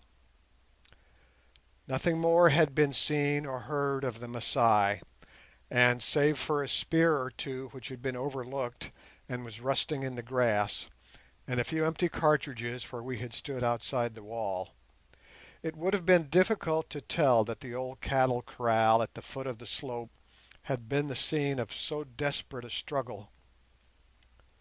Mackenzie was, thanks chiefly to his being so temperate a man, rapidly recovering from his wound, and could get about on a pair of crutches, and as for the other wounded men, one had died of gangrene, the rest were in a fair way to recovery.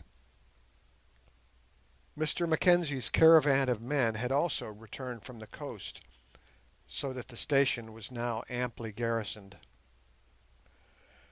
Under these circumstances we concluded, warm and pressing as were the invitations for us to stay, that it was time to move on, first to Mount Kenia, and thence into the unknown in search of the mysterious white race which we had set our hearts on discovering. This time we were going to progress by means of the humble but useful donkey, of which we had collected no less than a dozen, to carry our goods and chattels, and if necessary ourselves.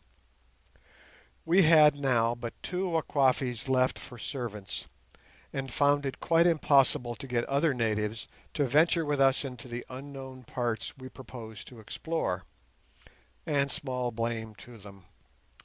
After all, as Mr Mackenzie said, it was odd that 3 men, each of whom possessed many of those things that are supposed to make life worth living, health, sufficient means, and position, etc., should from their own pleasure start out upon a wild goose chase, from which the chances were they would never return. But then that is what Englishmen are, adventurers to the backbone. In all our magnificent muster roll of colonies, each of which will in time become a great nation, testify to the extraordinary value of the spirit of adventure, which at first sight looks like a mild form of lunacy. Adventurer, he that goes out to meet whatever may come. Well, that is what we all do in the world one way or another, and speaking for myself, I am proud of the title, because it implies a brave heart and a trust in Providence. Besides, when many and many a noted Croesus, at whose feet the people worship, and many and many a time-serving and word-coining politician are forgotten, the names of those grand-hearted old adventurers who have made England what she is will be remembered and taught with love and pride to little children whose unshaped spirits yet slumber in the womb of centuries to be. Not that we 3 can expect to be numbered with such as these, yet have we done something, enough, perhaps, to throw a garment over the nakedness of our folly.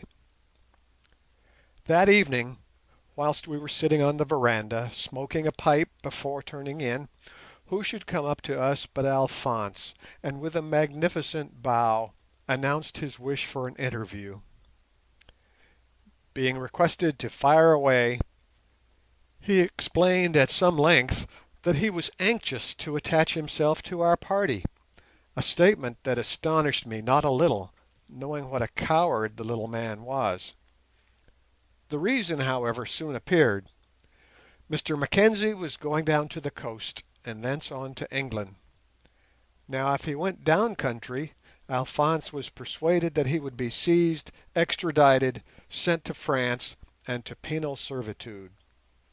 This was the idea that haunted him, as King Charles's head haunted Mr Dick, and he brooded over it till his imagination exaggerated the danger 10 times. As a matter of fact, the probability is that his offence against the laws of his country had long ago been forgotten, and that he would have been allowed to pass unmolested anywhere except in France. But he could not be got to see this.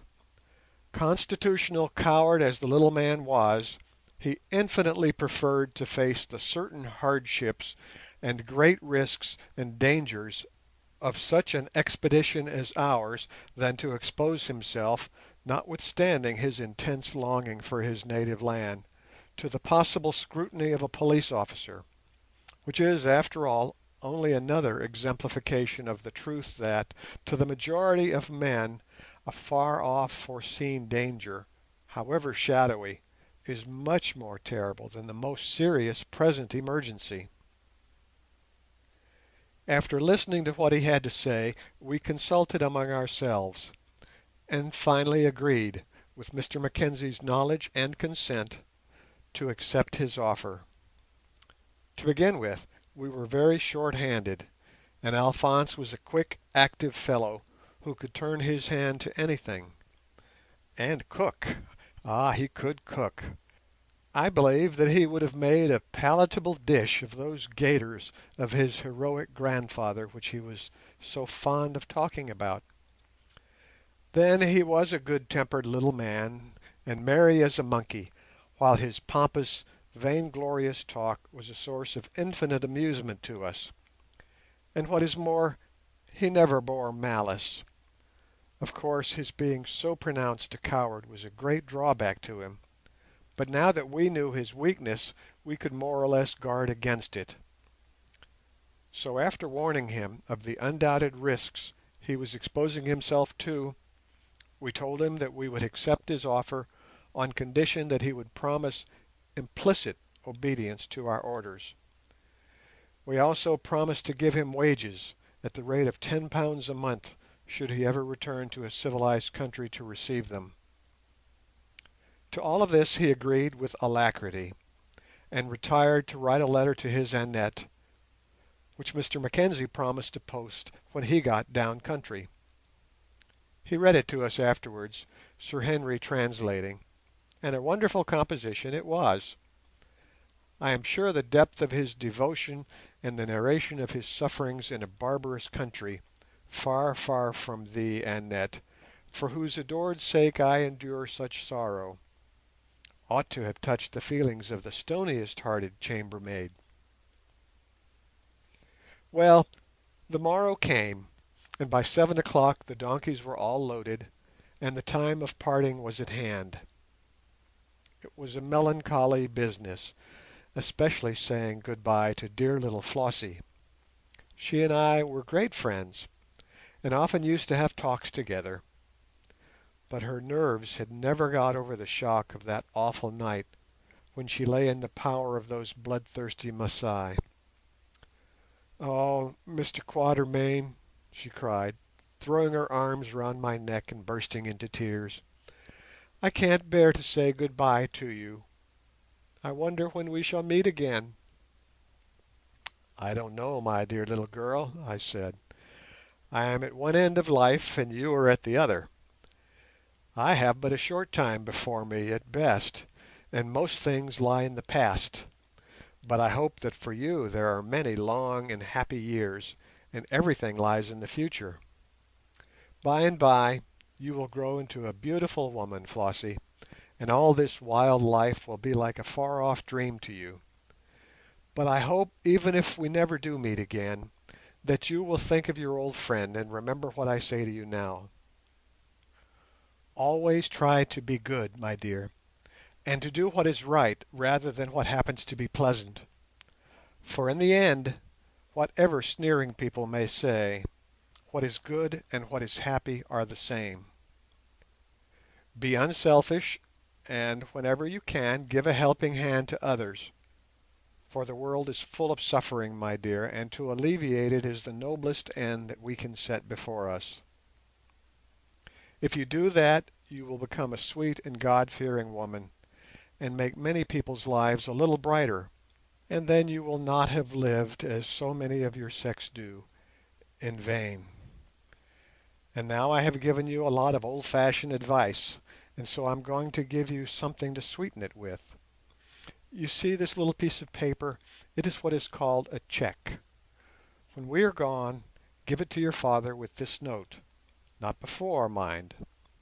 You will marry one day, my dear little Flossie, and it is to buy you a wedding present which you are to wear, and your daughter after you, if you have one, in remembrance of Hunter Quatermain. Poor little Flossie cried very much, and gave me a lock of her bright hair in return, which I still have. The cheque I gave her was for £1,000, which, being now well off, and having no calls upon me except those of charity, I could well afford. And in the note I directed her father to invest it for her in Government security, and when she married or came of age, to buy her the best diamond necklace he could get for the money and accumulated interest. I chose diamonds because I think that now that King Solomon's mines are lost to the world, their price will never be much lower than it is at present, so that if in after life she should ever be in pecuniary difficulties, she will be able to turn them into money. Well, at last we got off, after much hand-shaking, hat-waving, and also farewell saluting from the natives, Alphonse weeping copiously, for he has a warm heart, at parting with his master and mistress, and I was not sorry for it at all, for I hate those goodbyes. Perhaps the most affecting thing of all was to witness Umslopogaas's distress at parting with Flossie, for whom the grim old warrior had conceived a strong affection. He used to say that she was as sweet to see as the only star on a dark night, and was never tired of loudly congratulating himself on having killed the Lygonani who had threatened to murder her.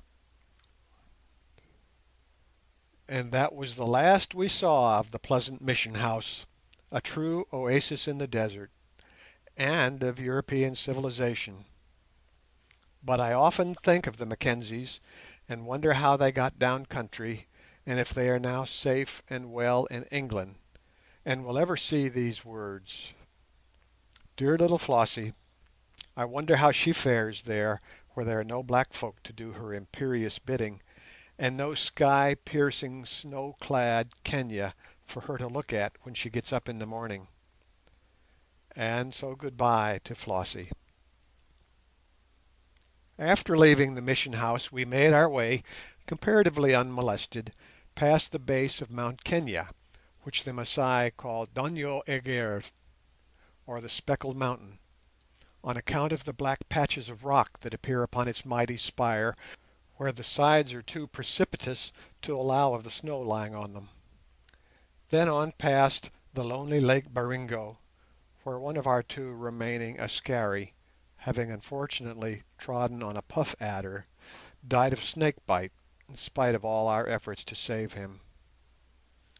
Thence we proceeded a distance of about 150 miles to another magnificent snow-clad mountain called Lekakisera, which has never, to the best of my belief, been visited before by a European, but which I cannot now stop to describe. There we rested a fortnight, and then started out into the trackless and uninhabited forest of a vast district called Elgumi. In this forest alone there are more elephants than I ever met with or heard of before. The mighty mammals literally swarm there, entirely unmolested by man, and only kept down by the natural law that prevents any animals increasing beyond the capacity of the country they inhabit to support them. Needless to say, however, we did not shoot many of them, first because we could not afford to waste ammunition, of which our stock was getting perilously low, a donkey loaded with it having been swept away in fording a flooded river, and secondly because we could not carry away the ivory, and did not wish to kill for the mere sake of slaughter. So we let the great beasts be, only shooting one or two in self-protection. In this district the elephants, being unacquainted with the hunter and his tender mercies, would allow one to walk up to within 20 yards of them in the open, while they stood, with their great ears cocked for all the world like puzzled and gigantic puppy dogs, and stared at that new and extraordinary phenomenon, man. Occasionally, when the inspection did not prove satisfactory, the staring ended in a trumpet and a charge, but this did not often happen. When it did, we had to use our rifles. Nor were elephants the only wild beasts in the great Elkumi forest. All sorts of large game abounded, including lions, confound them. I have always hated the sight of a lion since one bit my leg and lamed me for life. As a consequence, another thing that abounded was the dreadful tsetse fly, whose bite is death to domestic animals. Donkeys have, together with man, hitherto been supposed to enjoy a peculiar immunity from its attacks, but all I have to say, whether it was on account of their poor condition or because the tsetse in those parts is more poisonous than usual, I do not know, but ours succumbed to its onslaught.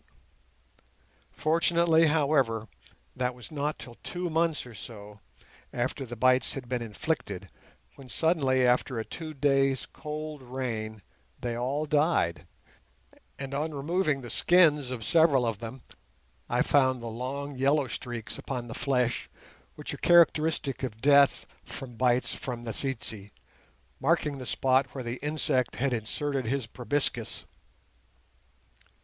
On emerging from the great Elkumi forest, we, still steering northwards, in accordance with the information Mr Mackenzie had collected from the unfortunate wanderer who reached him only to die so tragically, struck the base in due course of the large lake called Laga by the natives, which is about 50 miles long by 20 broad, and of which it may be remembered he made mention.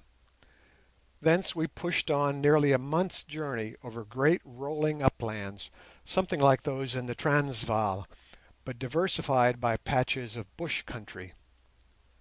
All this time we were continually ascending, at the rate of about 100 feet every 10 miles. Indeed, the country was on a slope which appeared to terminate at a mass of snow-tipped mountains, for which we were steering, and where we learnt the second lake of which the wanderer had spoken as the lake without a bottom was situated. At length we arrived there, and having ascertained that there was a large lake on top of the mountains, ascended 3,000 feet more till we came to a precipitous cliff or edge, to find a great sheet of water some 20 miles square, lying 1,500 feet below us, and evidently occupying an extinct volcanic crater or craters of vast extent.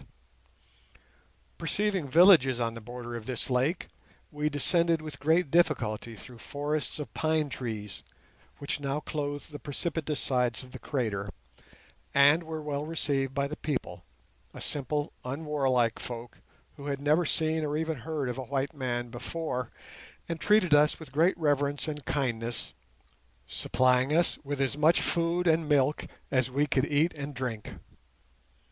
This wonderful and beautiful lake lay, according to our aneroid, at a height of no less than 11,450 feet above sea level, and its climate was quite cold and not at all unlike that of England. Indeed, for the first 3 days of our stay there we saw little or nothing of the scenery on account of an unmistakable Scotch mist which prevailed. It was this rain that set the tsetse poison working in our remaining donkeys, so that they all died. This disaster left us in a very awkward position, as we had now no means of transport whatever, though on the other hand we had not much to carry. Ammunition, too, was very short, amounting to but 150 rounds of rifle cartridges and some 50 shotgun cartridges. How to get on we did not know. Indeed, it seemed to us that we had about reached the end of our tether. Even if we had been inclined to abandon the object of our search, which, shadow as it was by no means the case, it was ridiculous to think of forcing our way back some several hundred miles to the coast in our present plight. So we came to the conclusion that the only thing to be done was to stop where we were, the natives being so well disposed and food plentiful, for the present, and abide events, and try to collect information as to the countries beyond. Accordingly, having purchased a capital log canoe, large enough to hold us all and our baggage, from the headman of the village we were staying in, presenting him with 3 empty cold-drawn brass cartridges by way of payment, with which he was perfectly delighted, we set out to make a tour of the lake in order to find the most favourable place to make a camp. As we did not know if we should return to this village, we put all our gear into the canoe, and also a quarter of cooked waterbuck, which when young is delicious eating, and off we set, natives having already gone before us in light canoes to warn the inhabitants of the other villages of our approach. As we were puddling leisurely along, Good remarked upon the extraordinary deep blue colour of the water, and said that he understood from the natives, who were great fishermen, fish, indeed, being their principal food, that the lake was supposed to be wonderfully deep, and to have a hole at the bottom through which the water escaped and put out some great fire that was raging below. I pointed out to him that what he had heard was probably a legend arising from a tradition among the people which dated back to the time when one of the extinct parasitic volcanic cones was in activity. We saw several round the borders of the lake which had no doubt been working at a period long subsequent to the volcanic death of the central crater which now formed the bed of the lake itself. When it finally became extinct, the people would imagine that the water from the lake had run down and put out the big fire below, more especially as, though it was constantly fed by streams running from the snow-tipped peaks about, there was no visible exit to it. The farther shore of the lake we found, on approaching it, to consist of a vast perpendicular wall of rock, which held the water without any intermediate sloping bank as elsewhere. Accordingly, we paddled parallel with this precipice, at a distance of about 100 paces from it, shaping our course for the end of the lake where we knew there was a large village. As we went, we began to pass a considerable accumulation of floating rushes, weeds, boughs of trees, and other rubbish, brought, Good supposed, to this spot by some current, which he was much puzzled to account for. While we were speculating about this, Sir Henry pointed out a flock of large white swans which were feeding on the drift some little way ahead of us. Now I had already noticed swans flying about this lake, and having never come across them before in Africa, was exceedingly anxious to obtain a specimen. I had questioned the natives about them, and learnt that they came from over the mountain, always arriving at certain periods of the year in the early morning, when it was very easy to catch them on account of their exhausted condition. I also asked them what country they came from, when they shrugged their shoulders and said that on top of the great black precipice was stony, inhospitable land, and beyond that were mountains with snow and full of wild beasts where no people lived, and beyond the mountains were hundreds of miles of dense thorn forest, so thick that even the elephants could not get through it, much less men. Next I asked them if they had ever heard of white people like ourselves living on the farther side of the mountains and the thorn forest, whereat they laughed. But afterwards a very old woman came and told me that when she was a little girl her grandfather had told her that in his youth his grandfather had crossed the desert and the mountains and pierced the thorn forest and seen a white people who lived in stone kraals beyond. Of course, as this took the tale back some 250 years, the information was very indefinite, but still there it was again, and on thinking it over I grew firmly convinced that there was some truth in all these rumours, and equally firmly determined to solve the mystery. Little did I guess in what an almost miraculous way my desire was to be gratified. Well, we set to work to stalk the swans, which kept drawing as they fed nearer and nearer to the precipice, and at last we pushed the canoe under shelter of a patch of drift within 40 yards of them. Sir Henry had the shotgun loaded with number one, and waiting for a chance got two in a line, and firing at their necks killed them both. Up rose the rest, 30 or more of them, with a mighty splashing, and as they did so he gave them the other barrel. Down came one fellow with a broken wing, and I saw the leg of another drop and a few feathers start out of his back, but he went on quite strong. Up went the swans, circling ever higher till at last they were mere specks level with the top of the frowning precipice, when I saw them form into a triangle and head off for the unknown northeast. Meanwhile we had picked up our two dead ones, and beautiful birds they were, weighing not less than about 30 pounds each, and were chasing the winged one, which had scrambled over a mass of driftweed into a pool of clear water beyond. Finding a difficulty in forcing the canoe through the rubble, I told our only remaining Wakwafi servant, whom I knew to be an excellent swimmer, to jump over, dive under the drift, and catch him, knowing that as there were no crocodiles in this lake he could come to no harm. Entering into the fun of the thing, the man obeyed, and was soon dodging about after the winged swan in fine style, getting gradually nearer to the rock wall against which the water washed as he did so. Presently he gave up swimming after the swan, and began to cry out that he was being carried away, and indeed we saw that, though he was swimming with all his strength towards us, he was being drawn slowly to the precipice.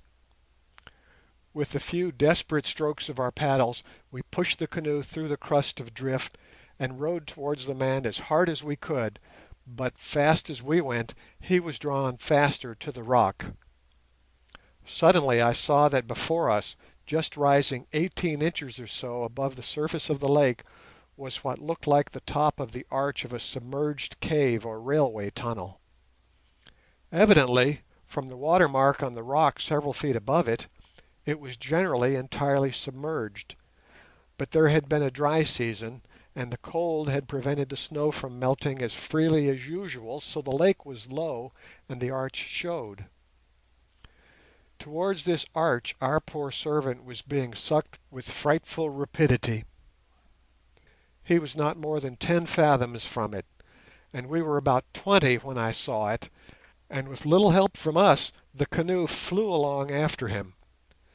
He struggled bravely, and I thought that we should have saved him, when suddenly I perceived an expression of despair come upon his face, and there before our eyes he was sucked down into the cruel swirling blue depths and vanished. At the same moment I felt our canoe seized as with a mighty hand, and propelled with resistless force towards the rock. We realized our danger now, and rowed, or rather paddled, furiously in our attempt to get out of the vortex. In vain. In another second we were flying straight for the arch like an arrow, and I thought that we were lost. Luckily I retained sufficient presence of mind to shout out, instantly setting the example by throwing myself into the bottom of the canoe, "Down on your faces, down!" and the others had the sense to take the hint. In another instant there was a grinding noise, and the boat was pushed down till the water began to trickle over the sides, and I thought that we were gone. But no, suddenly the grinding ceased, and we could again feel the canoe flying along. I turned my head a little, I dared not lift it, and looked up. By the feeble light that yet reached the canoe I could make out that a dense arch of rock hung just over our heads, and that was all. In another minute I could not even see as much as that, for the faint light had merged into shadow, and the shadows had been swallowed up in darkness, utter and complete. For an hour or so we lay there, not daring to lift our heads for fear lest the brains should be dashed out of them, and scarcely able to speak even, on account of the noise of the rushing water which drowned our voices.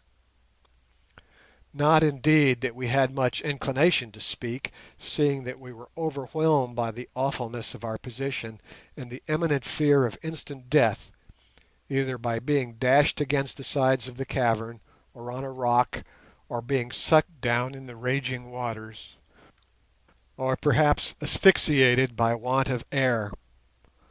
All of these and many other modes of death presented themselves to my imagination as I lay at the bottom of the canoe, listening to the swirl of the hurrying waters which ran whither we knew not. One only other sound could I hear, and that was Alphonse's intermittent howl of terror coming from the centre of the canoe, and even that seemed faint and unnatural. Indeed, the whole thing overpowered my brain, and I began to believe that I was the victim of some ghastly, spirit-shaking nightmare. End of chapter 9. Chapter 10. The Rose of Fire.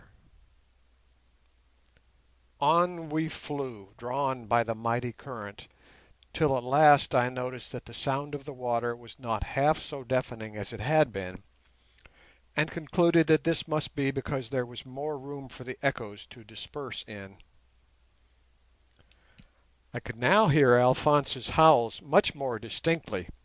They were made up of the oddest mixture of invocations to the Supreme Power and the name of his beloved Annette that it is possible to conceive, and, in short, though their evident earnestness saved them from profanity, were, to say the least, very remarkable. Taking up a paddle, I managed to drive it into his ribs, whereon he, thinking that the end had come, howled louder than ever. Then I slowly and cautiously raised myself on my knees and stretched my hand upwards, but could touch no roof. Next I took the paddle and lifted it above my head as high as I could, but with the same result. I also thrust it out laterally to the right and left, but could touch nothing except water. Then I bethought me that there was in the boat, amongst our other remaining possessions, a bull's-eye lantern and a tin of oil. I groped about and found it, and having a match on me, carefully lit it, and as soon as the flame had got a hold of the wick I turned it on down the boat. As it happened, the first thing the light lit on was the white and scared face of Alphonse, who, thinking that it was all over at last, and that he was witnessing a preliminary celestial phenomenon, gave a terrific yell, and was with difficulty reassured with the paddle. As for the other three, Good was lying on the flat of his back, his eyeglass still fixed in his eye, and gazing blankly into the upper darkness. Sir Henry had his head resting on the thwarts of the canoe, and with his hand was trying to test the speed of the water. But when the beam of light fell upon old Umslopogaas, I could really have laughed. I think I have said that we had put a roast quarter of waterbuck into the canoe. Well, it so happened that when we all prostrated ourselves to avoid being swept out of the boat and into the water by the rock roof, Umslopogaas's head had come down uncommonly near this roast buck, and so soon as he had recovered a little from the first shock of our position, it occurred to him that he was hungry. Thereupon he coolly cut off a chop with Inkosi-kaas, and was now employed in eating it with every appearance of satisfaction. As he afterward explained, he thought that he was going on a long journey, and preferred to start on a full stomach. It reminded me of the people who are going to be hanged, and who are generally reported in the English daily papers to have made an excellent breakfast. As soon as the others saw that I had managed to light the lamp, we bundled Alphonse into the farther end of the canoe with a threat which calmed him down wonderfully, that if he would insist upon making the darkness hideous with his cries, we would put him out of suspense by sending him to join the Wakwafi, and wait for Annette in another sphere, and began to discuss the situation as well as we could. First, however, at Good's suggestion, we bound two paddles mast fashion in the bows, so that they might give us warning against any sudden lowering of the roof of the cave or waterway. It was clear to us that we were in an underground river, or as Alphonse defined it, main drain, which carried off the superfluous waters of the lake. Such rivers are well known to exist in many parts of the world, but it has not often been the evil fortune of explorers to travel by them. That the river was wide we could clearly see, for the light from the bull's-eye lantern failed to reach from shore to shore, although occasionally, when the current swept us either to one side or the other, we could distinguish the rock wall of the tunnel, which, as far as we could make out, appeared to arch about 25 feet above our heads. As for the current itself, it ran, Good estimated, at least 8 knots, and fortunately for us was, as is usual, fiercest in the middle of the stream. Still, our first act was to arrange that one of us, with the lantern and a pole there was in the canoe, should always be in the bows, ready, if possible, to prevent us from being stove in against the side of the cave or any projecting rock. Umslopogaas, having already dined, took the first turn. This was absolutely, with one exception, all that we could do towards preserving our safety. The exception was that another of us took up a position in the stern with a paddle, by means of which it was possible to steer the canoe more or less and to keep her from the sides of the cave. These matters attended to, we made a somewhat sparing meal off the cold buck's meat, for we did not know how long it might have to last us, and then, feeling in rather better spirits, I gave my opinion that, serious as it undoubtedly was, I did not consider our position altogether without hope, unless indeed the natives were right and the river plunged straight down into the bowels of the earth. If not, it was clear that it must emerge somewhere, probably on the other side of the mountains, and in that case all we had to think of was to keep ourselves alive till we got there, wherever there might be. But, of course, as Good lugubriously pointed out, on the other hand we might fall victims to 100 unsuspected horrors, or the river might go on winding away inside the earth till it dried up, in which case our fate would indeed be an awful one. "Well, let us hope for the best and prepare ourselves for the worst," said Sir Henry, who is always cheerful and even-spirited, a very tower of strength in the time of trouble. "We have come out of so many queer scrapes together that somehow I almost fancy we shall come out of this," he added. This was excellent advice, and we proceeded to take it each in our separate way, that is, except Alphonse, who had by now sunk into a sort of terrified stupor. Good was at the helm and Umslopogaas in the bows, so there was nothing left for Sir Henry and myself to do except to lie down in the canoe and think. It certainly was a curious, and indeed almost a weird, position to be placed in, rushing along as we were through the bowels of the earth, borne on the bosom of a Stygian river, something after the fashion of souls being ferried by Charon, as Curtis said. And how dark it was! The feeble ray from our little lamp did but serve to show the darkness. There in the bows sat old Umslopogaas, like Pleasure in the poem.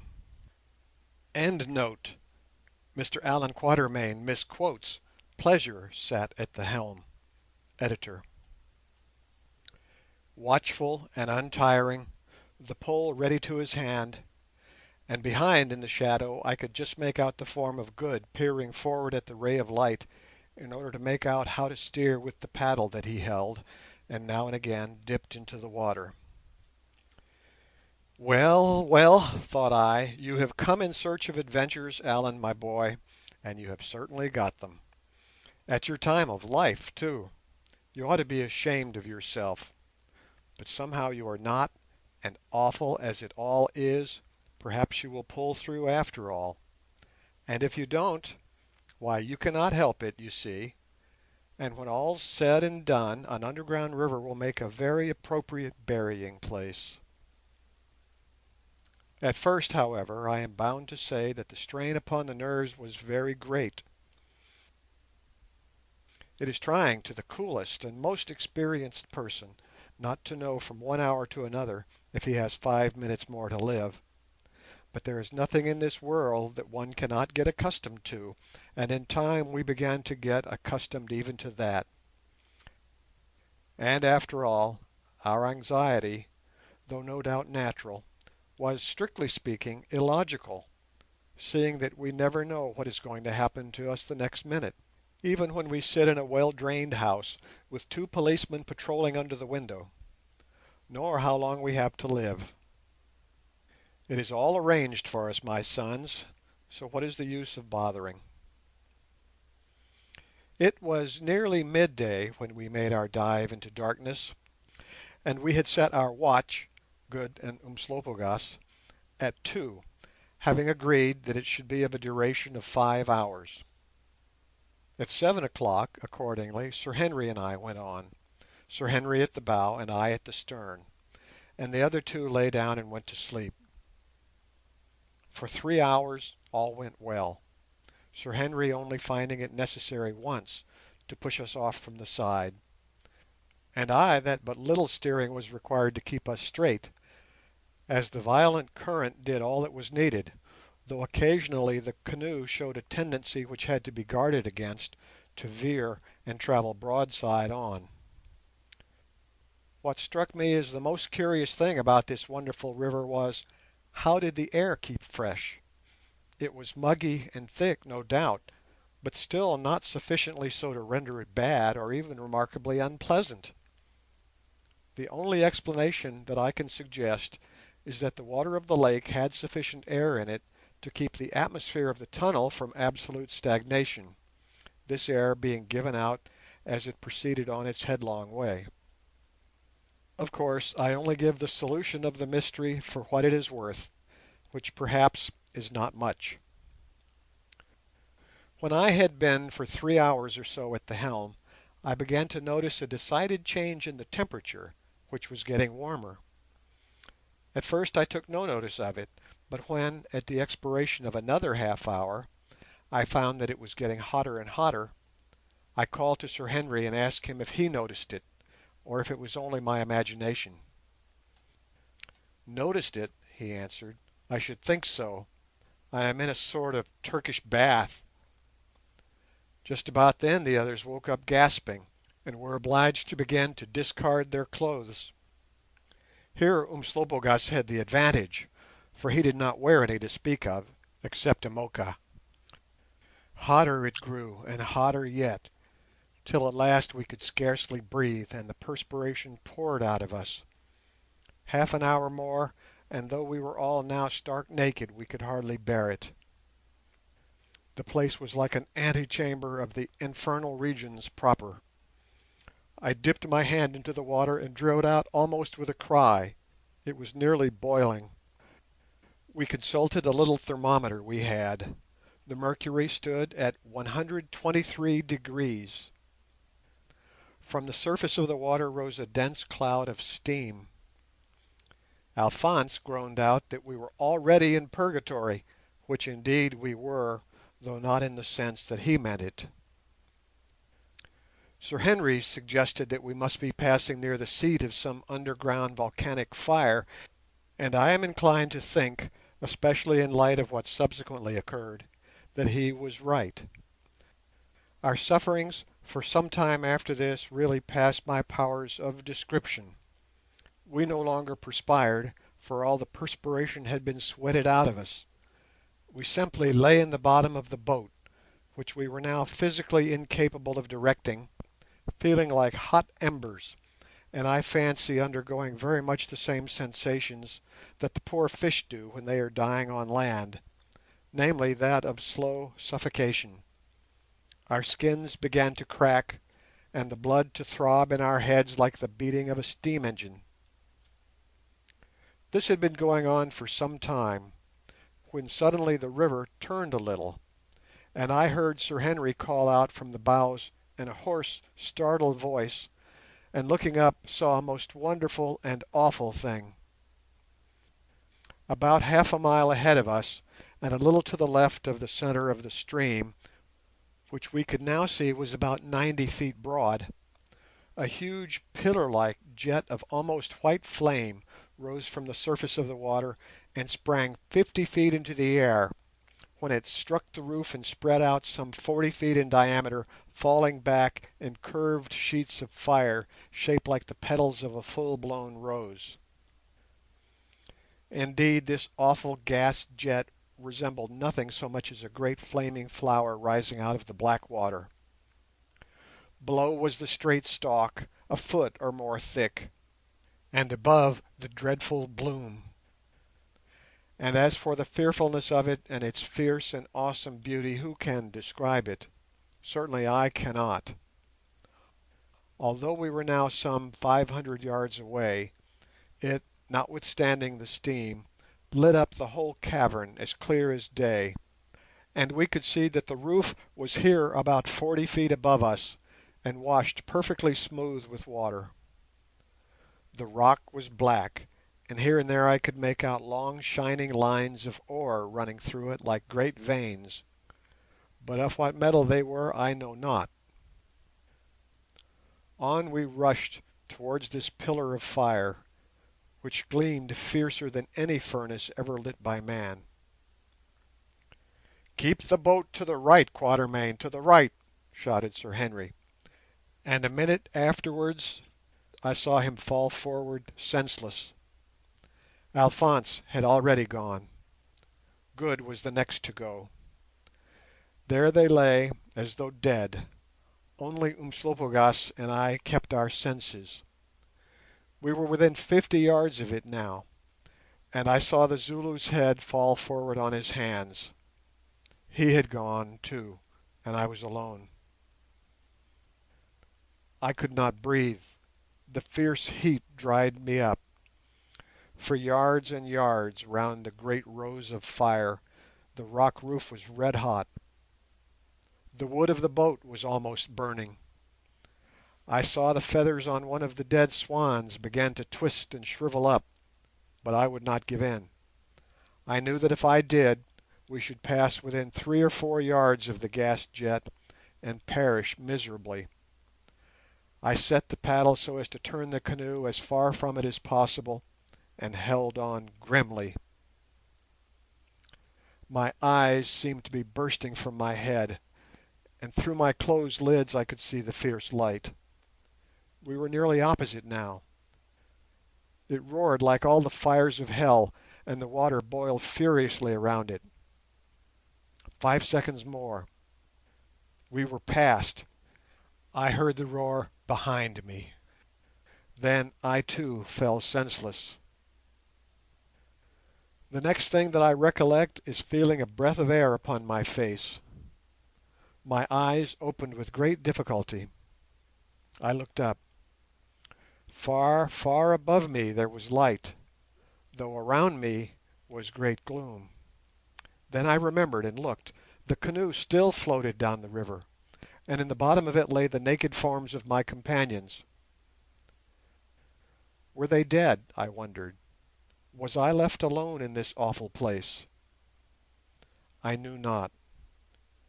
Next I became conscious of a burning thirst. I put my hand over the edge of the boat into the water and drew it up again with a cry. No wonder, nearly all the skin was burnt off the back of it. The water, however, was cold, or nearly so, and I drank pints and splashed myself all over. My body seemed to suck up the fluid as one may see a brick wall suck up rain after a drought, but where I was burnt the touch of it caused intense pain.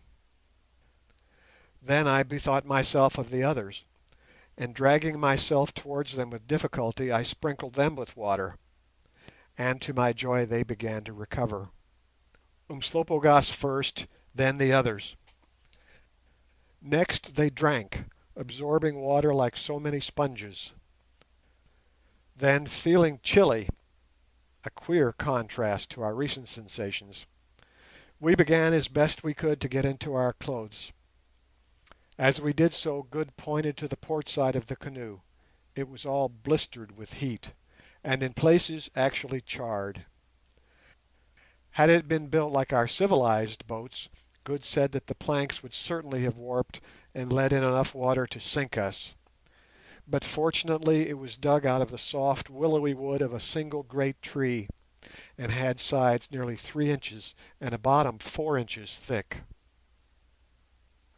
What that awful flame was we never discovered, but I suppose that there was at this spot a crack or hole in the bed of the river through which a vast volume of gas forced its way from its volcanic home in the bowels of the earth towards the upper air. How it first became ignited is, of course, impossible to say. Probably, I should think, from some spontaneous explosion of mephitic gases. As soon as we had got some things together, and shaken ourselves together a little, we set to work to make out where we were now. I have said that there was light above, and on examination we found that it came from the sky. Our river that was, Sir Henry said, a literal realization of the wild vision of the poet, where Alph the sacred river ran through caverns measureless to man, down to a sunless sea, was no longer underground, but was running on its darksome way, not now through caverns measureless to man, but between two frightful cliffs which cannot have been less than 2,000 feet high. So high were they indeed that though the sky was above us, where we were was dense gloom, not darkness indeed, but the gloom of a room closely shuttered in the daytime. Up on either side rose the great straight cliffs, grim and forbidding, till the eye grew dizzy with trying to measure their sheer height. The little space of sky that marked where they ended lay like a thread of blue upon their soaring blackness, which was unrelieved by any tree or creeper. Here and there, however, grew ghostly patches of a long grey lichen, hanging motionless to the rock as the white beard to the chin of a dead man. It seemed as though only the dregs or heavier part of the light had sunk to the bottom of this awful place. No bright-winged sunbeam could fall so low. They died far, far above our heads. By the river's edge was a little shore, formed of round fragments of rock washed into this shape by the constant action of water, and giving the place the appearance of being strewn with thousands of fossil cannon balls. Evidently, when the water of the underground river is high, there is no beach at all, or very little, between the border of the stream and the precipitous cliffs, but now there was a space of 7 or 8 yards, and here on this beach we determined to land, in order to rest ourselves a little after all that we had gone through, and to stretch our limbs. It was a dreadful place, but it would give an hour's respite from the terrors of the river, and also allow of our repacking and arranging the canoe. Accordingly we selected what looked like a favourable spot, and with some little difficulty managed to beach the canoe and scramble out onto the round, inhospitable pebbles. "My word," called out Good, who was on shore the first, "what an awful place! It's enough to give one a fit," and he laughed. Instantly a thundering voice took up his words, magnifying them 100 times. "Give one a fit! Ho, ho, ho! A fit! Ho, ho, ho!" answered another voice in wild accents from far up the cliff. "A fit! A fit! A fit!" chimed in voice after voice, each flinging the words to and fro with shouts of awful laughter to the invisible lips of the other, till the whole place echoed with the words and with shrieks of fiendish merriment, which at last ceased as suddenly as they had begun. "Oh, mon Dieu! yelled Alphonse, startled quite out of such self-command as he possessed. "Mon Dieu! Mon Dieu! Mon Dieu!" The titanic echoes thundered, shrieked, and wailed in every conceivable tone. "Ah," said Umslopogaas calmly, "I clearly perceive that devils live here. Well, the place looks like it." I tried to explain to him that the cause of all the hubbub was a very remarkable and interesting echo, but he would not believe it. "Ah," he said, "I know an echo when I hear one. There was one lived opposite my kraal in Zululand, and the Itombes (maidens) used to talk with it. But if what we hear is a full-grown echo, mine at home can only have been a baby. No, no, they are devils up there. But I don't think much of them, though," he added, taking a pinch of snuff.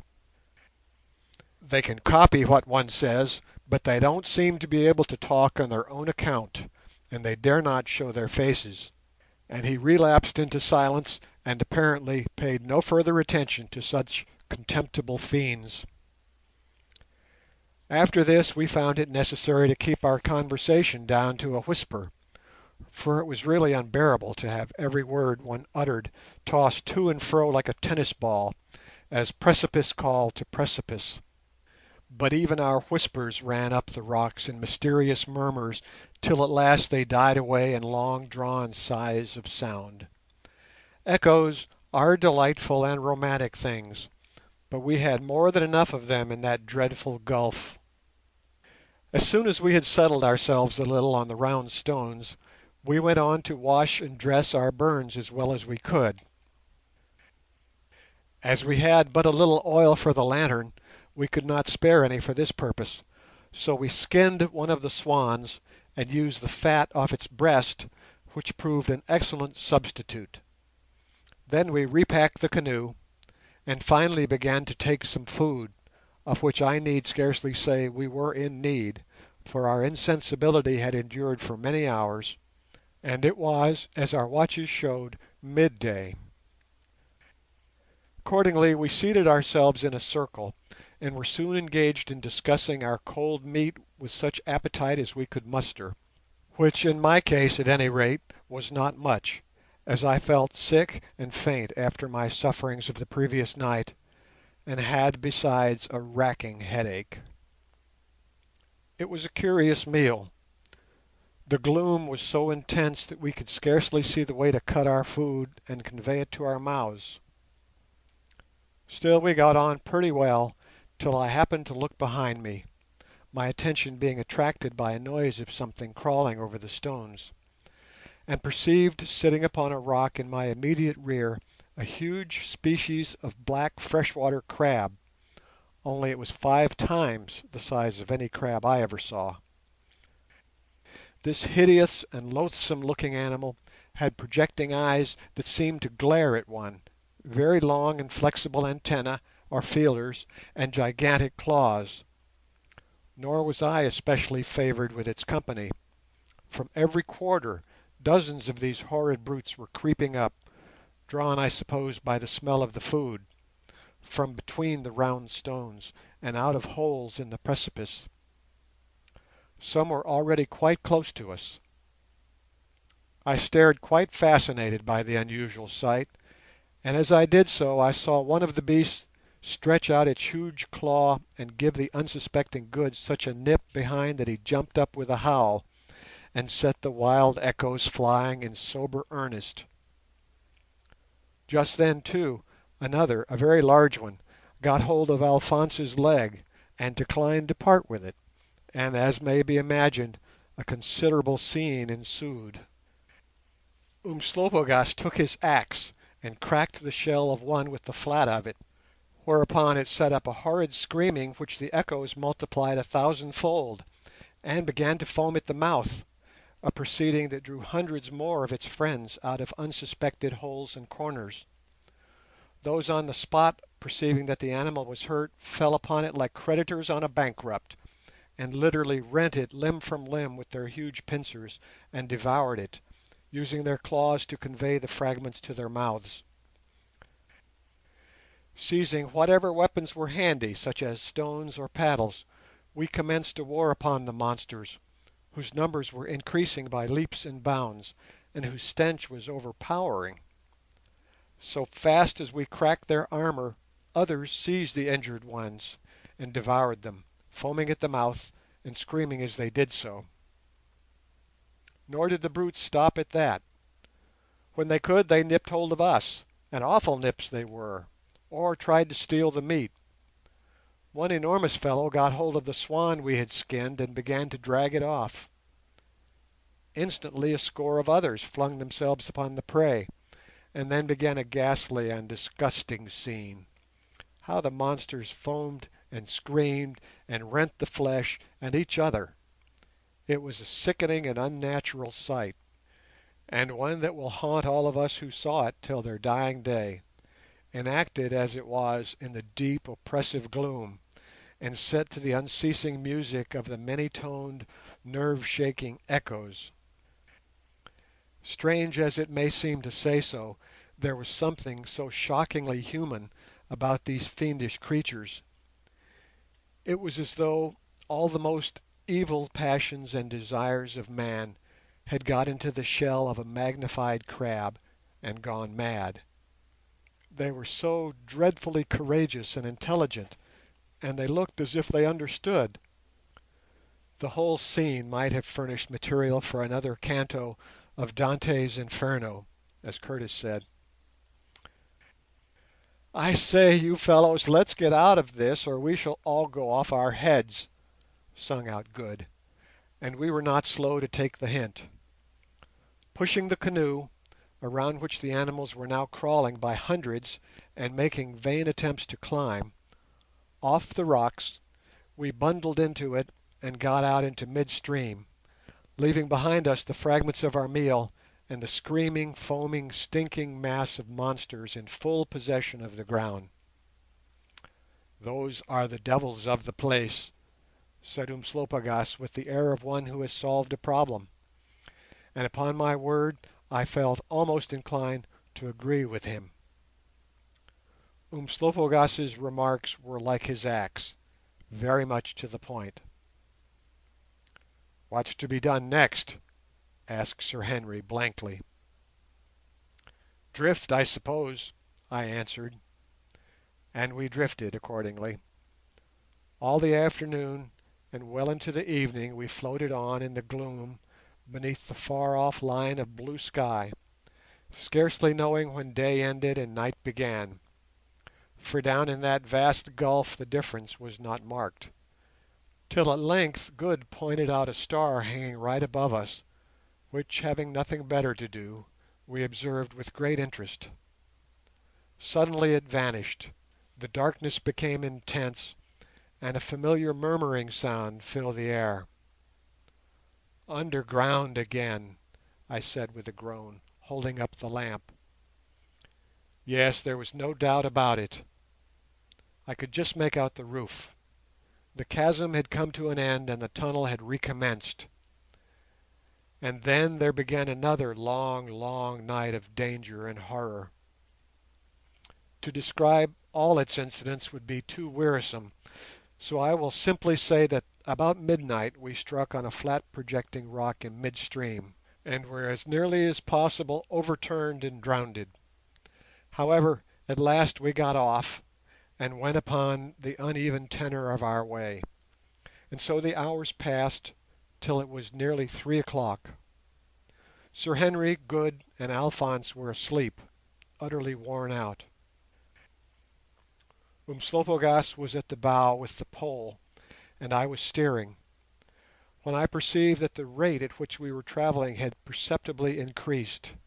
Then suddenly I heard Umslopogaas make an exclamation, and next second came a sound as of parting branches, and I became aware that the canoe was being forced through hanging bushes or creepers.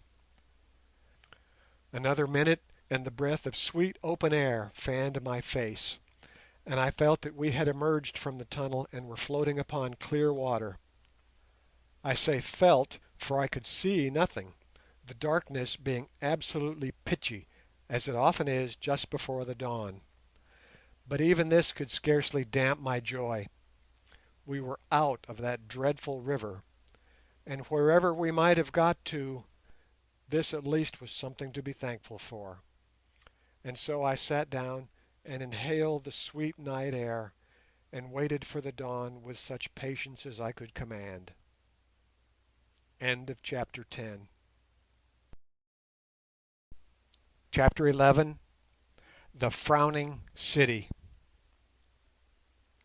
For an hour or more I sat waiting, Umslopogaas having meanwhile gone to sleep also, till at length the east turned grey, and huge misty shapes moved over the surface of the water like ghosts of long forgotten dawns.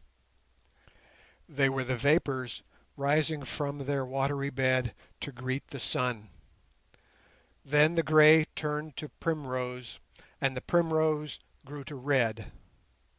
Next, glorious bars of light sprang up across the eastern sky, and through them the radiant messengers of the dawn came speeding upon their arrowy way, scattering the ghostly vapours and awakening the mountains with a kiss as they flew from range to range and longitude to longitude.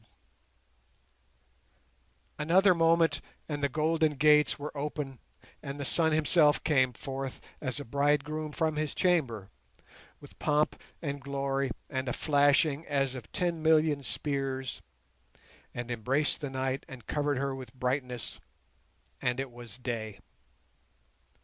But as yet I could see nothing save the beautiful blue sky above, for over the water was a thick layer of mist exactly as though the whole surface had been covered with billows of cotton wool. By degrees, however, the sun sucked up the mists, and then I saw that we were afloat upon a glorious sheet of blue water of which I could not make out the shore. Some 8 or 10 miles behind us, however, there stretched as far as the eye could reach a range of precipitous hills that formed a retaining wall of the lake, and I have no doubt but that it was through some entrance in these hills that the subterranean river found its way into the open water. Indeed, I afterwards ascertained this to be the fact, and it will be some indication of the extraordinary strength and directness of the current of the mysterious river that the canoe, even at this distance, was still answering to it. Presently, too, I, or rather Umslopogaas, who woke up just then, discovered another indication, and a very unpleasant one it was.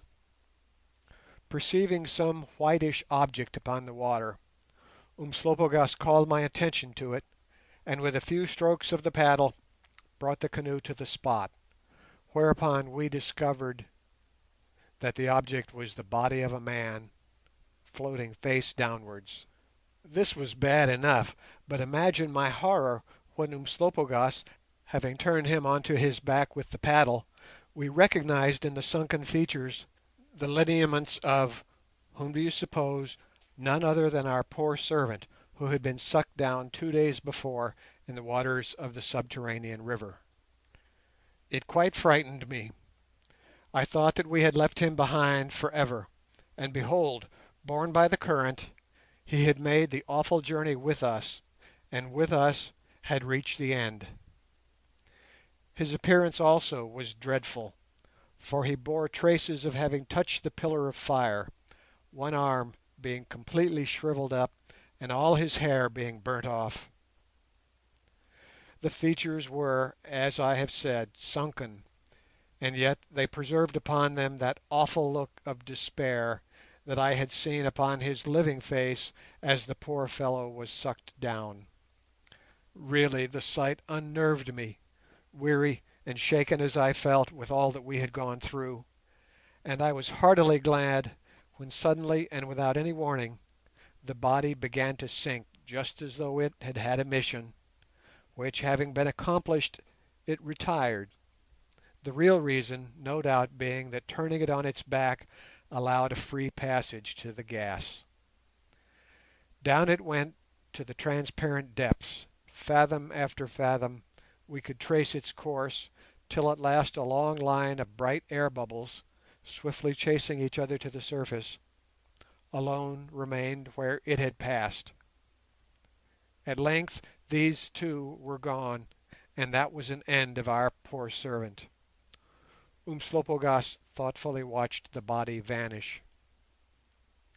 "What did he follow us for?" he asked. "'Tis an ill omen for thee and me, Macumazahn," and he laughed. I turned on him angrily, for I dislike these unpleasant suggestions. If people have such ideas, they ought in common decency to keep them to themselves.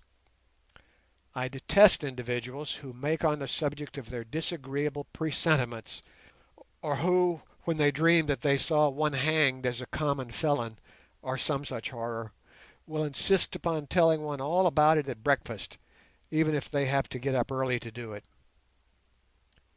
Just then, however, the others woke up and began to rejoice exceedingly at finding that we were out of that dreadful river and once more beneath the blue sky.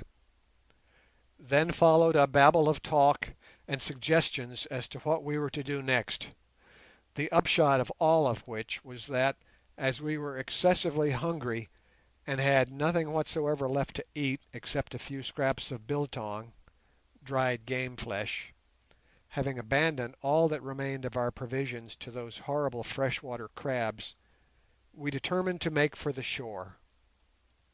But a new difficulty arose.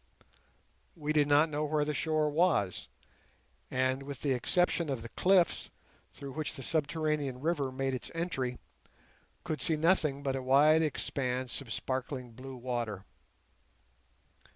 Observing, however, that the long flights of aquatic birds kept flying from our left, we concluded that they were advancing from their feeding grounds on shore to pass the day in the lake, and accordingly headed the boat towards the quarter whence they came, and began to paddle.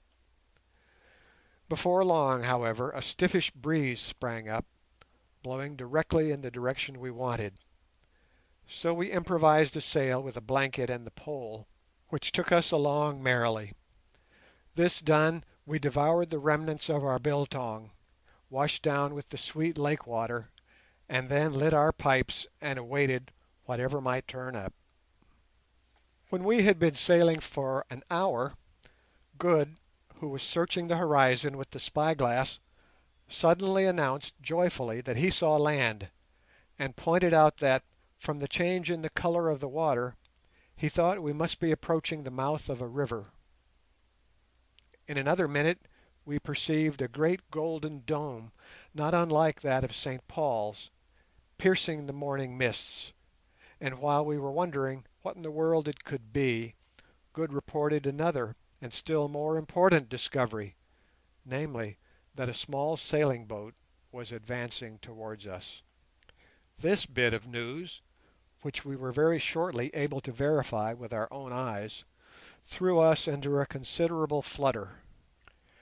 That the natives of this unknown lake should understand the art of sailing seemed to suggest that they possessed some degree of civilization. In a few more minutes it became evident that the occupant or occupants of the advancing boat had made us out. For a moment or two she hung in the wind as though in doubt, and then came tacking towards us with great swiftness. In 10 more minutes she was within 100 yards, and we saw that she was a neat little boat, not a canoe dug out, but built more or less in the European fashion, with planks, and carrying a singularly large sail for her size. But our attention was soon diverted from the boat to her crew, which consisted of a man and a woman nearly as white as ourselves. We stared at each other in amazement, thinking that we must be mistaken, but no, there was no doubt about it. They were not fair, but the two people in the boat were decidedly of a white as distinguished from a black race, as white, for instance, as Spaniards or Italians. It was a patent fact. So it was true, after all. and mysteriously led by a power beyond our own, we had discovered this wonderful people. I could have shouted for joy when I thought of the glory and the wonder of the thing, and as it was, we all shook hands and congratulated each other on the unexpected success of our wild search. All my life had I heard rumours of a white race that existed in the highlands of this vast continent, and longed to put them to the proof, and now here I saw it with my own eyes and was dumbfounded. Truly, as Sir Henry said, the old Roman was right when he wrote "Ex Africa semper aliquid novi," which he tells me means that out of Africa there always comes some new thing. The man in the boat was of a good but not particularly fine physique, and possessed straight black hair, regular aquiline features, and an intelligent face. He was dressed in a brown cloth garment, something like a flannel shirt without the sleeves, and in an unmistakable kilt of the same material. The legs and feet were bare. Round the right arm and left leg he wore thick rings of yellow metal that I judged to be gold. The woman had a sweet face, wild and shy, with large eyes and curling brown hair. Her dress was made of the same material as the man's, and consisted, as we afterwards discovered, first of a linen undergarment that hung down to her knee, and then of a single long strip of cloth about 4 feet wide by 15 long, which was wound round the body in graceful folds and finally flung over the left shoulder, so that the end, which was dyed blue or purple or some other colour, according to the social standing of the wearer, hung down in front, the right arm and breast being, however, left quite bare. A more becoming dress, especially when, as in the present case, the wearer was young and pretty, it is quite impossible to conceive. Good, who has an eye for such things, was greatly struck with it, and so indeed was I. It was so simple and yet so effective. Meanwhile, if we had been astonished at the appearance of the man and woman, it was clear that they were far more astonished at us. As for the man, he appeared to be overcome with fear and wonder, and for a while hovered round our canoe but would not approach. At last, however, he came within hailing distance, and called to us in a language that sounded soft and pleasing enough, but of which we could not understand one word. So we hailed back in English, French, Latin, Greek, German, Zulu, Dutch, Sisutu, Kukuana, and a few other native dialects that I am acquainted with. But our visitor did not understand any of these tongues. Indeed, they appeared to bewilder him.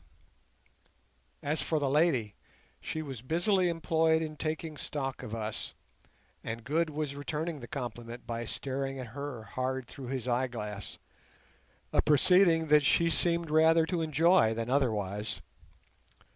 At length the man, being unable to make anything of us, suddenly turned his boat round and began to head off for the shore, his little boat skimming away before the wind like a swallow. As she passed across our bows, the man turned to attend to the large sail, and Good promptly took the opportunity to kiss his hand to the young lady. I was horrified at this proceeding, both on general grounds and because I feared that she might take offence, but to my delight she did not, for first glancing round and seeing that her husband, or brother, or whoever he was engaged, she promptly kissed hers back. "Ah," said I, "it seems that we have at last found a language that the people of this country understand." "In which case," said Sir Henry, "Good will prove an invaluable interpreter." I frowned, for I do not approve of Good's frivolities, and he knows it, and I turned the conversation to more serious subjects. "It is very clear to me," I said, that the man will be back before long with a host of his fellows, so we had best make up our minds as to how we are going to receive them." "The question is, how will they receive us?" said Sir Henry. As for Good, he made no remark, but began to extract a small square tin case that had accompanied us in all our wanderings from under a pile of baggage. Now we had often remonstrated with Good about this tin case, inasmuch as it had been an awkward thing to carry, and he had never given any very explicit account as to its contents. But he had insisted on keeping it, saying mysteriously that it might come in very useful one day. "What on earth are you going to do, Good?" asked Sir Henry. "Do? Why, dress, of course. You don't expect me to appear in a new country in these things, do you?" And he pointed to his soiled and worn garments, which were, however, like all Good's things, very tidy, and with every tear neatly mended. We said no more, but watched his proceedings with breathless interest. His first step was to get Alphonse, who was thoroughly competent in such matters, to trim his hair and beard in the most approved fashion. I think that if he had had some hot water and a cake of soap at hand he would have shaved off the latter, but he had not. This done, he suggested that we should lower the sail of the canoe and all take a bath, which we did, greatly to the horror and astonishment of Alphonse, who lifted his hands and ejaculated that these English were indeed a wonderful people. Umslopogaas, who, though he was, like most high-bred Zulus, scrupulously clean in his person, did not see the fun of swimming about in a lake, also regarded the proceeding with mild amusement. We got back into the canoe much refreshed by the cold water, and sat to dry in the sun, whilst Good undid his tin box and produced first a beautiful clean white shirt, just as it had left a London steam laundry, and then some garments wrapped first in brown, then in white, and finally in silver paper. We watched this undoing with the tenderest interest and much speculation. One by one, Good removed the dull husks that hid their splendours, carefully folding and replacing each piece of paper as he did so, and there at last lay, in all the majesty of its golden epaulets, lace and buttons, a commander of the Royal Navy's full dress uniform, dress sword, cocked hat, shiny patent leather boots and all. We literally gasped. "What?" we said. "What? Are you going to put those things on?" "Certainly," he answered composedly. "You see, so much depends upon a first impression, especially," he added, "as I observe that there are ladies about. One at least of us ought to be decently dressed." We said no more. We were simply dumbfounded, especially when we considered the artful way in which Good had concealed the contents of that box for all these months. Only one suggestion did we make, namely, that he should wear his mail shirt next his skin. He replied that he feared it would spoil the set of his coat, now carefully spread in the sun to take the creases out, but finally consented to this precautionary measure.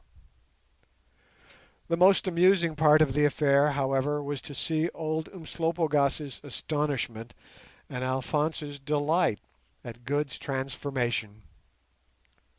When at last he stood up in all his glory, even down to the medals on his breast, and contemplated himself in the still waters of the lake, after the fashion of the young gentleman in ancient history, whose name I cannot remember, but who fell in love with his own shadow, the old Zulu could no longer restrain his feelings. "Oh, Bougwan," he said, "oh, Bougwan, I always thought thee an ugly little man and fat, fat as the cows at calving time. and now thou art like a blue jay when he spreads his tail out. Surely, Bougwan, it hurts my eyes to look at thee." Good did not much like this allusion to his fat, which, to tell the truth, was not very well deserved, for hard exercise had brought him down 3 inches, but on the whole he was quite pleased at Umslopogaas's admiration. As for Alphonse, he was quite delighted. "Ah, but monsieur has the beautiful air, the air of the warrior. It is the ladies who will say so when we come to get ashore. Monsieur is complete. He puts me in mind of my heroic grand—" Here we stopped Alphonse. As we gazed upon the beauties thus revealed by Good, a spirit of emulation filled our breasts, and we set to work to get ourselves up as well as we could. The most, however, that we were able to do was to array ourselves in our spare suits of shooting clothes, of which we each had several. All the fine clothes in the world could never make it otherwise than scrubby and insignificant. But Sir Henry looked what he is, a magnificent man in his nearly new tweed suit, gaiters, and boots. Alphonse also got himself up to kill, giving an extra turn to his enormous moustaches. Even old Umslopogaas, who was not in a general way given to the vain adorning of his body, took some oil out of the lantern and a bit of tow, and polished up his head ring with it till it shone like Good's patent leather boots. Then he put on the mail shirt Sir Henry had given him, and his moocha, and having cleaned up Inkosi-kaas a little, stood forth complete. All this while, having hoisted the sail again as soon as we had finished bathing, we had been progressing steadily for the land, or rather for the mouth of a great river. Presently, in all about an hour and a half after the little boat had left us, we saw emerging from the river or harbour a large number of boats, ranging up to 10 or 12 tons burden. One of these was propelled by 24 oars, and most of the rest sailed. Looking through the glass, we soon made out that the rowboat was an official vessel, her crew being all dressed in a sort of uniform, whilst on the half-deck forward stood an old man of venerable appearance and with a flowing white beard, and a sword strapped to his side, who was evidently the commander of the craft. The other boats were apparently occupied by people brought out by curiosity, and were rowing or sailing towards us as quickly as they could. "Now for it," said I. "What is the betting? Are they going to be friendly, or to put an end to us?" Nobody could answer this question, and not liking the warlike appearance of the old gentleman and his sword, we felt a little anxious. Just then Good spied a school of hippopotami on the water about 200 yards off us, and suggested that it would not be a bad plan to impress the natives with a sense of our power by shooting some of them if possible. This, unluckily enough, struck us as a good idea, and accordingly we at once got out our 8-bore rifles, for which we still had a few cartridges left, and prepared for action. There were 4 of the animals, a big bull, a cow, and 2 young ones, one 3 parts grown. We got up to them without difficulty, the great animals contenting themselves with sinking down into the water and rising again a few yards farther on. Indeed, their excessive tameness struck me as being peculiar. When the advancing boats were about 500 yards away, Sir Henry opened the ball by firing at the 3 parts grown young one. The heavy bullet struck it fair between the eyes, and crashing through the skull killed it, and it sank, leaving a long train of blood behind it. At the same moment I fired at the cow, and Good at the old bull. My shot took effect, but not fatally, and down went the hippopotamus with a prodigious splashing, only to rise again presently, blowing and grunting furiously, dyeing all the water round her crimson, when I killed her with the left barrel. Good, who was an execrable shot, missed the head of the bull altogether, the bullet merely cutting the side of his face as it passed. On glancing up, after I had fired my second shot, I perceived that the people we had fallen among were evidently ignorant of the nature of firearms, for the consternation caused by our shots and their effect upon the animals was prodigious. Some of the parties in the boats began to cry out in fear. Others turned and made off as hard as they could, and even the old gentleman with the sword looked greatly puzzled and alarmed, and halted his big rowboat. We had, however, but little time for observation, for just then the old bull, rendered furious by the wound he had received, rose fair within 40 yards of us, glaring savagely. We all fired, and hit him in various places, and down he went, badly wounded. Curiosity now began to overcome the fear of the onlookers, and some of them sailed on up close to us, amongst these being the man and the woman whom we had first seen a couple of hours or so before, who drew up almost alongside. Just then the great brute rose again within 10 yards of their base, and instantly with a roar of fury made at it open mouth. The woman shrieked, and the man tried to give the boat way, but without success. In another second I saw the huge red jaws and gleaming ivories close with a crunch on the frail craft, taking an enormous mouthful out of its side and capsizing it. Down went the boat, leaving its occupants struggling in the water. Next moment, before we could do anything towards saving them, the huge and furious creature was up again and making open mouth at the poor girl, who was struggling in the water. Lifting my rifle just as the grinding jaws were about to close on her, I fired over her head right down the hippopotamus's throat. Over he went, and commenced turning round and round, snorting and blowing red streams of blood through his nostrils. Before he could recover himself, however, I let him have the other barrel in the side of the throat, and that finished him. He never moved or struggled again, but instantly sank. Our next effort was directed towards saving the girl, the man having swum off towards another boat, and in this we were fortunately successful, pulling her into the canoe, amidst the shouts of the spectators, considerably exhausted and frightened, but otherwise unhurt.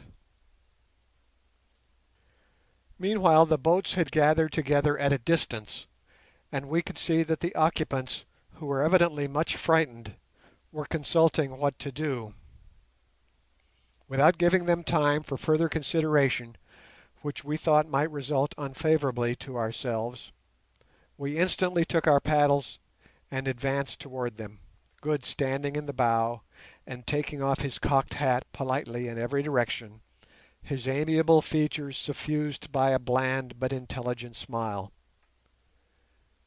Most of the craft retreated as we advanced, but a few held their ground, while the big rowboat came on to meet us.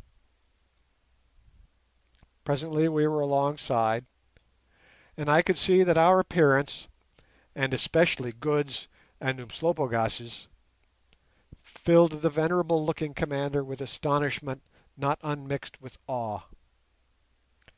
He was dressed after the same fashion as the man we first met, except that his shirt was not made of brown cloth, but of pure white linen hemmed with purple.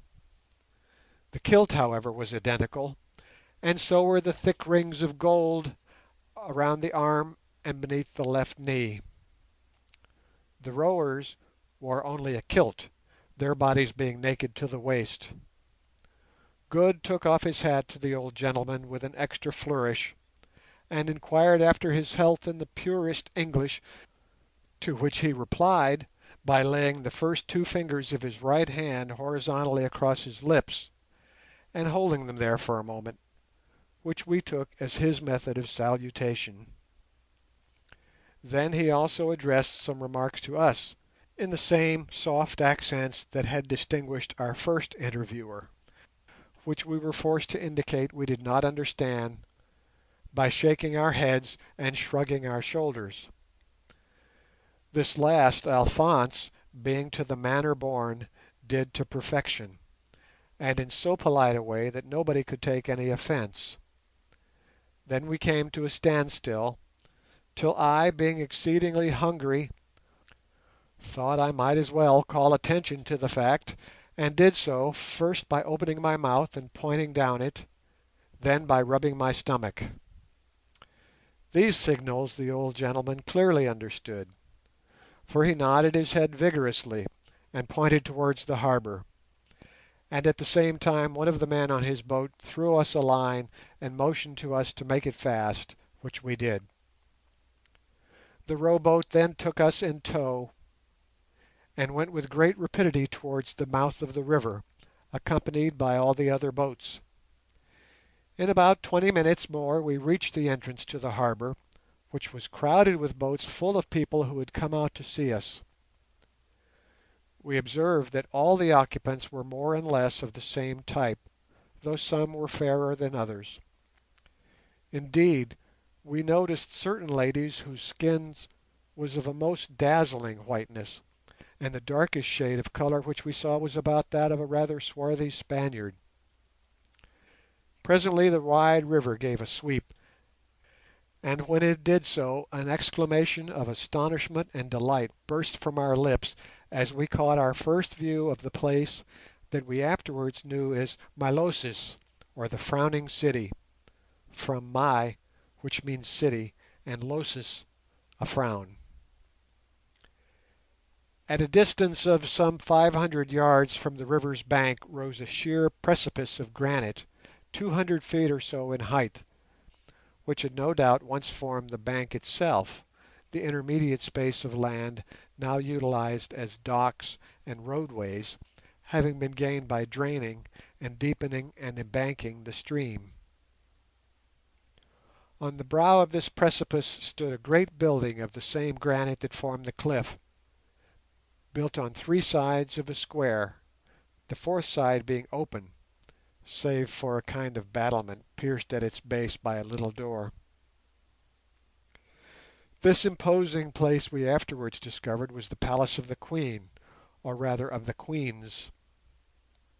At the back of the palace the town sloped gently upwards to a flashing building of white marble, crowned by the golden dome which we had already observed. The city was, with the exception of this one building, entirely built of red granite, and laid out in regular blocks with splendid roadways between. So far as we could see, also the houses were all one-storied and detached, with gardens round them, which gave some relief to the eye wearied with the vista of red granite.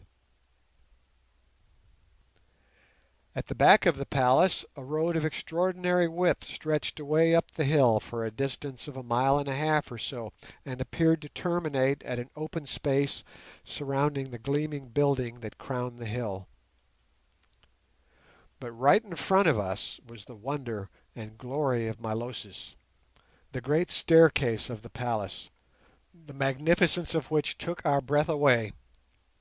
Let the reader imagine, if he can, a splendid stairway, 65 feet from balustrade to balustrade, consisting of 2 vast flights, each of 125 steps of 8 inches in height by 3 feet broad, connected by a flat resting place 60 feet in length, and running from the palace wall on the edge of the precipice down to meet a waterway or canal cut to its foot from the river. This marvellous staircase was supported upon a single enormous granite arch, of which the resting place between the 2 flights formed the crown. that is, the connecting open space, lay upon it. From this archway sprang a subsidiary flying arch, or rather something that resembled a flying arch in shape, such as none of us had seen in any other country, and of which the beauty and wonder surpassed all that we had ever imagined. 300 feet from point to point, and no less than 550 round the curve, that half-arc soared, touching the bridge it supported for a space of 50 feet only, one end resting on and built into the parent archway, and the other embedded in the solid granite of the side of the precipice. This staircase with its supports was, indeed, a work of which any living man might have been proud, both on account of its magnitude and its surpassing beauty. 4 times, as we afterwards learnt, did the work, which was commenced in remote antiquity, fail, and was then abandoned for 3 centuries when half finished, till at last there rose a youthful engineer named Radimas, who said that he would complete it successfully, and staked his life upon it. If he failed, he was to be hurled from the precipice he had undertaken to scale. If he succeeded, he was to be rewarded by the hand of the king's daughter. 5 years was given to him to complete the work, and an unlimited supply of labour and material. 3 times did his arch fall, till at last, seeing failure to be inevitable, he determined to commit suicide on the morrow of the 3rd collapse. That night, however, a beautiful woman came to him in a dream and touched his forehead, and of a sudden he saw a vision of the completed work, and saw too through the masonry, and how the difficulties connected with the flying arch that had hitherto baffled his genius were to be overcome.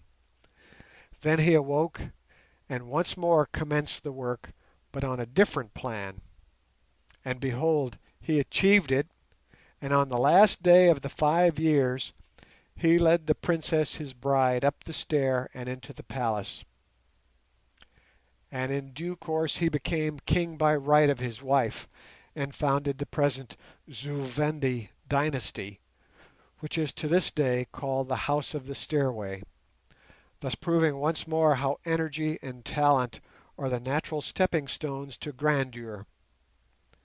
And to commemorate his triumph he fashioned a statue of himself dreaming, and of the fair woman who touched him on the forehead, and placed it in the great hall of the palace, and there it stands to this day. Such was the great stair of Milosis, and such the city beyond. No wonder they named it the Frowning City, for certainly those mighty works in solid granite did seem to frown down upon our littleness in their sombre splendour. This was so even in the sunshine, but when the storm clouds gathered on her imperial brow, Milosis looked more like a supernatural dwelling place, or some imagining of a poet's brain, than what she is, a mortal city carved by the patient genius of generations out of the red silence of the mountain side. End of chapter 11. Chapter 12. The Sister Queens. The big rowing boat glided on up the cutting that ran almost to the foot of the vast stairway, and then halted at a flight of steps leading to the landing place. Here the old gentleman disembarked, and invited us to do so likewise, which, having no alternative, and being nearly starved, we did without hesitation, taking our rifles with us, however. As each of us landed, our guide again laid his fingers on his lips and bowed deeply, at the same time ordering back the crowd which had assembled to gaze on us. The last to leave the canoe was the girl we had picked out of the water, for whom her companion was waiting. Before she went away she kissed my hand, I suppose as a token of gratitude for having saved her from the fury of the hippopotamus, and it seemed to me that she had by this time quite got over any fear she might have had of us, and was by no means anxious to return in such a hurry to her lawful owners. At any rate, she was going to kiss Good's hand as well as mine, when the young man interfered and led her off. As soon as we were on shore, a number of the men who had rowed the big boat took possession of our few goods and chattels, and started with them up the splendid staircase, our guide indicating to us by means of motions that the things were perfectly safe. This done, he turned to the right and led the way to a small house which was, as I afterwards discovered, an inn. Entering into a good-sized room, we saw that a wooden table was already furnished with food, presumably in preparation for us. Here our guide motioned us to be seated on a bench that ran the length of the table. We did not require a second invitation, but at once fell to ravenously on the viands before us, which were served on wooden platters, and consisted of cold goat's flesh wrapped up in some kind of leaf that gave it a delicious flavour, green vegetables resembling lettuces, brown bread, and red wine poured from a skin into horn mugs. This wine was particularly soft and good, having something of the flavour of Burgundy. 20 minutes after we sat down at that hospitable board, we rose from it, feeling like new men. After all that we had gone through, we needed two things, food and rest, and the food of itself was a great blessing to us. Two girls of the same charming cast of face as the first whom we had seen waited on us while we ate, and very nicely they did it. They were also dressed in the same fashion, namely, in a white linen petticoat coming to the knee, and with the toga-like garment of brown cloth leaving bare the right arm and breast. I afterwards found out that this was the national dress, and regulated by an iron custom, though of course subject to variations. Thus, if the petticoat was pure white, it signified that the wearer was unmarried; if white with a straight purple stripe round the edge, that she was married, and a first or legal wife; if with a black stripe, that she was a widow. In the same way the toga, or kaf as they called it, was of different shades of colour, from pure white to the deepest brown, according to the rank of the wearer, and embroidered at the end in various ways. This also applies to the shirts or tunics worn by the men, which varied in material and colour, but the kilts were always the same, except as regards quality. One thing, however, every man and woman in the country wore as the national insignia, and that was the thick band of gold round the right arm above the elbow, and the left leg beneath the knee.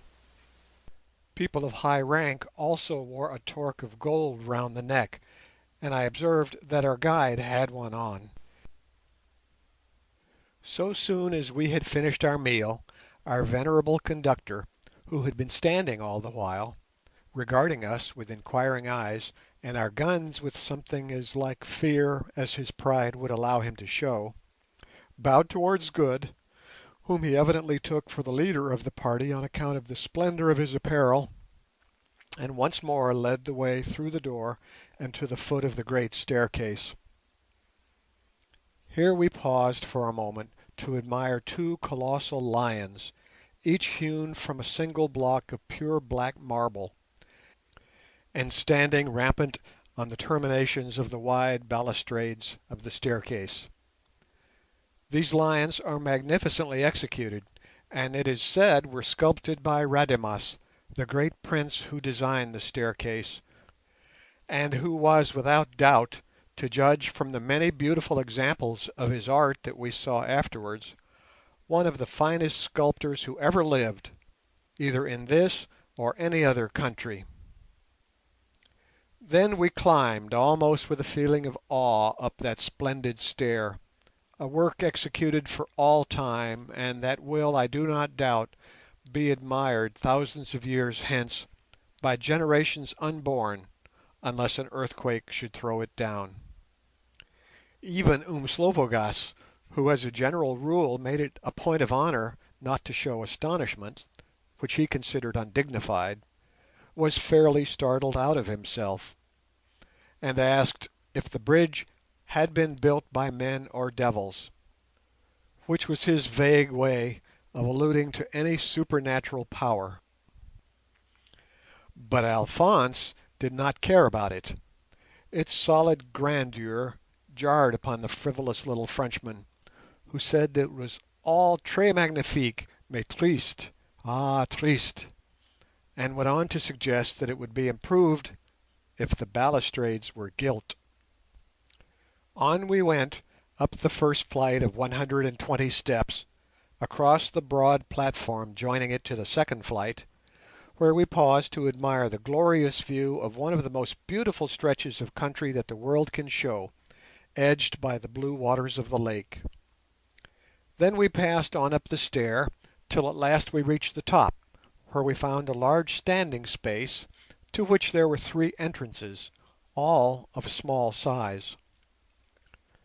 2 of these opened on to rather narrow galleries or roadways cut in the face of the precipice that ran round the palace walls, and led to the principal thoroughfares of the city, and were used by the inhabitants passing up and down from the docks. These were defended by gates of bronze, and also, as we afterwards learnt, it was possible to let down a portion of the roadways themselves by withdrawing certain bolts, and thus render it quite impracticable for an enemy to pass. The third entrance consisted of a flight of 10 curved black marble steps leading to a doorway cut in the palace wall. This wall was in itself a work of art, being built of huge blocks of granite to the height of 40 feet, and so fashioned that its face was concave, whereby it was rendered practically impossible for it to be scaled. To this doorway our guide led us. The door, which was massive and made of wood protected by an outer gate of bronze, was closed, but on our approach it was thrown wide, and we were met by the challenge of a sentry, who was armed with a heavy triangular bladed spear, not unlike a bayonet in shape, and a cutting sword, and protected by breast and back plates of skilfully prepared hippopotamus hide, and a small round shield fashioned of the same tough material. The sword instantly attracted our attention. It was practically identical with the one in the possession of Mr Mackenzie, which he had obtained from the ill-starred wanderer. There was no mistaking the gold-line fretwork cut in the thickness of the blade. So the man had told the truth after all. Our guide instantly gave a password, which the soldier acknowledged by letting the iron shaft of his spear fall with a ringing sound upon the pavement, and we passed on through the massive wall into the courtyard of the palace. This was about 40 yards square, and laid out in flower beds full of lovely shrubs and plants, many of which were quite new to me. Through the centre of this garden ran a broad walk formed of powdered shells brought from the lake in the place of gravel. Following this we came to another doorway, with a round heavy arch, which is hung with thick curtains, for there are no doors in the palace itself. Then came another short passage, and we were in the great hall of the palace, and once more stood astonished at the simple and yet overpowering grandeur of the place. The hall is, as we afterwards learnt, 150 feet long by 80 wide, and has a magnificent arched roof of carved wood. Down the entire length of the building there are on either side, and at a distance of 20 feet from the wall, slender shafts of black marble springing sheer to the roof, beautifully fluted, and with carved capitals. At one end of this great place which these pillars support is the group of which I have already spoken as executed by the king Rademas to commemorate his building of the staircase, and really, when we had time to admire it, its loveliness almost struck us dumb. The group, of which the figures are in white and the rest is black marble, is about half as large again as life, and represents a young man of noble countenance and form sleeping heavily upon a couch. One arm is carelessly thrown over the side of this couch, and his head reposes upon the other, its curling locks partially hiding it. Bending over him, her hand resting on his forehead, is a draped female form of such white loveliness as to make the beholder's breath stand still. And as for the calm glory that shines upon her perfect face, well, I can never hope to describe it. But there it rests like the shadow of an angel's smile, and power, love, and divinity all have their part in it. Her eyes are fixed upon the sleeping youth, and perhaps the most extraordinary thing about this beautiful work is the success with which the artist has succeeded in depicting on the sleeper's worn and weary face the sudden rising of a new and spiritual thought as the spell begins to work within his mind. You can see that an inspiration is breaking in upon the darkness of the man's soul, as the dawn breaks in upon the darkness of night. It is a glorious piece of statuary, and none but a genius could have conceived it. Between each of the black marble columns is some such group of figures, some allegorical, and some representing the persons and wives of deceased monarchs or great men, but none of them, in our opinion, comes up to the one I have described, although several are from the hand of the sculptor and engineer King Rademas. In the exact centre of the hall was a solid mass of black marble about the size of a baby's armchair, which it rather resembled in appearance. This, as we afterwards learnt, was the sacred stone of this remarkable people, and on it their monarchs laid their hand after the ceremony of coronation, and swore by the sun to safeguard the interests of the empire and to maintain its customs, traditions, and laws. This stone was evidently exceedingly ancient, as indeed all stones are, and was scored down its side with long marks or lines, which Sir Henry said proved it to have been a fragment that at some remote period in its history had been ground in the iron jaws of glaciers. There was a curious prophecy about this block of marble, which was reported among the people to have fallen from the sun, to the effect that when it was shattered into fragments, a king of alien race should rule over the land. As the stone, however, looked remarkably solid, the native princes seemed to have a fair chance of keeping their own for many a long year. At the end of the hall is a dais spread with rich carpets, on which two thrones are set side by side. These thrones are shaped like great chairs and made of solid gold. The seats are richly cushioned, but the backs are left bare, and on each is carved the emblem of the sun, shooting out his fiery rays in all directions. The footstools are golden lions couchant, with yellow topazes set in them for eyes. There are no other gems about them. The place is lighted by numerous but narrow windows, placed high up, cut on the principle of the loopholes to be seen in ancient castles, but innocent of glass, which was evidently unknown here. Such is a brief description of the splendid hall in which we now found ourselves, compiled of course from our subsequent knowledge of it. On this occasion we had but little time for observation, for when we entered we perceived that a large number of men were gathered together in front of the two thrones, which were unoccupied. The principal among them were seated on carved wooden chairs ranged to the right and to the left of the thrones, but not in front of them, and were dressed in white tunics with various embroideries and different coloured edgings, and armed with the usual pierced and gold inlaid swords. To judge from the dignity of their appearance, they seemed one and all to be individuals of very great importance. Behind each of these great men stood a small knot of followers and attendants. Seated by themselves, in a little group to the left of the throne, were 6 men of a different stamp.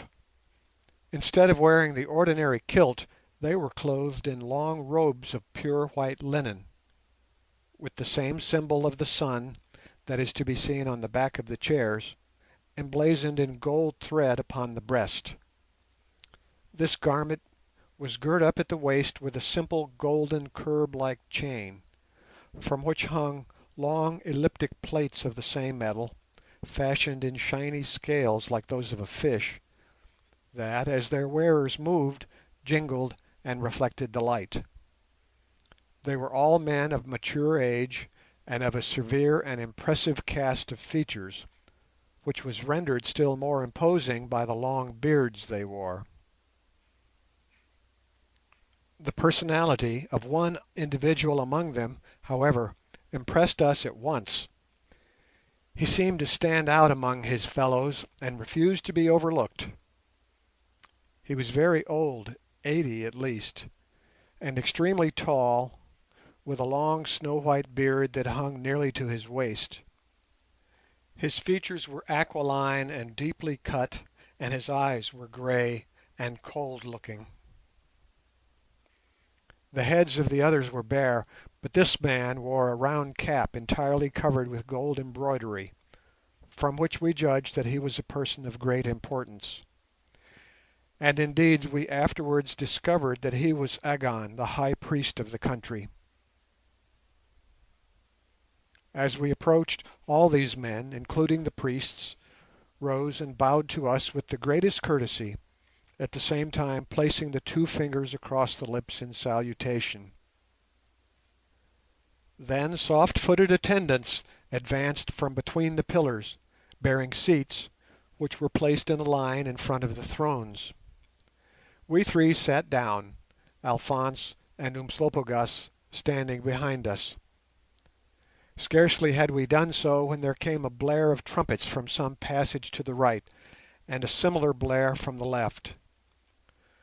Next, a man with a long white wand of ivory appeared just in front of the right-hand throne, and cried out something in a loud voice, ending with the word "Nyleptha," repeated 3 times, and another man, similarly attired, called out a similar sentence before the other throne, but ending with the word "Sorais," also repeated thrice. Then came the tramp of armed men from each side entrance, and in filed about a score of picked and magnificently accoutred guards, who formed up on each side of the thrones, and let their heavy iron-handled spears fall simultaneously with a clash upon the black marble flooring. Another double blare of trumpets, and in from either side, each attended by 6 maidens, swept the 2 queens of Zu Vendis, everybody in the hall rising to greet them as they came. I have seen beautiful women in my day, and am no longer thrown into transports at the sight of a pretty face, but language fails me when I try to give some idea of the blaze of loveliness that then broke upon us in the persons of these sister queens. Both were young, perhaps 25 years of age. Both were tall and exquisitely formed, but there the likeness stopped. One, Nyleptha, was a woman of dazzling fairness. Her right arm and bare breast, after the custom of her people, showed like snow even against her white and gold embroidered kaf, or toga. And as for her sweet face, all I can say is that it was one that few men could look on and forget. Her hair, a veritable crown of gold, clustered in short ringlets over her shapely head, half hiding the ivory brow, beneath which eyes of deep and glorious grey flashed out in tender majesty. I cannot attempt to describe her other features, only the mouth was most sweet, and curved like Cupid's bow, and over the whole countenance there shone an indescribable look of loving kindness, lit up by a shadow of delicate humour that lay upon her face like a touch of silver on a rosy cloud. She wore no jewels, but on her neck, arm, and knee were the usual torques of gold, in this instance fashioned like a snake, and her dress was of pure white linen of excessive fineness, plentifully embroidered with gold and with the familiar symbols of the sun. Her twin sister Sorais was of a different and darker type of beauty. Her hair was wavy like Nyleptha's, but coal black, and fell in masses on her shoulders. Her complexion was olive, her eyes large, dark, and lustrous. The lips were full, and I thought rather cruel. Somehow her face, quiet and even cold as it is, gave an idea of passion in repose, and caused one to wonder involuntarily what its aspect would be if anything occurred to break the calm.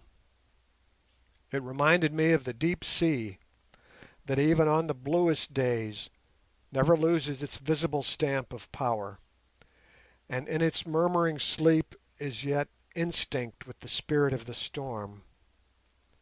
Her figure, like her sister's, was almost perfect in its curves and outlines, but a trifle more rounded, and her dress was absolutely the same.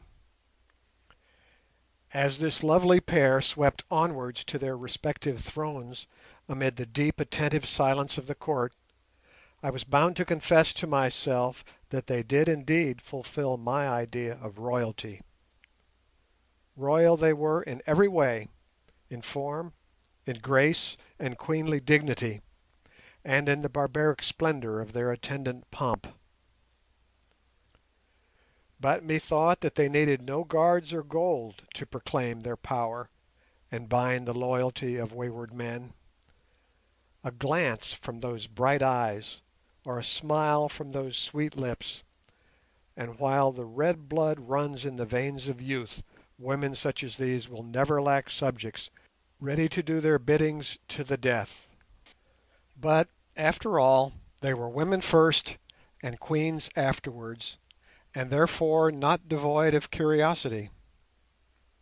As they passed to their seats, I saw both of them glance swiftly in our direction. I saw, too, that their eyes passed by me, seeing nothing to charm them in the person of an insignificant and grizzled old man. Then they looked with evident astonishment on the grim form of old Umslopogaas, who raised his axe in salutation. Attracted next by the splendour of Good's apparel, for a second their glance rested on him like a humming moth upon a flower.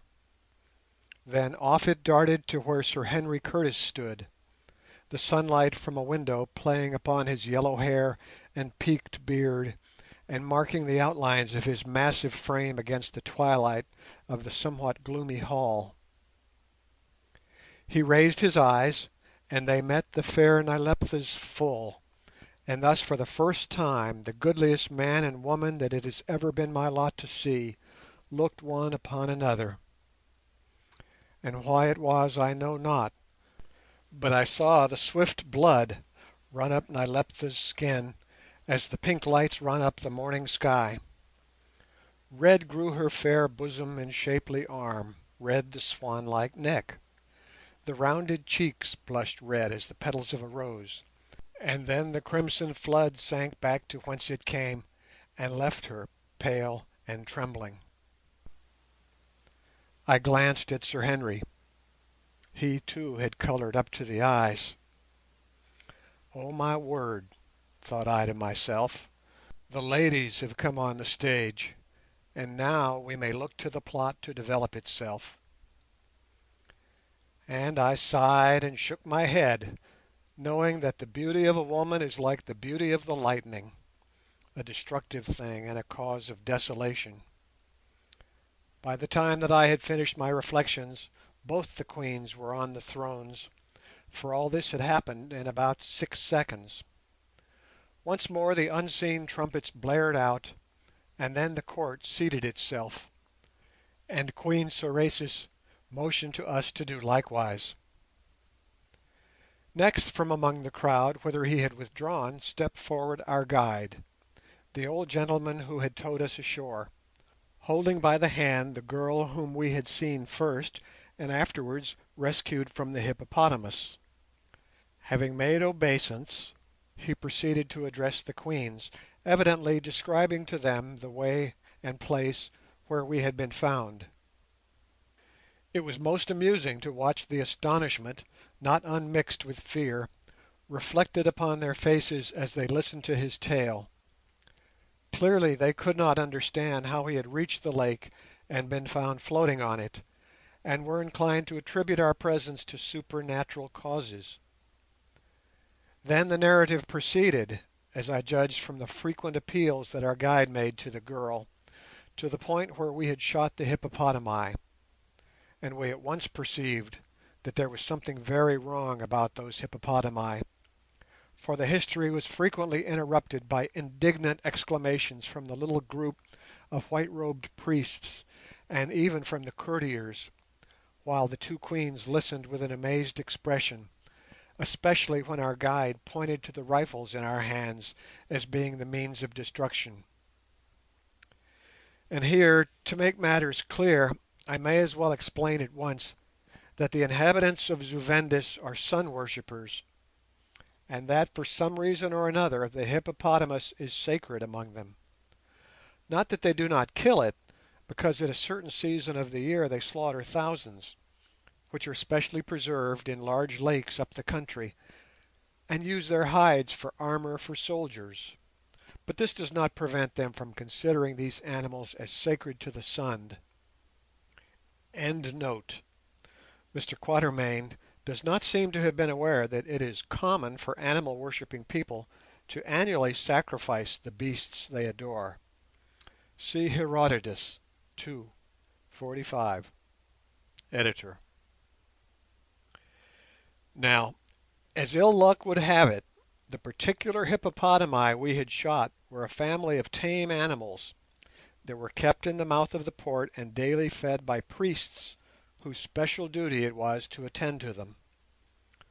When we shot them I thought that the brutes were suspiciously tame, and this was, as we afterwards ascertained, the cause of it.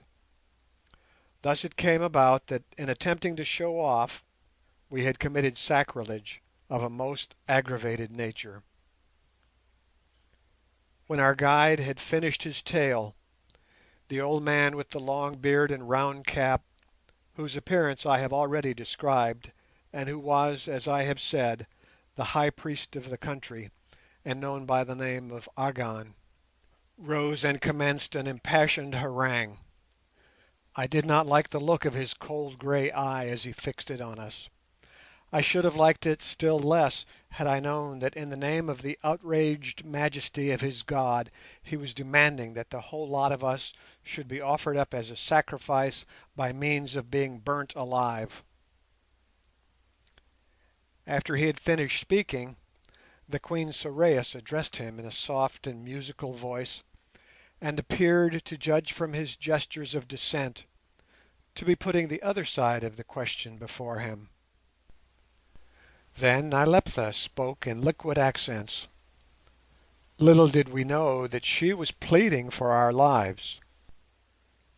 Finally she turned and addressed a tall soldier-like man of middle age with a black beard and a long plain sword, whose name, as we afterwards learnt, was Nasta, and who was the greatest lord in the country, apparently appealing to him for support.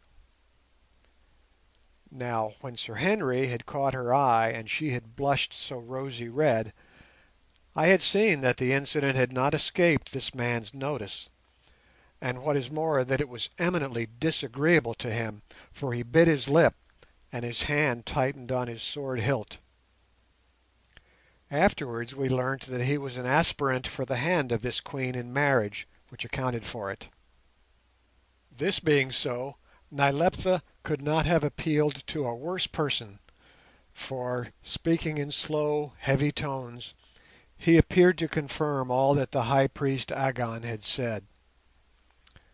As he spoke, Sorais put her elbow on her knee, and resting her chin on her hand, looked at him with a suppressed smile upon her lips, as though she saw through the man, and was determined to be his match. But Nyleptha grew very angry, her cheek flushed, her eyes flashed, and she did indeed look lovely. Finally she turned to Agon and seemed to give some sort of qualified assent, for he bowed at her words, and as she spoke she moved her hands as though to emphasize what she said, while all the time Sorais kept her chin on her hand and smiled. Then suddenly Nyleptha made a sign, the trumpets blew again, and everybody rose to leave the hall, save ourselves and the guards, whom she motioned to stay. When they were all gone she bent forward and, smiling sweetly, partially by signs and partially by exclamations, made it clear to us that she was very anxious to know where we came from. The difficulty was how to explain, but at last an idea struck me. I had my large pocket book in my pocket and a pencil. Taking it out, I made a little sketch of a lake, and then as best I could I drew the underground river and the lake at the other end. When I had done this I advanced to the steps of the throne and gave it to her. She understood it at once and clapped her hands with delight, and then descending from the throne took it to her sister Sorais, who also evidently understood. Next she took the pencil from me, and after examining it with curiosity proceeded to make a series of delightful little sketches, the first representing herself holding out both hands in welcome, and a man uncommonly like Sir Henry taking them. Next she drew a lovely little picture of a hippopotamus rolling about dying in the water, and of an individual, in whom we had no difficulty in recognizing Agon the High Priest, holding up his hands in horror on the bank. Then followed a most alarming picture of a dreadful fiery furnace, and of the same figure, Agon, poking us into it with a forked stick. This picture perfectly horrified me, but I was a little reassured when she nodded sweetly and proceeded to make a fourth drawing, a man, again uncommonly like Sir Henry, and of two women, in whom I recognized Sorais and herself, each with one arm around him and holding a sword in protection over him. To all of these Sorais, who I saw was employed in carefully taking us all in, especially Curtis, signified her approval by nodding. At last Nyleptha drew a final sketch of a rising sun, indicating that she must go, and that we should meet on the following morning, whereat Sir Henry looked so disappointed that she saw it, and, I suppose by way of consolation, extended her hand to him to kiss, which he did with pious fervour. At the same time Sorais, off whom Good had never taken his eyeglass during the whole Indaba interview, rewarded him by giving him her hand to kiss, though while she did so her eyes were fixed upon Sir Henry. I am glad to say that I was not implicated in these proceedings, neither of them gave me her hand to kiss. Then Nyleptha turned and addressed the man who appeared to be in command of the bodyguard, apparently from her manner and his frequent obeisances, giving him very stringent and careful orders, after which, with a somewhat coquettish nod and smile, she left the hall, followed by Sorais and most of the guards. When the Queens had gone, the officer whom Nyleptha had addressed came forward and with many tokens of deep respect led us from the hall, through various passages, to a sumptuous set of apartments opening out of a large central room lighted with brazen swinging lamps, for it was now dusk, and richly carpeted and strewn with couches. On a table in the centre of the room was set a profusion of food and fruit, and what is more, flowers. There was a delicious wine also in ancient-looking sealed earthenware flagons, and beautifully chased golden and ivory cups to drink it from. Servants, male and female, also were there to minister to us, and whilst we ate, from some recess outside the apartment, the silver lute did speak between the trumpets lordly blowing, and altogether we found ourselves in a sort of earthly paradise, which was only disturbed by the vision of that disgusting high priest who intended to commit us to the flames. But so very weary were we with our labours that we could scarcely keep ourselves awake through the sumptuous meal, and as soon as it was over we indicated that we desired to sleep. As a further precaution against surprise, we left Umslopogaas with his axe to sleep in the main chamber near the curtained doorways leading to the apartments which we occupied, respectively Good and I in the one, and Sir Henry and Alphonse in the other. Then, throwing off our clothes, with the exception of the male shirts, which we considered it safer to keep on, we flung ourselves down upon the low and luxurious couches, and drew the silk-embroidered coverlids over us. In 2 minutes I was just dropping off, when I was aroused by Good's voice. "I say, Quatermain," he said, "did you ever see such eyes?" "Eyes?" I said crossly. "What eyes?" "Why, the Queen's, of course. Sorais, I mean. At least I think that is her name." "Oh, I don't know," I yawned. "I didn't notice them much. I suppose they are good eyes." And again I dropped off. 5 minutes or so elapsed, and I was once more awakened. "I say, Quatermain," said the voice. "Well," I answered testily, "what is it now?" "Did you notice her ankle? The shape—" This was more than I could stand. By my bed stood the veldtschoons I had been wearing. Moved quite beyond myself, I took them up and threw them straight at Good's head, and hit it. Afterwards I slept the sleep of the just, and a very heavy sleep it must be. As for Good, I don't know if he went to sleep or if he continued to pass Sorais' beauties in mental review, and what is more, I don't care. End of chapter 12.